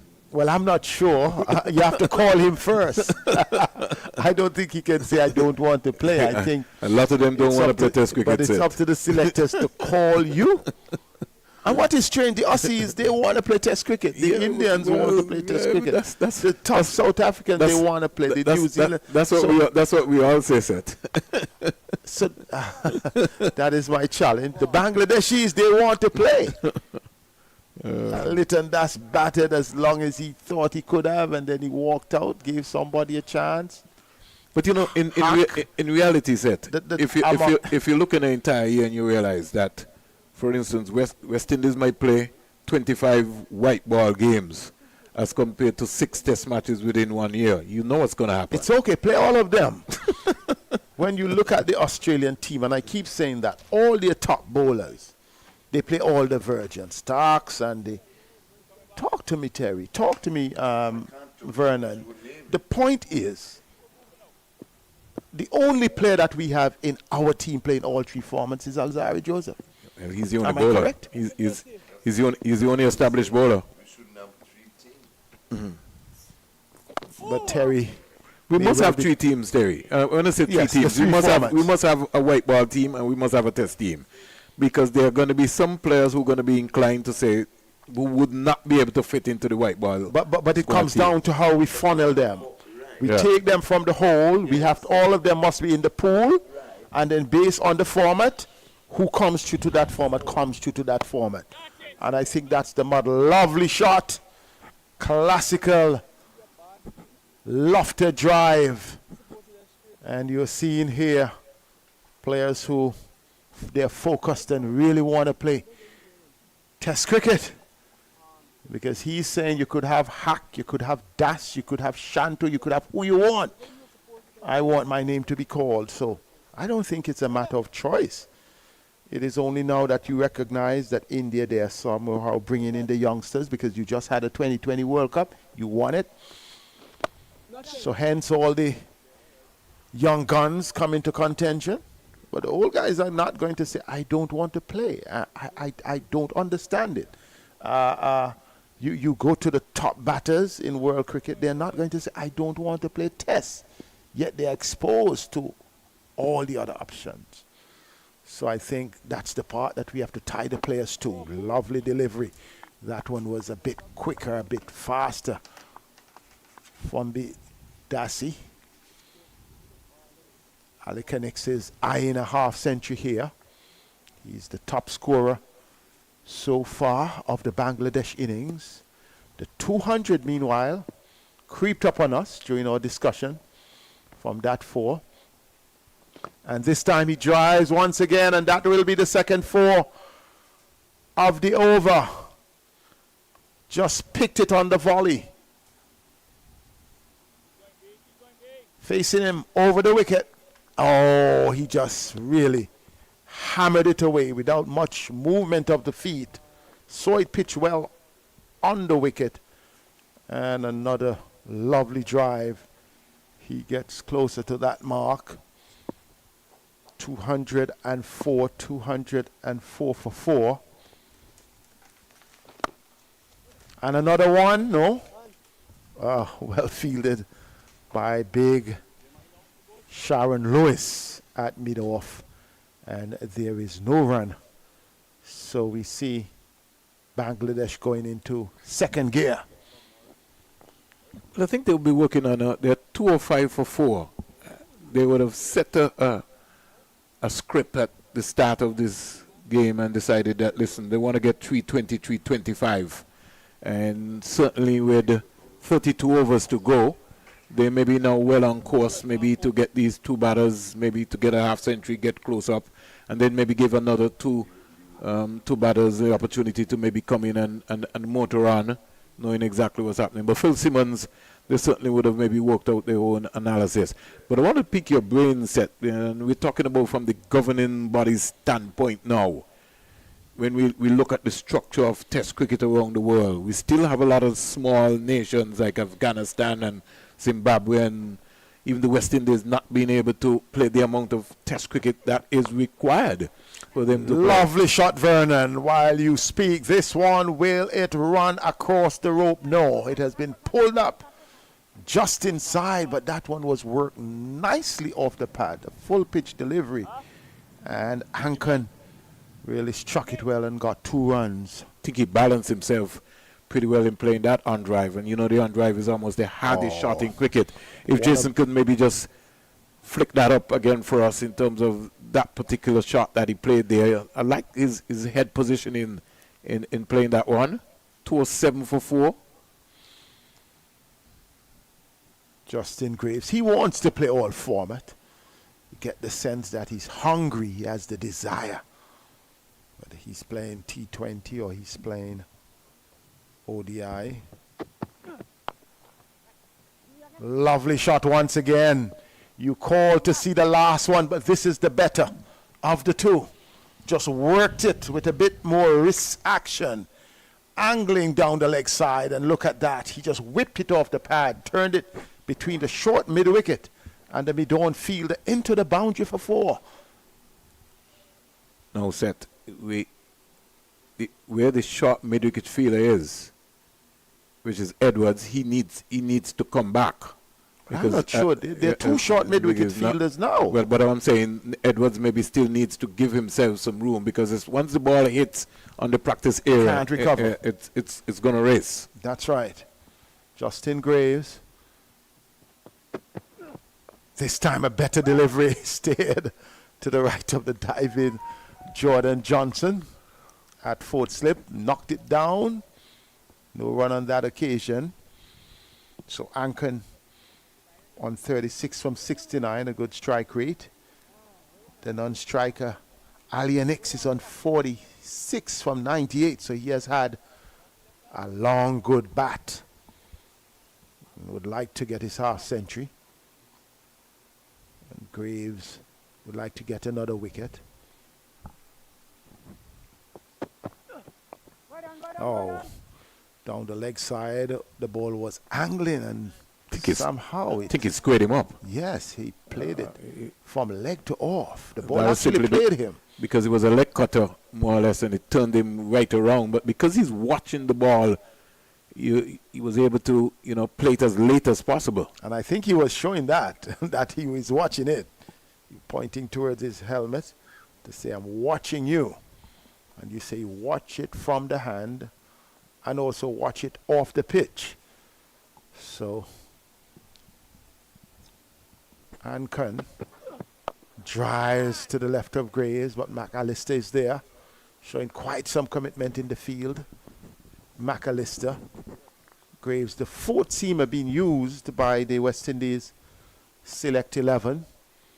We saw McAllister starting along with Sharon Lewis, the big Trinidad and Tobago left arm, and then we saw the Leeward Islands left arm, the 19-year-old Nathan Edward coming in, and those 3 did well in the first hour to set back Bangladesh at 32 for 2, but then some stability came. Graves, along with the spinners, came for a period in which the Bangladeshi settled down well, but yet Graves was able to break the momentum somewhat with a very important wicket, along with Nathan Edwards, who also got. So the 4 seamers would have had those wickets. We have not seen the same response, Vernon Springer, from the spin bowlers. No, we certainly have not. If you were in Phil Simmons' seat, would you be comfortable with what you have seen from your batters? Certainly. I think they're achieving their small targets, which is to spend some time in the middle. And all in all, it has been competitive so far by the West Indies bowling attack. So they'll be getting what they want, what they require. So Navin Bedaisi's back and been whipped off the pads. Good feeling in the end. Yes, they have achieved some goals. They have not had big individual scores, but you have seen at least, some good scores. Hack and Das, and now this pair, they are mounting a very strong partnership. Remind me when I come back to give you my first test team. The 11 Yeah. of the 15. The issue that I have, as I said, it may be a non-issue, but I'm accustomed to a 13-man squad. While you're on the ground at home, you have actually gotten a 15-man squad, perhaps like a tour, but they're looking at 2 possible test matches. And 5 seamers. So my team set going into the first test would be Brathwaite Louis, Cartier 3, Athenes 4, Hodge 5, Justin Graves will... I did say Hodge, At right? 6, yes. Yeah, so Justin Graves will come in at... Hodge is 5, Justin Graves will come at 6, De Silva at 7, so he'll bat in the established keeper position. Then you have Alzari, Shamar Joseph, Warwickon, and Jaden Seals. That's my 11 for the first test. Quite an interesting 11. This one is driven once again out to long off. Lewis Fields. I would like to see some more of Lewis. It was rather impressive this morning. So you're saying that in that 11 there is no place for your most experienced seamer. That's what you're saying, Vernon? That's what I've said. Or did you forget a name? No, I didn't. I didn't try to either. And you can I'll write it out for you as well. Well, you may be sending some shivers into the selection committee room. And I guess the captain may be asking, what is he thinking about? Not a bad 11, I would say. But as I mentioned earlier, it would be difficult, for me to see your most senior pro, given his exploits, given his inclusion. Had he not been in the 15, then that would be a consideration. But with him in the 15, I think it's easier. It would be easier for them not to play a spinner, but not to play a spinner at Seviv could be a mistake. But I agree with you that your 3 fast bowlers, Alzari Joseph, Shamar Joseph, and Jaden Seals would be your best option. But I also think that Kimar Roach deserves the opportunity, not just sentimentally to get to that landmark, but also his inclusion in the team and his performance even at the venue, I think would give him that opportunity. I like the 6 batters that you have chosen. I must agree, because Casey Carty was not in the midst at first, one thought, but once he is in that squad, he must play. He's a must play. So let's be practical and let's look at Seals, right, who has only played 15 test matches so far. He's been outstanding. 2021, 2022, and 24. In fact, for this year, 2024, he's already gone 25 wickets from 5 test matches. Yes, he's right? outstanding. And we're just talking about Seals, right? Yes. Azar Joseph for 2024 from 5 test matches has already gone 17 wickets. And Shamar Joseph from 6 test matches this year has gone 22 wickets. Yes. Well, Roach from 3 test matches has gone 8 wickets. Do we just play Roach just because we want to play Roach, or do we pick the people who are informed? Well, good question, and I think it's worth considering. As we have been saying, much red ball would have not been played around the region for the past months since the 4-day competition has been, but Roach has at least had the opportunity of playing in England, in the counties. That may suggest that having played up to September may put him, on card, but between September and November, that's another 2 months. So the question is, what has he been doing in preparation while the others may have been playing white ball? it's going to be very risky set to be able for us to go at Survivor Stadium and not play a spinner. Agreed. I think we're should- on the same page. Should we not play a spinner, it could be a cardinal sin for us going up against this Bangladesh team. And I know somebody will say, well, the last time we played Bangladesh, we didn't play a spinner, we That's played right, our and they played seamers. the seamers and Right, got them out. but the surfaces there is going to be questioned. So I wouldn't be surprised. I've given you my 11 set, but I wouldn't be surprised if Roach plays and Warwick does not play. But I'm saying that in the interest of what we're looking for in our test team, you really need to play 6 batters, and then your keeper, and then you take it from there. I'm in full agreement in terms of the structure of the team. I'm very clear. You need those batters because the weakness has been the batting. Can't run from that. Josh De Silva does offer good coverage. And now we're seeing another player Jason? retiring to provide more batting opportunity. So out goes Alienik Yeah. on 48. And he would have had a good run, 106 balls that he would have Yes. faced. So Perhaps the targets are there. You need to face at least 100 balls. And the captain, along with the coach, they would have decided the strategy that they would come in this game with, because the objective really is to prepare for the incoming test match and not for individual scores to determine that. And in we see comes the captain, Mehidi. He comes in at this moment, so he's the captain. He wants a knock. He wants a knock in the latter part of the game. So Mehidi Hassan Miraz, the captain, he comes out, and he will be happy to join Ankan. and you realize his first approach, Ankon, you could see set. He's staying low to the ball and he's playing with his bat in front of his pad.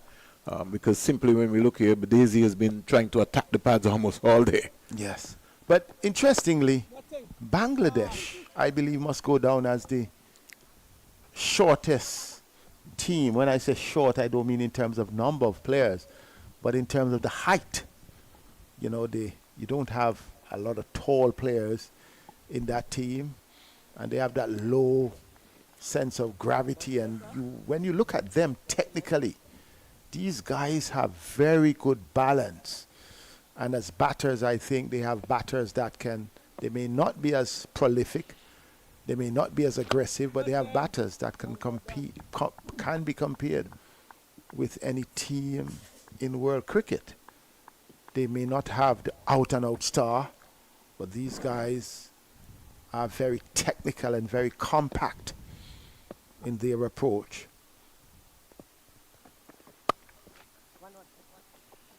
Only a single. No, Seth, the big question is always being asked, what do you want, what role you want from your wicketkeeper? And if we question based on the West Indies performance so far, Joshua De Silva for 2024 has played 7 test matches. He scored 303 runs, 82 being his highest, 2 half centuries in the context of what we're talking about. So we really can't say that he has failed. For 2024. For 2024. But for 2023, we would say that he had a below par tournament because he had 6 test matches, 162 runs with no half centuries and a high score of 44, as compared to 2022, 7 test matches, 275 runs with a high score of 100, and that was his only formidable score. So we would say that in 2024 so far, he's doing the job. Yes, he's doing the job in 2024, but the 2 previous years, I think there were some questions. He was not the Josh De Silva that we looked forward to when he came into international cricket in England immediately after COVID, or during COVID rather. He really came out. He grabbed the chance. In fact, when he came on the scene, many people didn't know who he was. And he introduced himself well, batted well, kept wicket well, and I think he basically held the position as his. And that's a good observation by you, Seth, because coming out of COVID, that would be in 2021, where he would have had 10 test matches, 385 runs, a high score of 92 with 2 half Significant. centuries. Yes. So as you said, when he burst onto the scene, because remember, Gave even that in his original test match, he scored a half century on debut.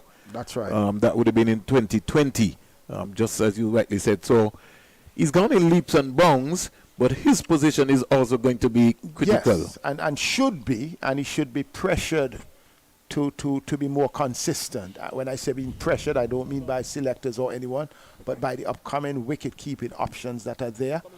Imlach is in this game as a substitute. You have some other younger keepers. You spoke about young Carlin Bowen Tuckett. Carlin Tuckett. You also have You got Joel Andrew. Joel Andrew. I still feel that Though on he any has- given day that Jamal Hamilton, you know, I keep telling you this all the time, Seth, is still easily the best keeper in the Caribbean. He's Well, just in not terms of the batting. glove work, Yeah. in terms of the glove work, but Just not Imlach batting.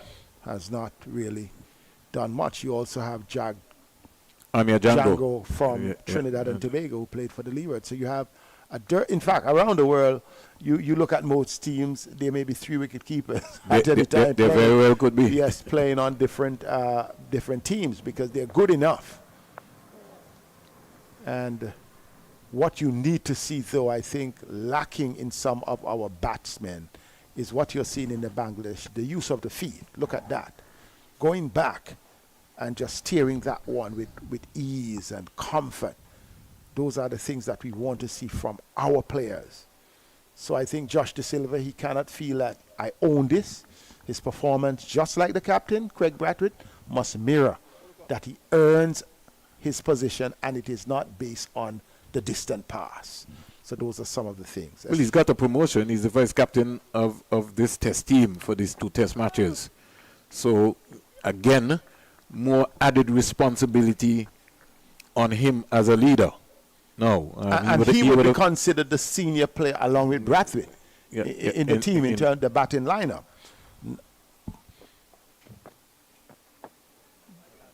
He would have been playing consistently over the last 4 years.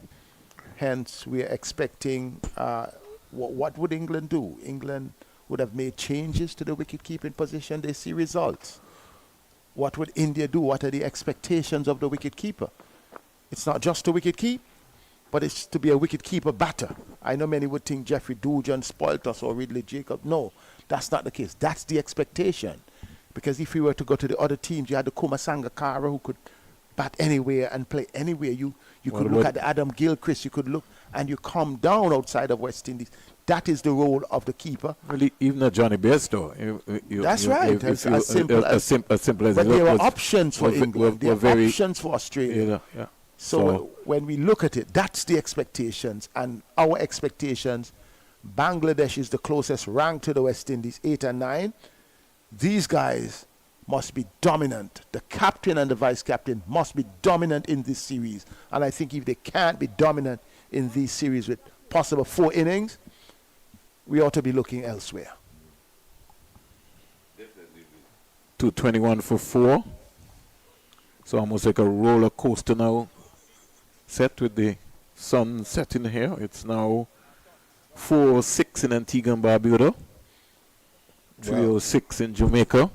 We still have another hour and 31 minutes to go. Projected hour and 31 minutes to go before the day's play. We have some close to 27 overs remaining. Yes, pretty much. Sometime, and if you're in Bangladesh, it's going down early morning. We got more pace now. We have who we have coming here now. Nathan Edward. So we got Edwards back in the conversation. But I'm longing to see Sharon Lewis. He has impressed me as Edward has. Ooh. He just started and was able to get a little bounce on that from just back of a length. And he's landing the ball in the right areas consistently more often than anything else. From his early spell, in fact, his first spell, he had a total of about 41 dot balls where he was consistent in that area. And straight away, he's come back now for his 3rd spell, and he's bang on target again. I'm just liking to see these 2 left-arm seamers, Vernon. I don't have a bias for them, but I think if they can be working on consistent line, being given this opportunity consistently, what I have seen of Edward, which I know, the young 19-year-old, and for the first time I've seen Sharon Lewis, the Prisal guy from Trinidad, strong built, relatively good pace. To think that his only appearance on the regional scene would have been 3 CPL matches. I think these are guys that can be worked with. Still learning the craft, young Nathan Edward. That's okay, left alone by the captain, Hidi Miraz.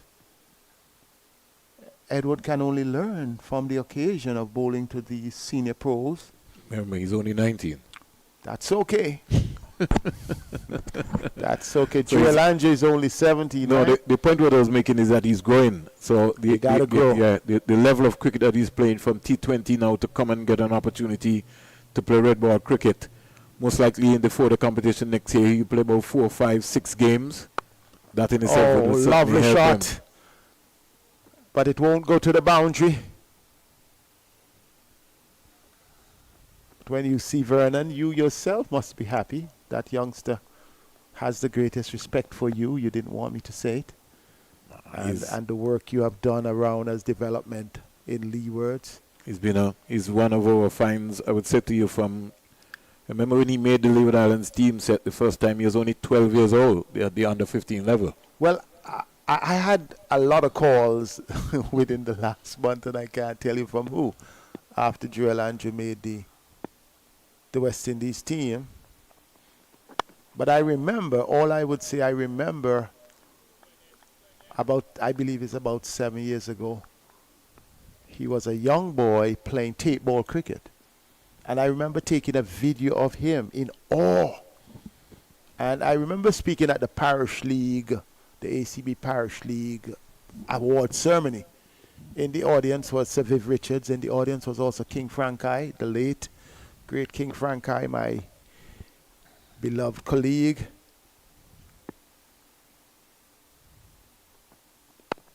And I mentioned that this youngster could well be one who will go on to play for the West Indies. He was the cut to pass. Yeah, and I said the way in which he cut, I was seeing a combination of Gordon Greenidge and Richie Richardson and still the touch of Viv, and Viv was there. And I said that without having looked over the same video that I took and circulated, and I can't remember seeing any flaw in a 10-year-old. So when you see results like those 7 years after, you could understand, and I could understand how you feel having promoted the cause of young Nathan Edward. Now we're asking ourselves, I see Joshua Johnson, the Jamaican, Jordan Johnson, sorry, the Jamaican youngster, who, as you have mentioned, should have been in some setup. The talent in the Caribbean, we have immense talent. And I'm just wondering, as we look at our under 15 or under 17 or under 19 programs, outside of those who are put into team, who are pooling these youngsters in a setting? Because I think if we do it the right way, West Indies cricket would be back at the top. Everybody likes to be blaming the administrators. But what are we doing in the areas in which we are? We need to remind folks that Joel Andrew's brother, Hilo Andrew, That's played right. for the West Indies under 15 here. Yes. So we're not short of... And maybe equally talented. That's That's a controversial statement. Okay. All right. So I'll leave it there for the meantime. So you ask yourself, how many more Nathan Edward out there? How many more? Well, it was also good today, Seth, because Michael Palmer, youngster who you would have seen also playing in the Cool and Smooth T20 tournament from St. Martin, made his list A debut today. He's also now a contracted player with the West Indies Academy. Again, another player from St. Martin, played in the Zimbabwe T20 competition this year. So he's had a run out as well. Big, strong young man. He's only 18 years old. I think he's got one more year at youth cricket. And I remember, I'm going to come back after Chem Holder, he bowls them quickly. I remember when we saw Jaden Seals here, coming from the under 19, I said that this guy is going to go in to play for the West Indies, and a few guys mumbled on me. And I was so excited.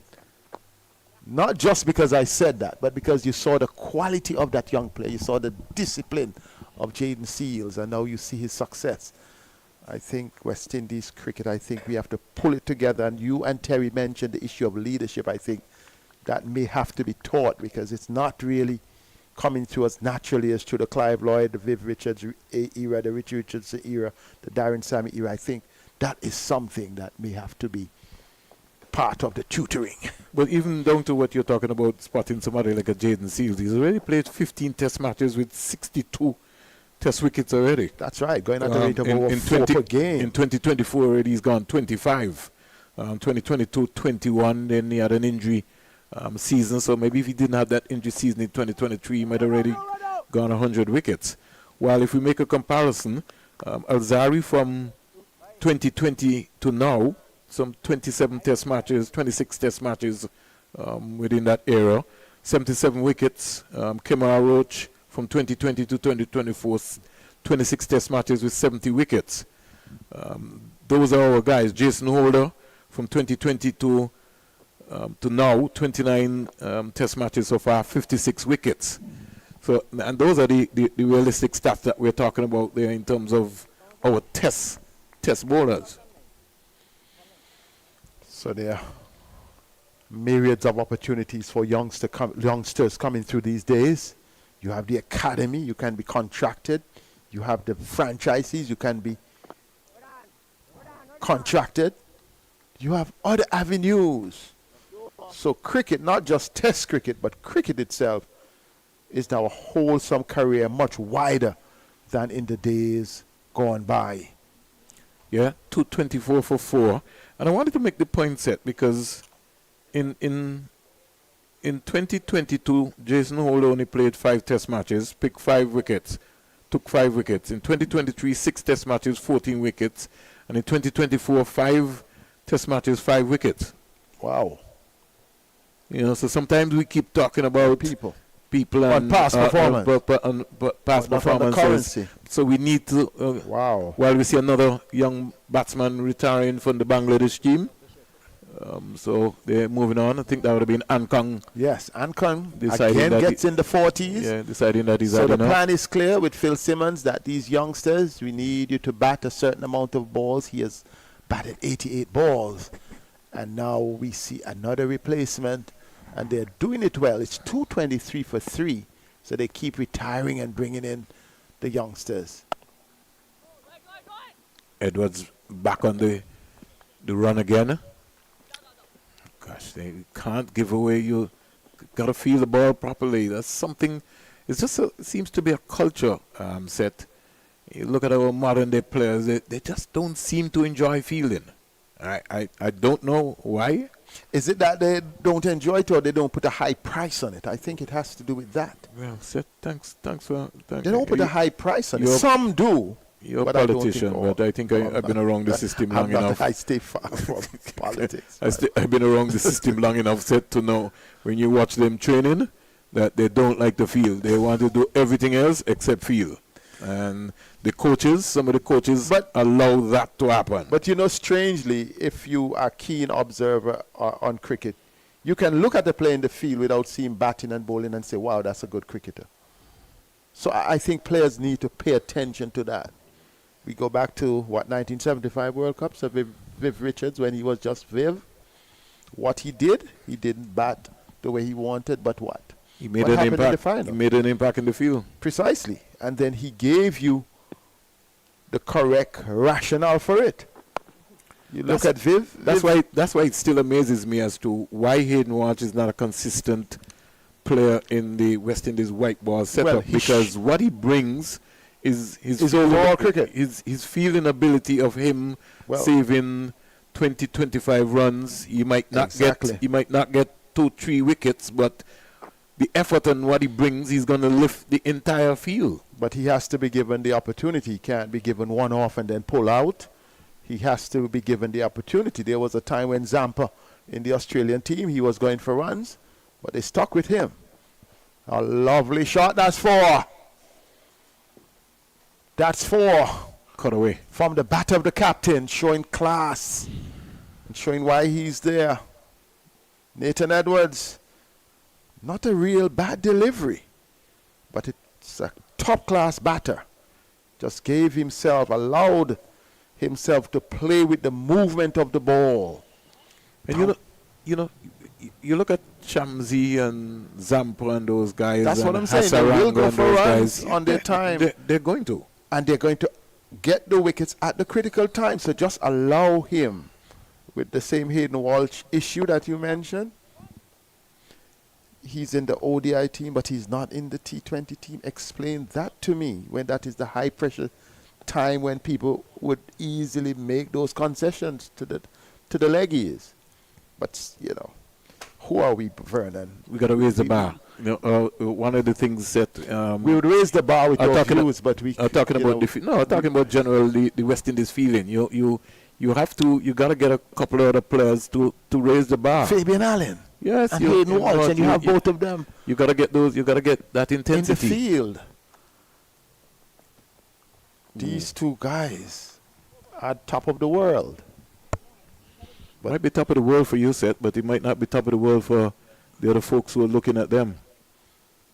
But if you have them and you can have them, you rightly say you can save 25 runs, and they can be effective. But the fielding is something that the youngsters would learn that from over number 1 to over number 19 a day.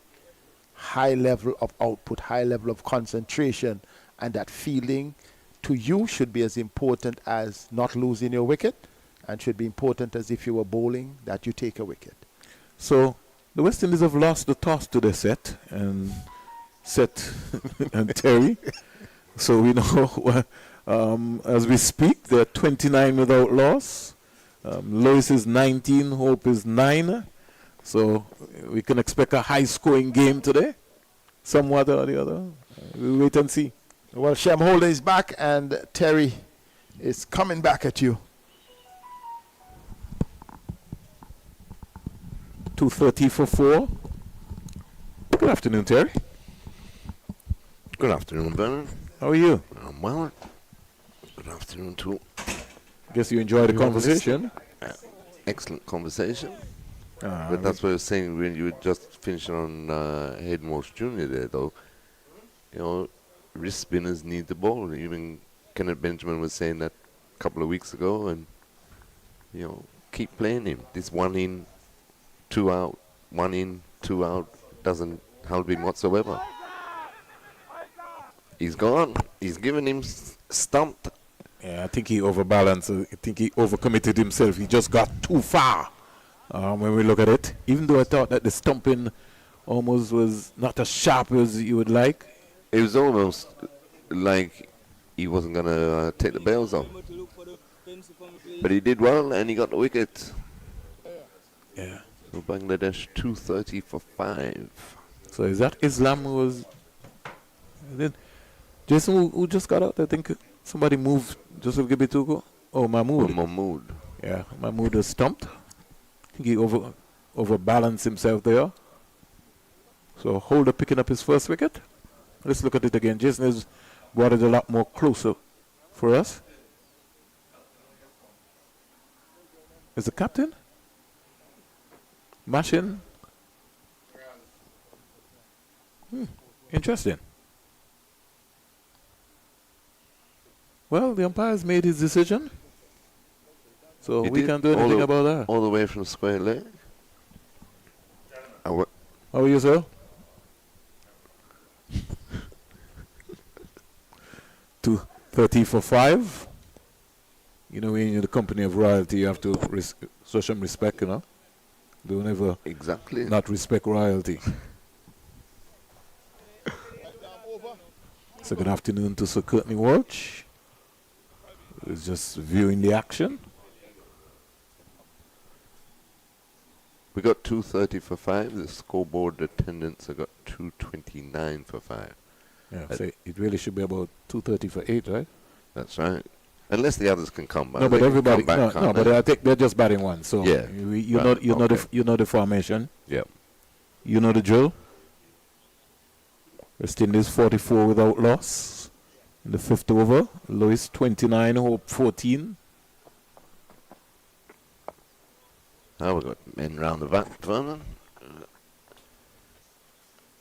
A lot of Leg people, slip, a lot of people short could be leg. around the bat, as if they're going to catch the ball. Well, hopefully. Why else are they standing there, Vernon? They're supposed to catch the ball. I shimmy and you realize you know what's happening, Terry. You only have to just make an attempt, and somebody moves. But to the new batsman, you'd bring up the long on and deep mid-wicket, wouldn't you? How many times we must say that again, Terry? Exactly.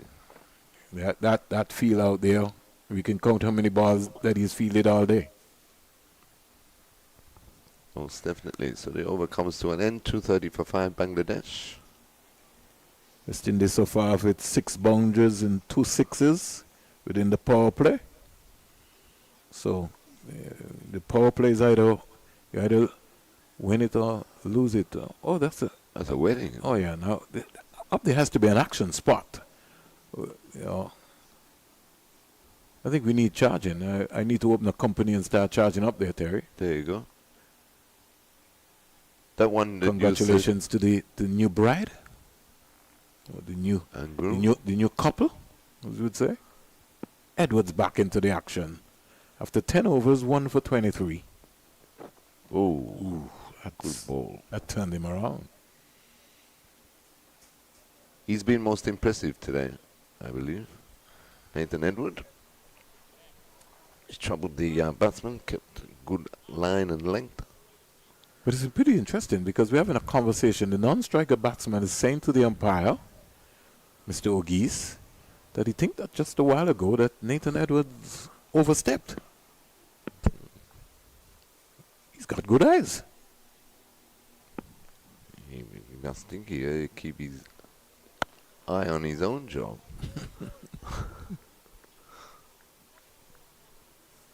I guess maybe he was just trying to just have a conversation. He might have maybe seen something. Mr. O'Geese quietly walked up to him and said that this is where Mr. Edwards landed his foot. So I think that argument, he kind of got the message, he got the memo. 2:30 for 5.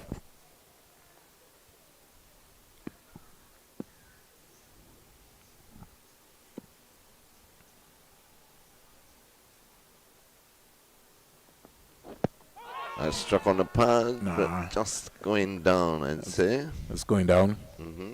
Might have pitched outside the line of the leg stump as well, too. More or less. Let's look at it. First line. Yeah, it did pitch outside the line of the leg stump. Good job. Umpires don't normally get credit these days because of the technology and the television in front of you. But there's no technology and no pressure on these umpires today. That was a good decision.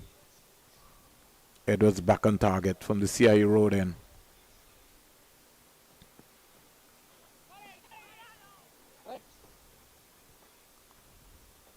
Looking forward, well, he's troubled every batsman today.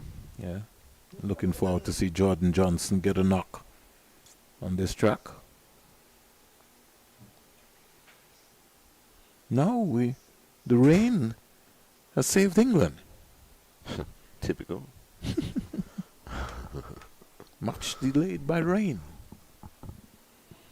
After 5 overs, West Indies are 44 without loss. Edward again into Islam, looks for a single, but none there. Quickly in from mid-wicket. This has been a real impressive spell for young Nathan Edwards here. Most definitely. He's really look fit. He's look like a big, strong young man. 11 overs so far. 1 for 23. And he's just built pressure. Bowling that consistent area. That target between the 4 meter, 6 meter range. Hitting that line, top of the off stump. Yeah, and because of that consistency, Vernon, that's where the pressure has been able to be applied. He's bowled extremely well. Troubled all the batsmen, as I say. He's bowled the most overs between the seamers. Sharon Lewis has bowled 7, 1 for 23 also. And Jay McAllister had the problem with the no ball. Some 11 of them bowled by him today. He bowled 9 overs. Brathwaite has moved around. Brathwaite hasn't come back on the field though, has No, he hasn't. No, so that is interesting. Hopefully there's nothing wrong with the West Indies Test captain. He has been off the field prior to the tea break, and now in this last session he hasn't returned. His holder continues to Hassan Mahmood. He's yet to get off the mark, just faced the 4 deliveries. Hey, you never know. Maybe Brathwaite, maybe he had a net session behind. Yeah, but that's why I say hopefully there's anything untoward wrong. So we've got the slip, short leg for Holder. And that one's floated, hit high out to deep mid wicket, who completes the catch. So another wicket down for Bangladesh.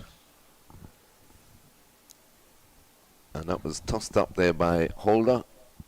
And Looks as if Sri Lanka wants to bowl tonight, as we Mahmood have went for it. a water break. So we'll take a 360 water break so that Jason can get reloaded, and when we come back we'll continue. 2:30 for 6.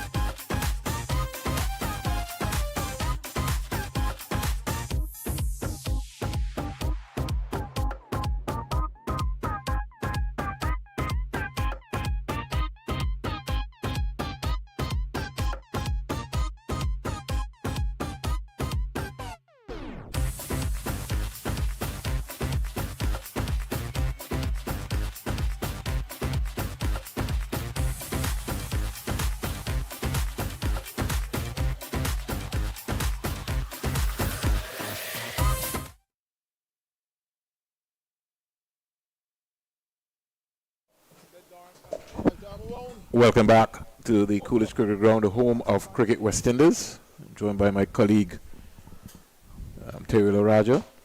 And Holder just looks so much a different bowler when he bowls the ball into the surface. He gets the ball to rip. He just has to be patient. But that one he just tossed up, didn't he? And Islam took the bait. Was it Islam? No, Mahmood took the I bait. just feel, Terry, that Bangladesh are going to bowl tonight. They're moving into a motion to be able to get going. So West Indies will maybe have to come and bat tonight here. They could maybe lose a couple of wickets as well too.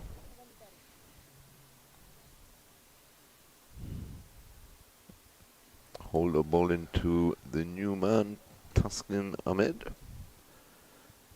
Coming round the wicket to the left hand. He's got 2 slips and a short leg, and that's punched nicely through the cover region, and I'll take 2. Lazy. Lazy field in there by Bedford. He just they strolled after it. Yeah, the approach, going for the ball as well too. It was no sort of intensity as if he really wanted to go after it.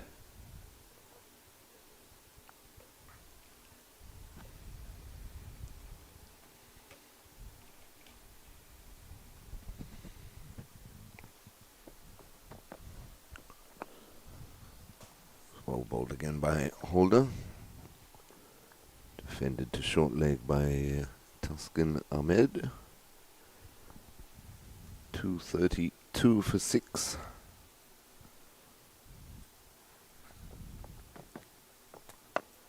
Gave that one a bit more flight, but played straight back to the bowler to complete a successful over there by Shame Holder. And Bangladesh are 232 for 6, but remember, 3 batsmen have retired out. So, in theory, this is the last pair at the crease. As the shadows lengthen across Coolidge. Had no more rain though, apart from that half an hour or 37-minute delay prior and through the luncheon break.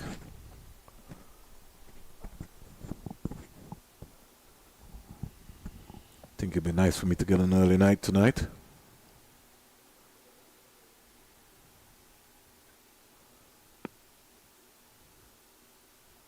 Nathan Edward to continue, and that one squares the batsman up again. Tajul Islam this time. Rolls out to backward point, and there's no run. Yeah, it's always good to have an early night on a Sunday. Relax. Don't know if it'll be Watch early. West Indies bang England again, and then go to bed. Yeah. Remember West Indies lost the toss today, you know. Does it make a difference? It According to Mr. Powell, it makes the difference. You bat terribly, you bat woefully, and he says it would have made a difference if we had won the toss. Yeah. I don't get that. Demonstrated last night. So there might be some, you know. But that was because they rolled a road out. Well, it's I like think Darren Sammy after the Sri Lankan tour after the T20 part of the Sri Lankan tour said take it as a moral victory because they had to change the conditions to beat us. Terry, I don't know. Are you looking up on the road there? I see a procession going on there. What's the wedding? If I can get our cameraman to just feature up there and see, look as if somebody's maybe going to take some pictures. It looks like it's going to be their birthday or their anniversary. So they walk into the site. This site's been overused today, isn't it? A wedding? It's been active. A graduation? It's been certainly active. And for these to be walking, it means that area is got to be a hot area. It's a lovely view. Edward in again to the left-handed Tajul, no ball and cracked backward a point for 4. Yeah. Good Wide. shot. See the Bangladesh cricket team getting themselves organized, so I think that they look like they're going to bowl tonight, Terry. Yes, it looks like, as we said, this, even though there's 6 down on the scoreboard, 3 have retired, so this is the last pair. Might be looking to get to 250. Get a good run out. Edward in again, much fuller delivery. Oh, They've driven beautiful. beautifully Beautiful shot. Good. through the cover region. 4 runs. Just leaned with his head on his shoulders. Didn't try to overhit it. Just look at the balance. Just moved Got into that- it nicely. Oh, sweet. Excellent There's shot. always just something superb about a left-hander that just makes you say, yes, what a shot. Played with immense class there. Yes, man, that's somebody they're doing. Oh, That's about there. yeah, man, is it 10 years old? Could be. It looks like 10. Yeah. Looks like 10. Wide outside the off stump this time by Edward, left alone by Islam after back-to-back boundaries. He's moved on to 11. Oh, man. So the young lady has turned 10. Congratulations, my dear. Double figures. You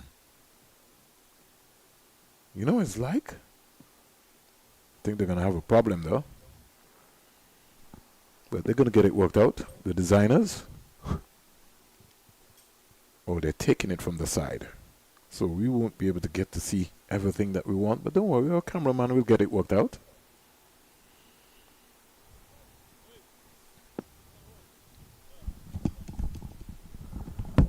Graves just sending the mid-wicket out to deep mid-wicket as Edward gets ready to come in again to Tajul Islam.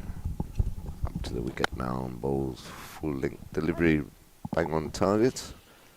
Pushed up back past the bowler. There's no run. And that completes Edward's over. So we've had 70 overs completed, 243 for 6 are Bangladesh. Cameraman Gordon, first time working with him. He's really taking some excellent shots here today, moved around and complimented Jason, the whiz, in a very big way. Yes, they do a wonderful job. So good afternoon to Mr. Vinod Manchan and Leon and all the entire team, the entire 360 team. And talking about doing a wonderful job, the scoreboard attendants. Oh yes, Mr. Black and his crew. Yes, especially standing out there. the With no blaze- shade. Yeah, in the blazing hot sun all day is not easy. Oh, I want to give some But credit to they'll the go right groundsmen today. as well here too, because without a water hog and having to pull those covers or those big major covers off and to be able to get play, even though we lost 37 minutes, has to be good credit. Now if he's bowling that line, why not come over the wicket and nick him off and get caught at first slip? And that's why I say, Vernon, they'd never like to come these days over the wicket to a left-hander.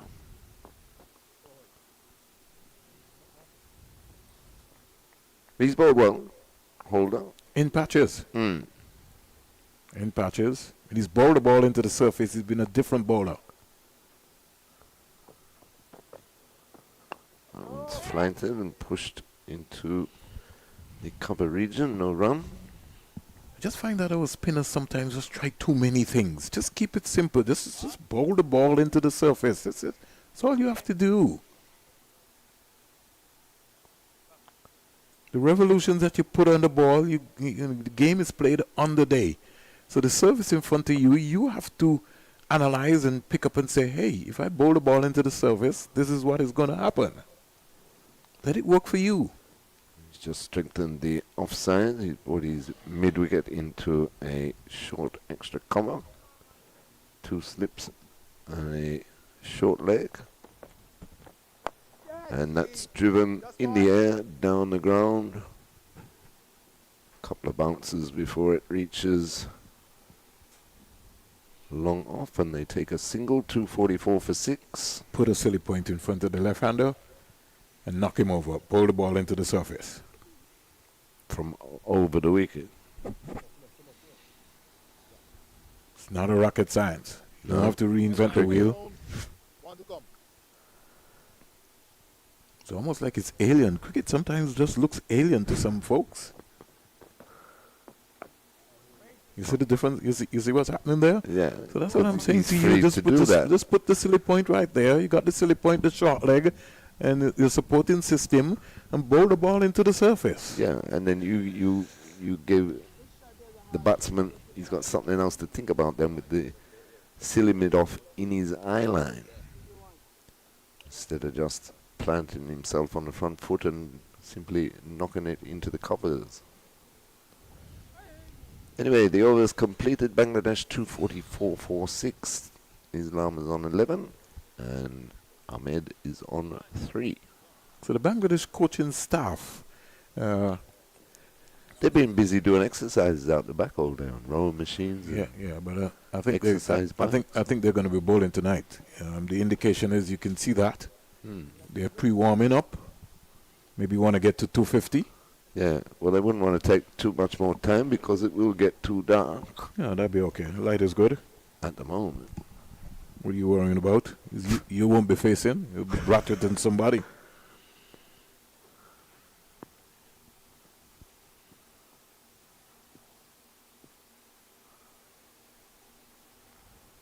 Because the coach, Phil Simmons, he know all about that.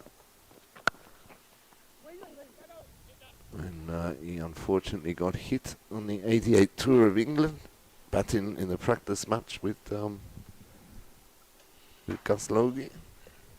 We almost seen the same thing happening on there was a in-house game in India too. You realize that a couple of players got stocked up. Right, yeah. Mm. Right, so Have to be careful. everybody wants to get into the final 11. What are you going to be careful about? You got to go out there and bat.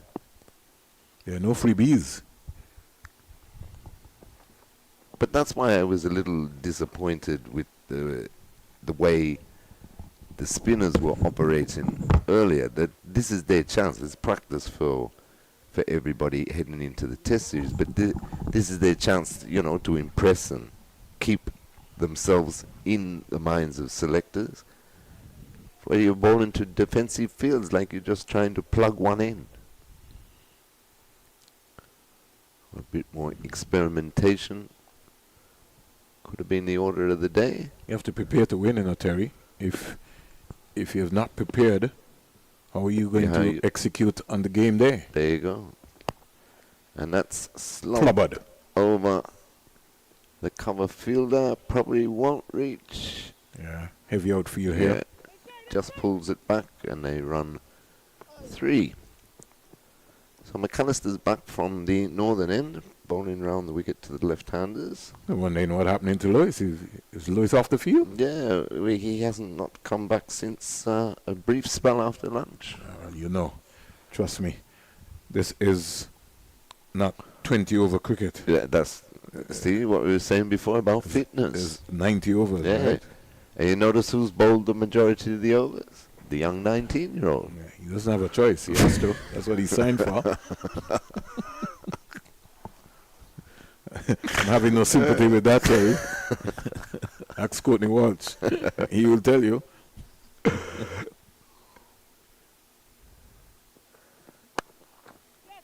It's pulled to mid-on the bounce. No run. Is that not Lewis there on the field? That's Lewis. I think he's on the field. He just doesn't bowl. Yeah, but he's maybe still recovering. But talking about Courtney Walsh, I had the pleasure of going to the induction of the West Indies Academy a couple of weeks ago. Here at Coolidge, here at Cricket West Indies. Home of Cricket West Indies. And he was telling the youngsters that you've got to love the game. You've got to love putting in the hard work and everything. And he gave the example of when he bowled 45 overs on the trot, only broken by lunch in Barbados. One time he also bowled 23 on the trot here one time against England. Another no On ball. the Factory Road end. Terry, we now have 14 for the day. Unacceptable. 14 and that's his 12. 11. 11. He had 10 before this. And that's Bang away for 4. good shot that. Dug it in short again. He still hasn't learnt. McAllister. Got on top of it. Kept it down. And it fiercely flew past backward point and down to the boundary for 4. Picked up the length of that one nicely. Pitch is two-toned at the moment. That's what I was telling you about the modern day young cricketers, they don't want to run. They No. want to go to the gym. You Right. got to put some miles on You your gotta put- legs. exactly. Ask Courtney Walsh. Mhm. Ask Andy Roberts. Hmm. Ask Joel Garner. Ask those guys. They will tell you. Milton Small and Company. Fast bowling is hard work. Colin Croft. Got to put in the work. You got to run. Some fashionable Most person have just definitely. told our young fast bowlers to just go to the gym and, you know, and just And you'll bulk be up. terrific. Yeah. Yeah. You won't. That's one of the reasons why I think that we're having so many injuries, They around. break You down know, quick. Yeah. got to for go on the sure. beach. Got to go on the beach. Got to run the hills. Uh-huh. Got to put it. At one time, I asked Courtney and Curtly, what was the time frame? You know, Courtney said, I just ran. Mhm. I got to Sabina Park and I was just running. I just run until the cows come home. Mm, mm. That's what you need. But you would see them, you know, even at the end of the day's play, they do a couple of laps and so as a warm down and thing. But is what you put in, Vernon, is what you get out.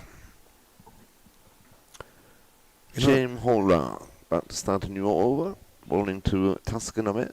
He's got 2 for 47 from his 16. Hmm. He's coming around the wicket again. Trying to tempt Ahmed into a big shot, giving it a bit of air. Get a silly point in. Get a silly point in. Put somebody right in front of his bat and snap him up.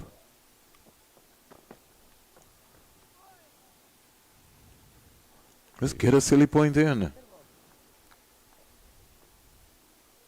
He went for that one, Tuscan, but made no contact. He's still coming around the wicket to the left-handers. That's worked nicely into the vacant mid-wicket area for a comfortable single. 252 for 6.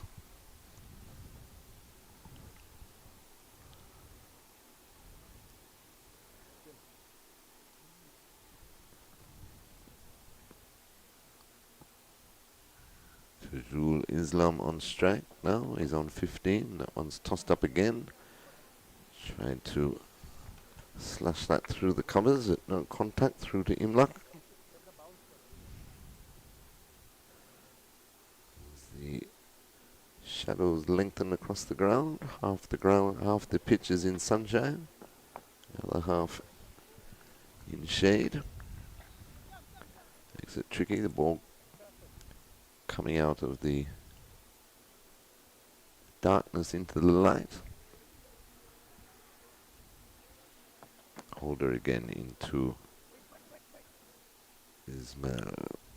Islam slaps at 2 point. No run over called. Bangladesh 253 for 6.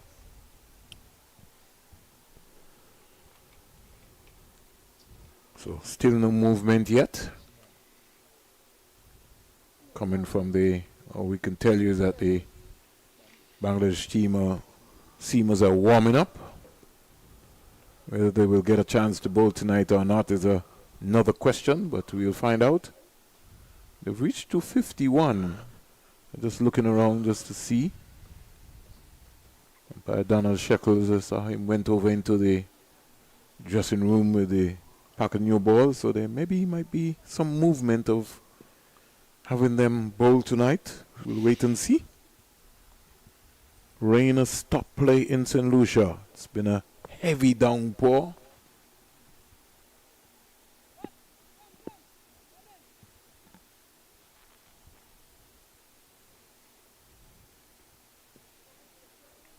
Imlak now doing the captaincy duties.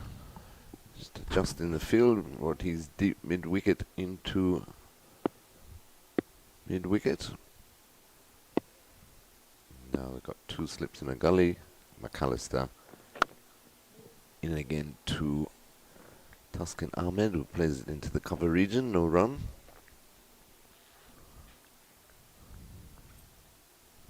I think sometimes we just see the same basic fields all the time, Terry. There's no innovation. No imagination. Yeah, you're just assuming that a batsman is just going to get out. Yeah, they tend to hang on the back foot a lot, I believe. And as we were saying before, it comes back to leadership. You know, you have to think a batsman, outthink a batsman rather than just wait for the batsman to make a mistake. Bowling.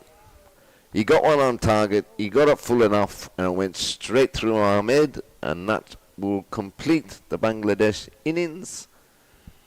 McAllister picks up the last wicket to fall clean ball. Tuscan Ahmed for 7. What ball he bowled? Full and straight. Okay. He's been trying that since 10 o'clock this morning. Right? See? Patience. 253 for 7. 3 retired out. This means the end of the Bangladesh innings. So CWI Select 11 will have a short period, about half an hour or so, I think. I think it'll be a very hostile half an hour as well too. Could be, yeah, about half an hour they'll have So when we'll they come back. take a 360 break. The small roller is being called out. And we say thanks to Jason for the whiz for doing an excellent job. So on behalf of my team today, Terry and Seth, we'll take a not a power diesel water break, but at least a 360 final break before play, which is expected to close out here at 5:37 today, Sunday.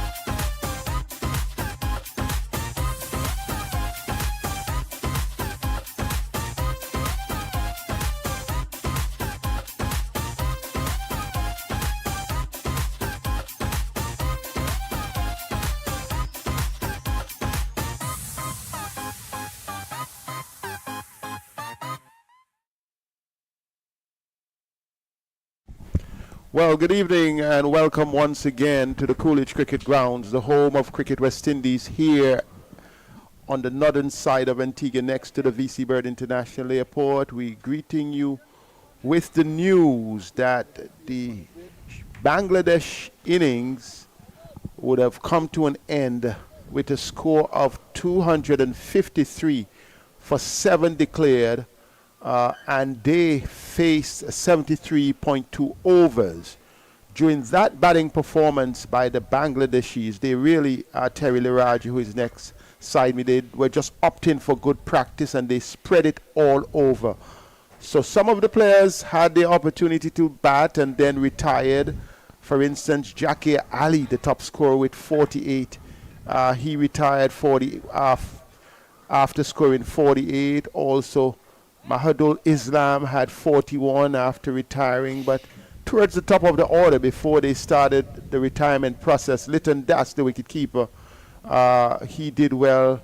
Momin Mulhaq, the senior batter, also scored 31. Both scored 31, and then we also saw Dipu scoring 25 as the principal scorers for the West Indies. We saw Gia McAllister, who had the last wicket, ending with 2 for 48, and then a wicket each for Lewis Edward, Justin Graves. Our Shem Holder also had 2 wickets. But now it's the West Indies time at the crease. And it will be Captain Craig Brathwaite and Kimani Milius. They are the openers for the West Indies. And Hassan is going to start. Hassan Mahmood is going to start for the Bangladesh team. Yes, with 3 slips and a gully as he comes into Captain Craig Brathwaite, who plays that quietly down to backward point, and there's no run. We're hoping to get about 5 overs in tonight. Well, Seth, that's the expectation. light permitting, of course. Yes, 14 overs would have remained Yes. throughout the day's play, but the reality of the light situation here just after 5, by 5:30, you would see the setting of the sun, and we are seeing a bit of sunlight here for almost the first time of the afternoon. Yes, So back- Brathwaite would really want to get some runs. He would want to be here tomorrow. Milius can only do his reputation well.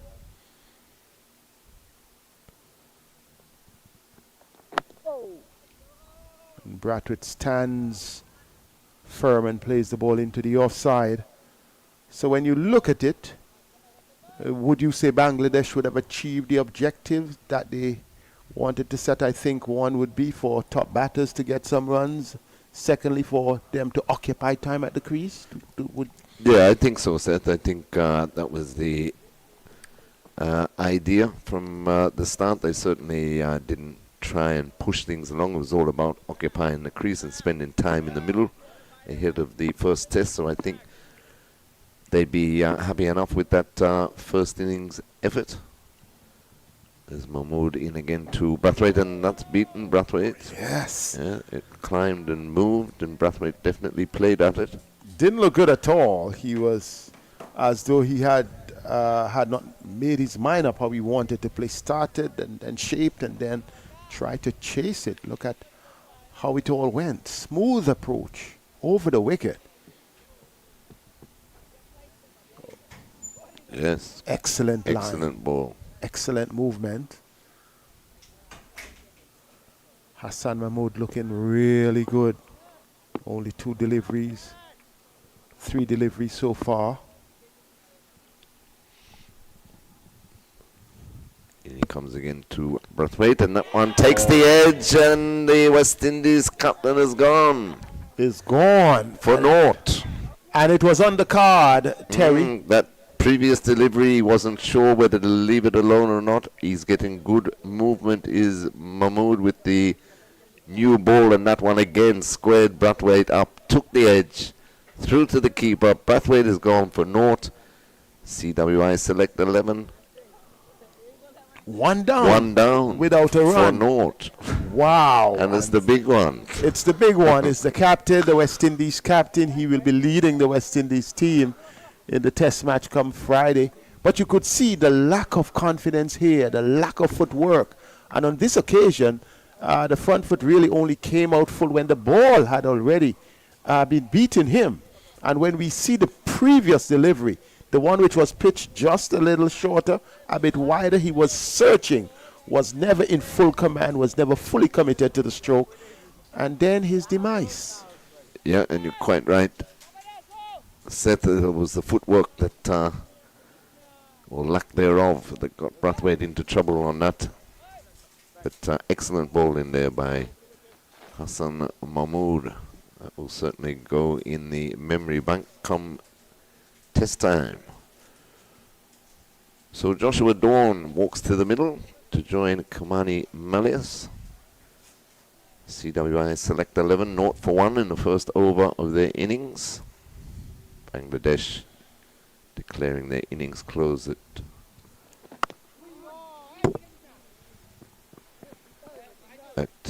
2:53, was it?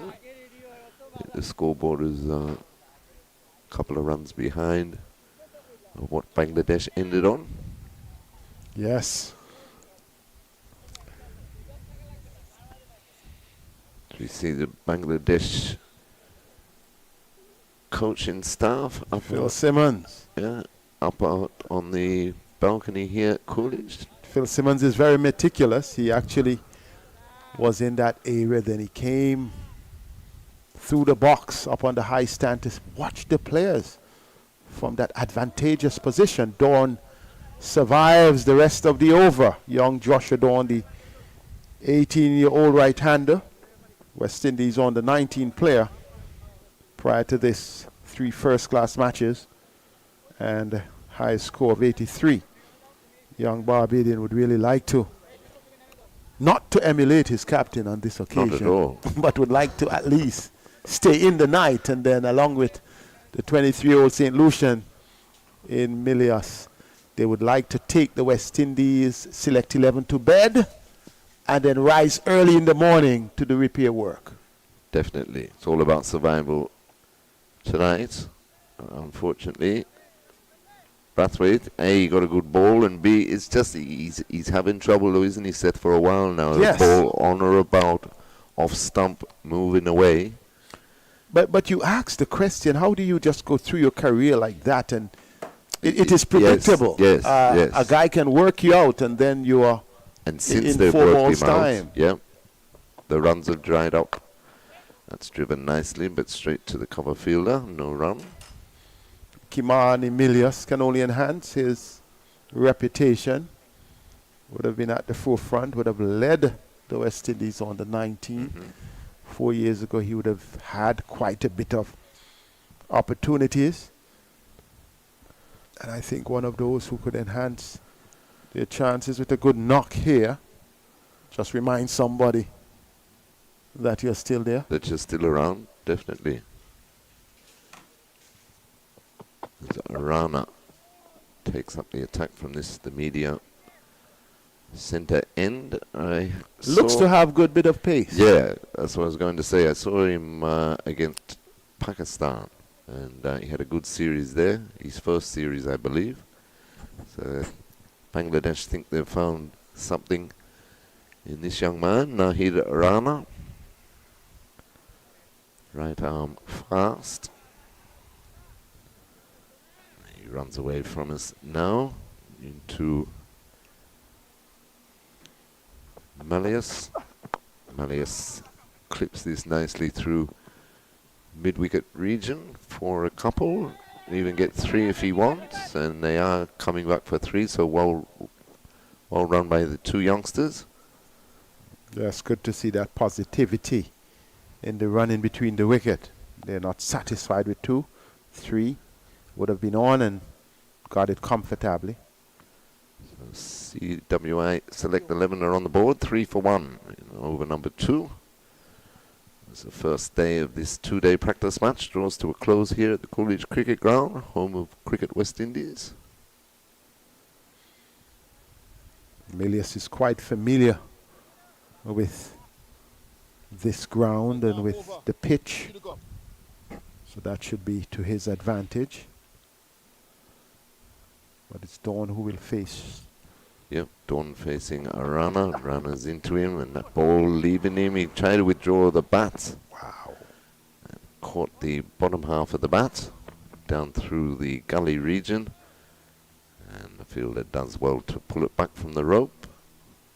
So 2 to Dawn, that gets him off the mark, 5 for 1. Another good delivery there by Rana this time. Yes, it was certainly an involuntary stroke. Was in two minds whether to play, but by time he was trying to pull away, the ball rushed onto him. Good pace, good occasion. Night skies, well, evening skies. It would be interesting whether the umpires go for all 5 overs. Rana into Dawn again. This ball bang on target. Played nicely in defence by Dawn. But they've obviously looked at the conditions and studied about CWI Select 11. Went about their business with the ball. They're getting in the swing, though, Seth, because they're pitching it up a lot more, this new ball. Yes, and Phil Simmons and his team, you can see them in the dressing room. They were doing some work with Rana during the tea period. So perhaps just for him to keep focus on the task ahead. 5 slips as he's into Dawn, and this one left alone by the batsman. Through to the keeper, no run to complete the over. So we've had 2 overs of the CWI Select 11 in reply to Bangladesh's 253 for 7. Declared CWI Select 11 out 5 for 1. 5 for 1. Bangladesh would feel that they have had the better of things there. That's the Coolidge Cricket Ground scoreboard. And Blacks Jarvis, the man in the middle. They might be calling the light meter if they've got one. Well, the umpires are looking. No, I think that might be Yes, they have Stumps. gotten the light meter. That's Stumps. Right. Seth? So it Stumps here on day 1 of the 2 days. Or they're going to check it. They're testing. Oh, so they did remove the bail to test the light meter. They're getting a reading now of the light meter. And they show it to the 2 West Indian batsmen.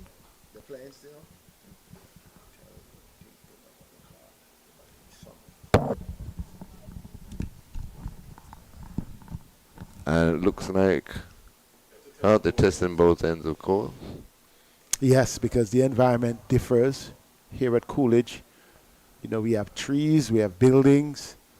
The broadcasting end, the major building, and the Sticky Wicket restaurant to the east. Sun comes in at this time from the west, where you have quite a lot of trees, and those trees are mahogany trees, also palm trees. So the umpires are looking, like Stumps. and they have said Yes, Stumps definitely on day 1. Terry. Day 1 of the CWI Select 11 versus the touring of Bangladesh. And Bangladesh have had the better of day 1. They declared their innings a few minutes ago on 253 for 7. And then picked up the prize scalp of the West Indies Test captain in Craig Brathwaite for naught. He was caught behind off a very good ball from Mahmood. So CWI Select 11 go to Stumps on day 1 on 5 for 1, trailing by some 248 runs. Well, a good day for Bangladesh, because they would have achieved, as we would have discussed, their batting goals, and they would have seen at least the West Indies, who would have had a maximum of 5 possible overs, only facing 2. But getting the prize wicket of Captain Craig Brathwaite in the first over, in fact the 4th ball of the first over, I think that was so important. It simply meant that they would have had success to some extent with the bat, because they had, 3 players retiring here. They basically started the day, they had Hassan Joy and Zakir Hassan opening the batting. They did not really trouble the score much. Joy had 8 and Zakir Hassan had 15, but the key partnership between the senior men, Mami Mulhaq and Lytton Das. They came together. In fact, before Das, there was Dipu, and Hack had 31, Dipu had 25. Lytton Das, he was the first to retire out. There is where we saw the string of retirement. So he went for 31. Then we had Jackie Ali scoring 48, the top scorer. His innings, was good. 4 fours, 1 6, similar to Das, who had a 4 and a 6. Also, they had Mahidul Islam with 41. He also had 4 fours and a 6. So 3 batters with 4 fours and a 6. And they thought that they would have really set a solid platform for the rest of the team. All 3, Das, Ali, and Islam, retiring out or retiring hurt, if you may call it. And then after that, it was just Captain Mihidi Miraz, allowing things to taper out towards the innings. He had 11, Islam had 15, Hassan Mahmood had, Doc at the end, and then that was Taskin Ahmed who went for 7. So they did declare on 253 for 7. McAllister, he had 2 for 48 from 9.2 overs, was a bit expensive.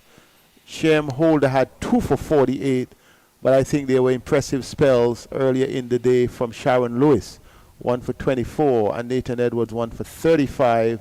Justin Graves also came in for an 8 over, a first spell of 5 overs, 1 for 7, and then ended his 8 overs, 1 for 20. Those were the ones who took the wickets for the select West Indies 11. Terry, your view at that stage, you thought that the West Indies would go in unharmed when the umpires decided that only 5 overs will be bowled at the end of the innings. Only 2 overs were bowled, but your big call after 4 deliveries, you saw the West Indies captain going for a duck. I did, unfortunately.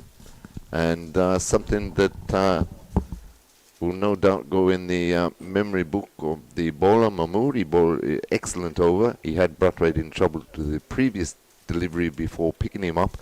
But as we were saying, Seth, he's still got trouble with that ball on or about off stump, whether to leave it, whether to play it, whether to come forward, whether to go back.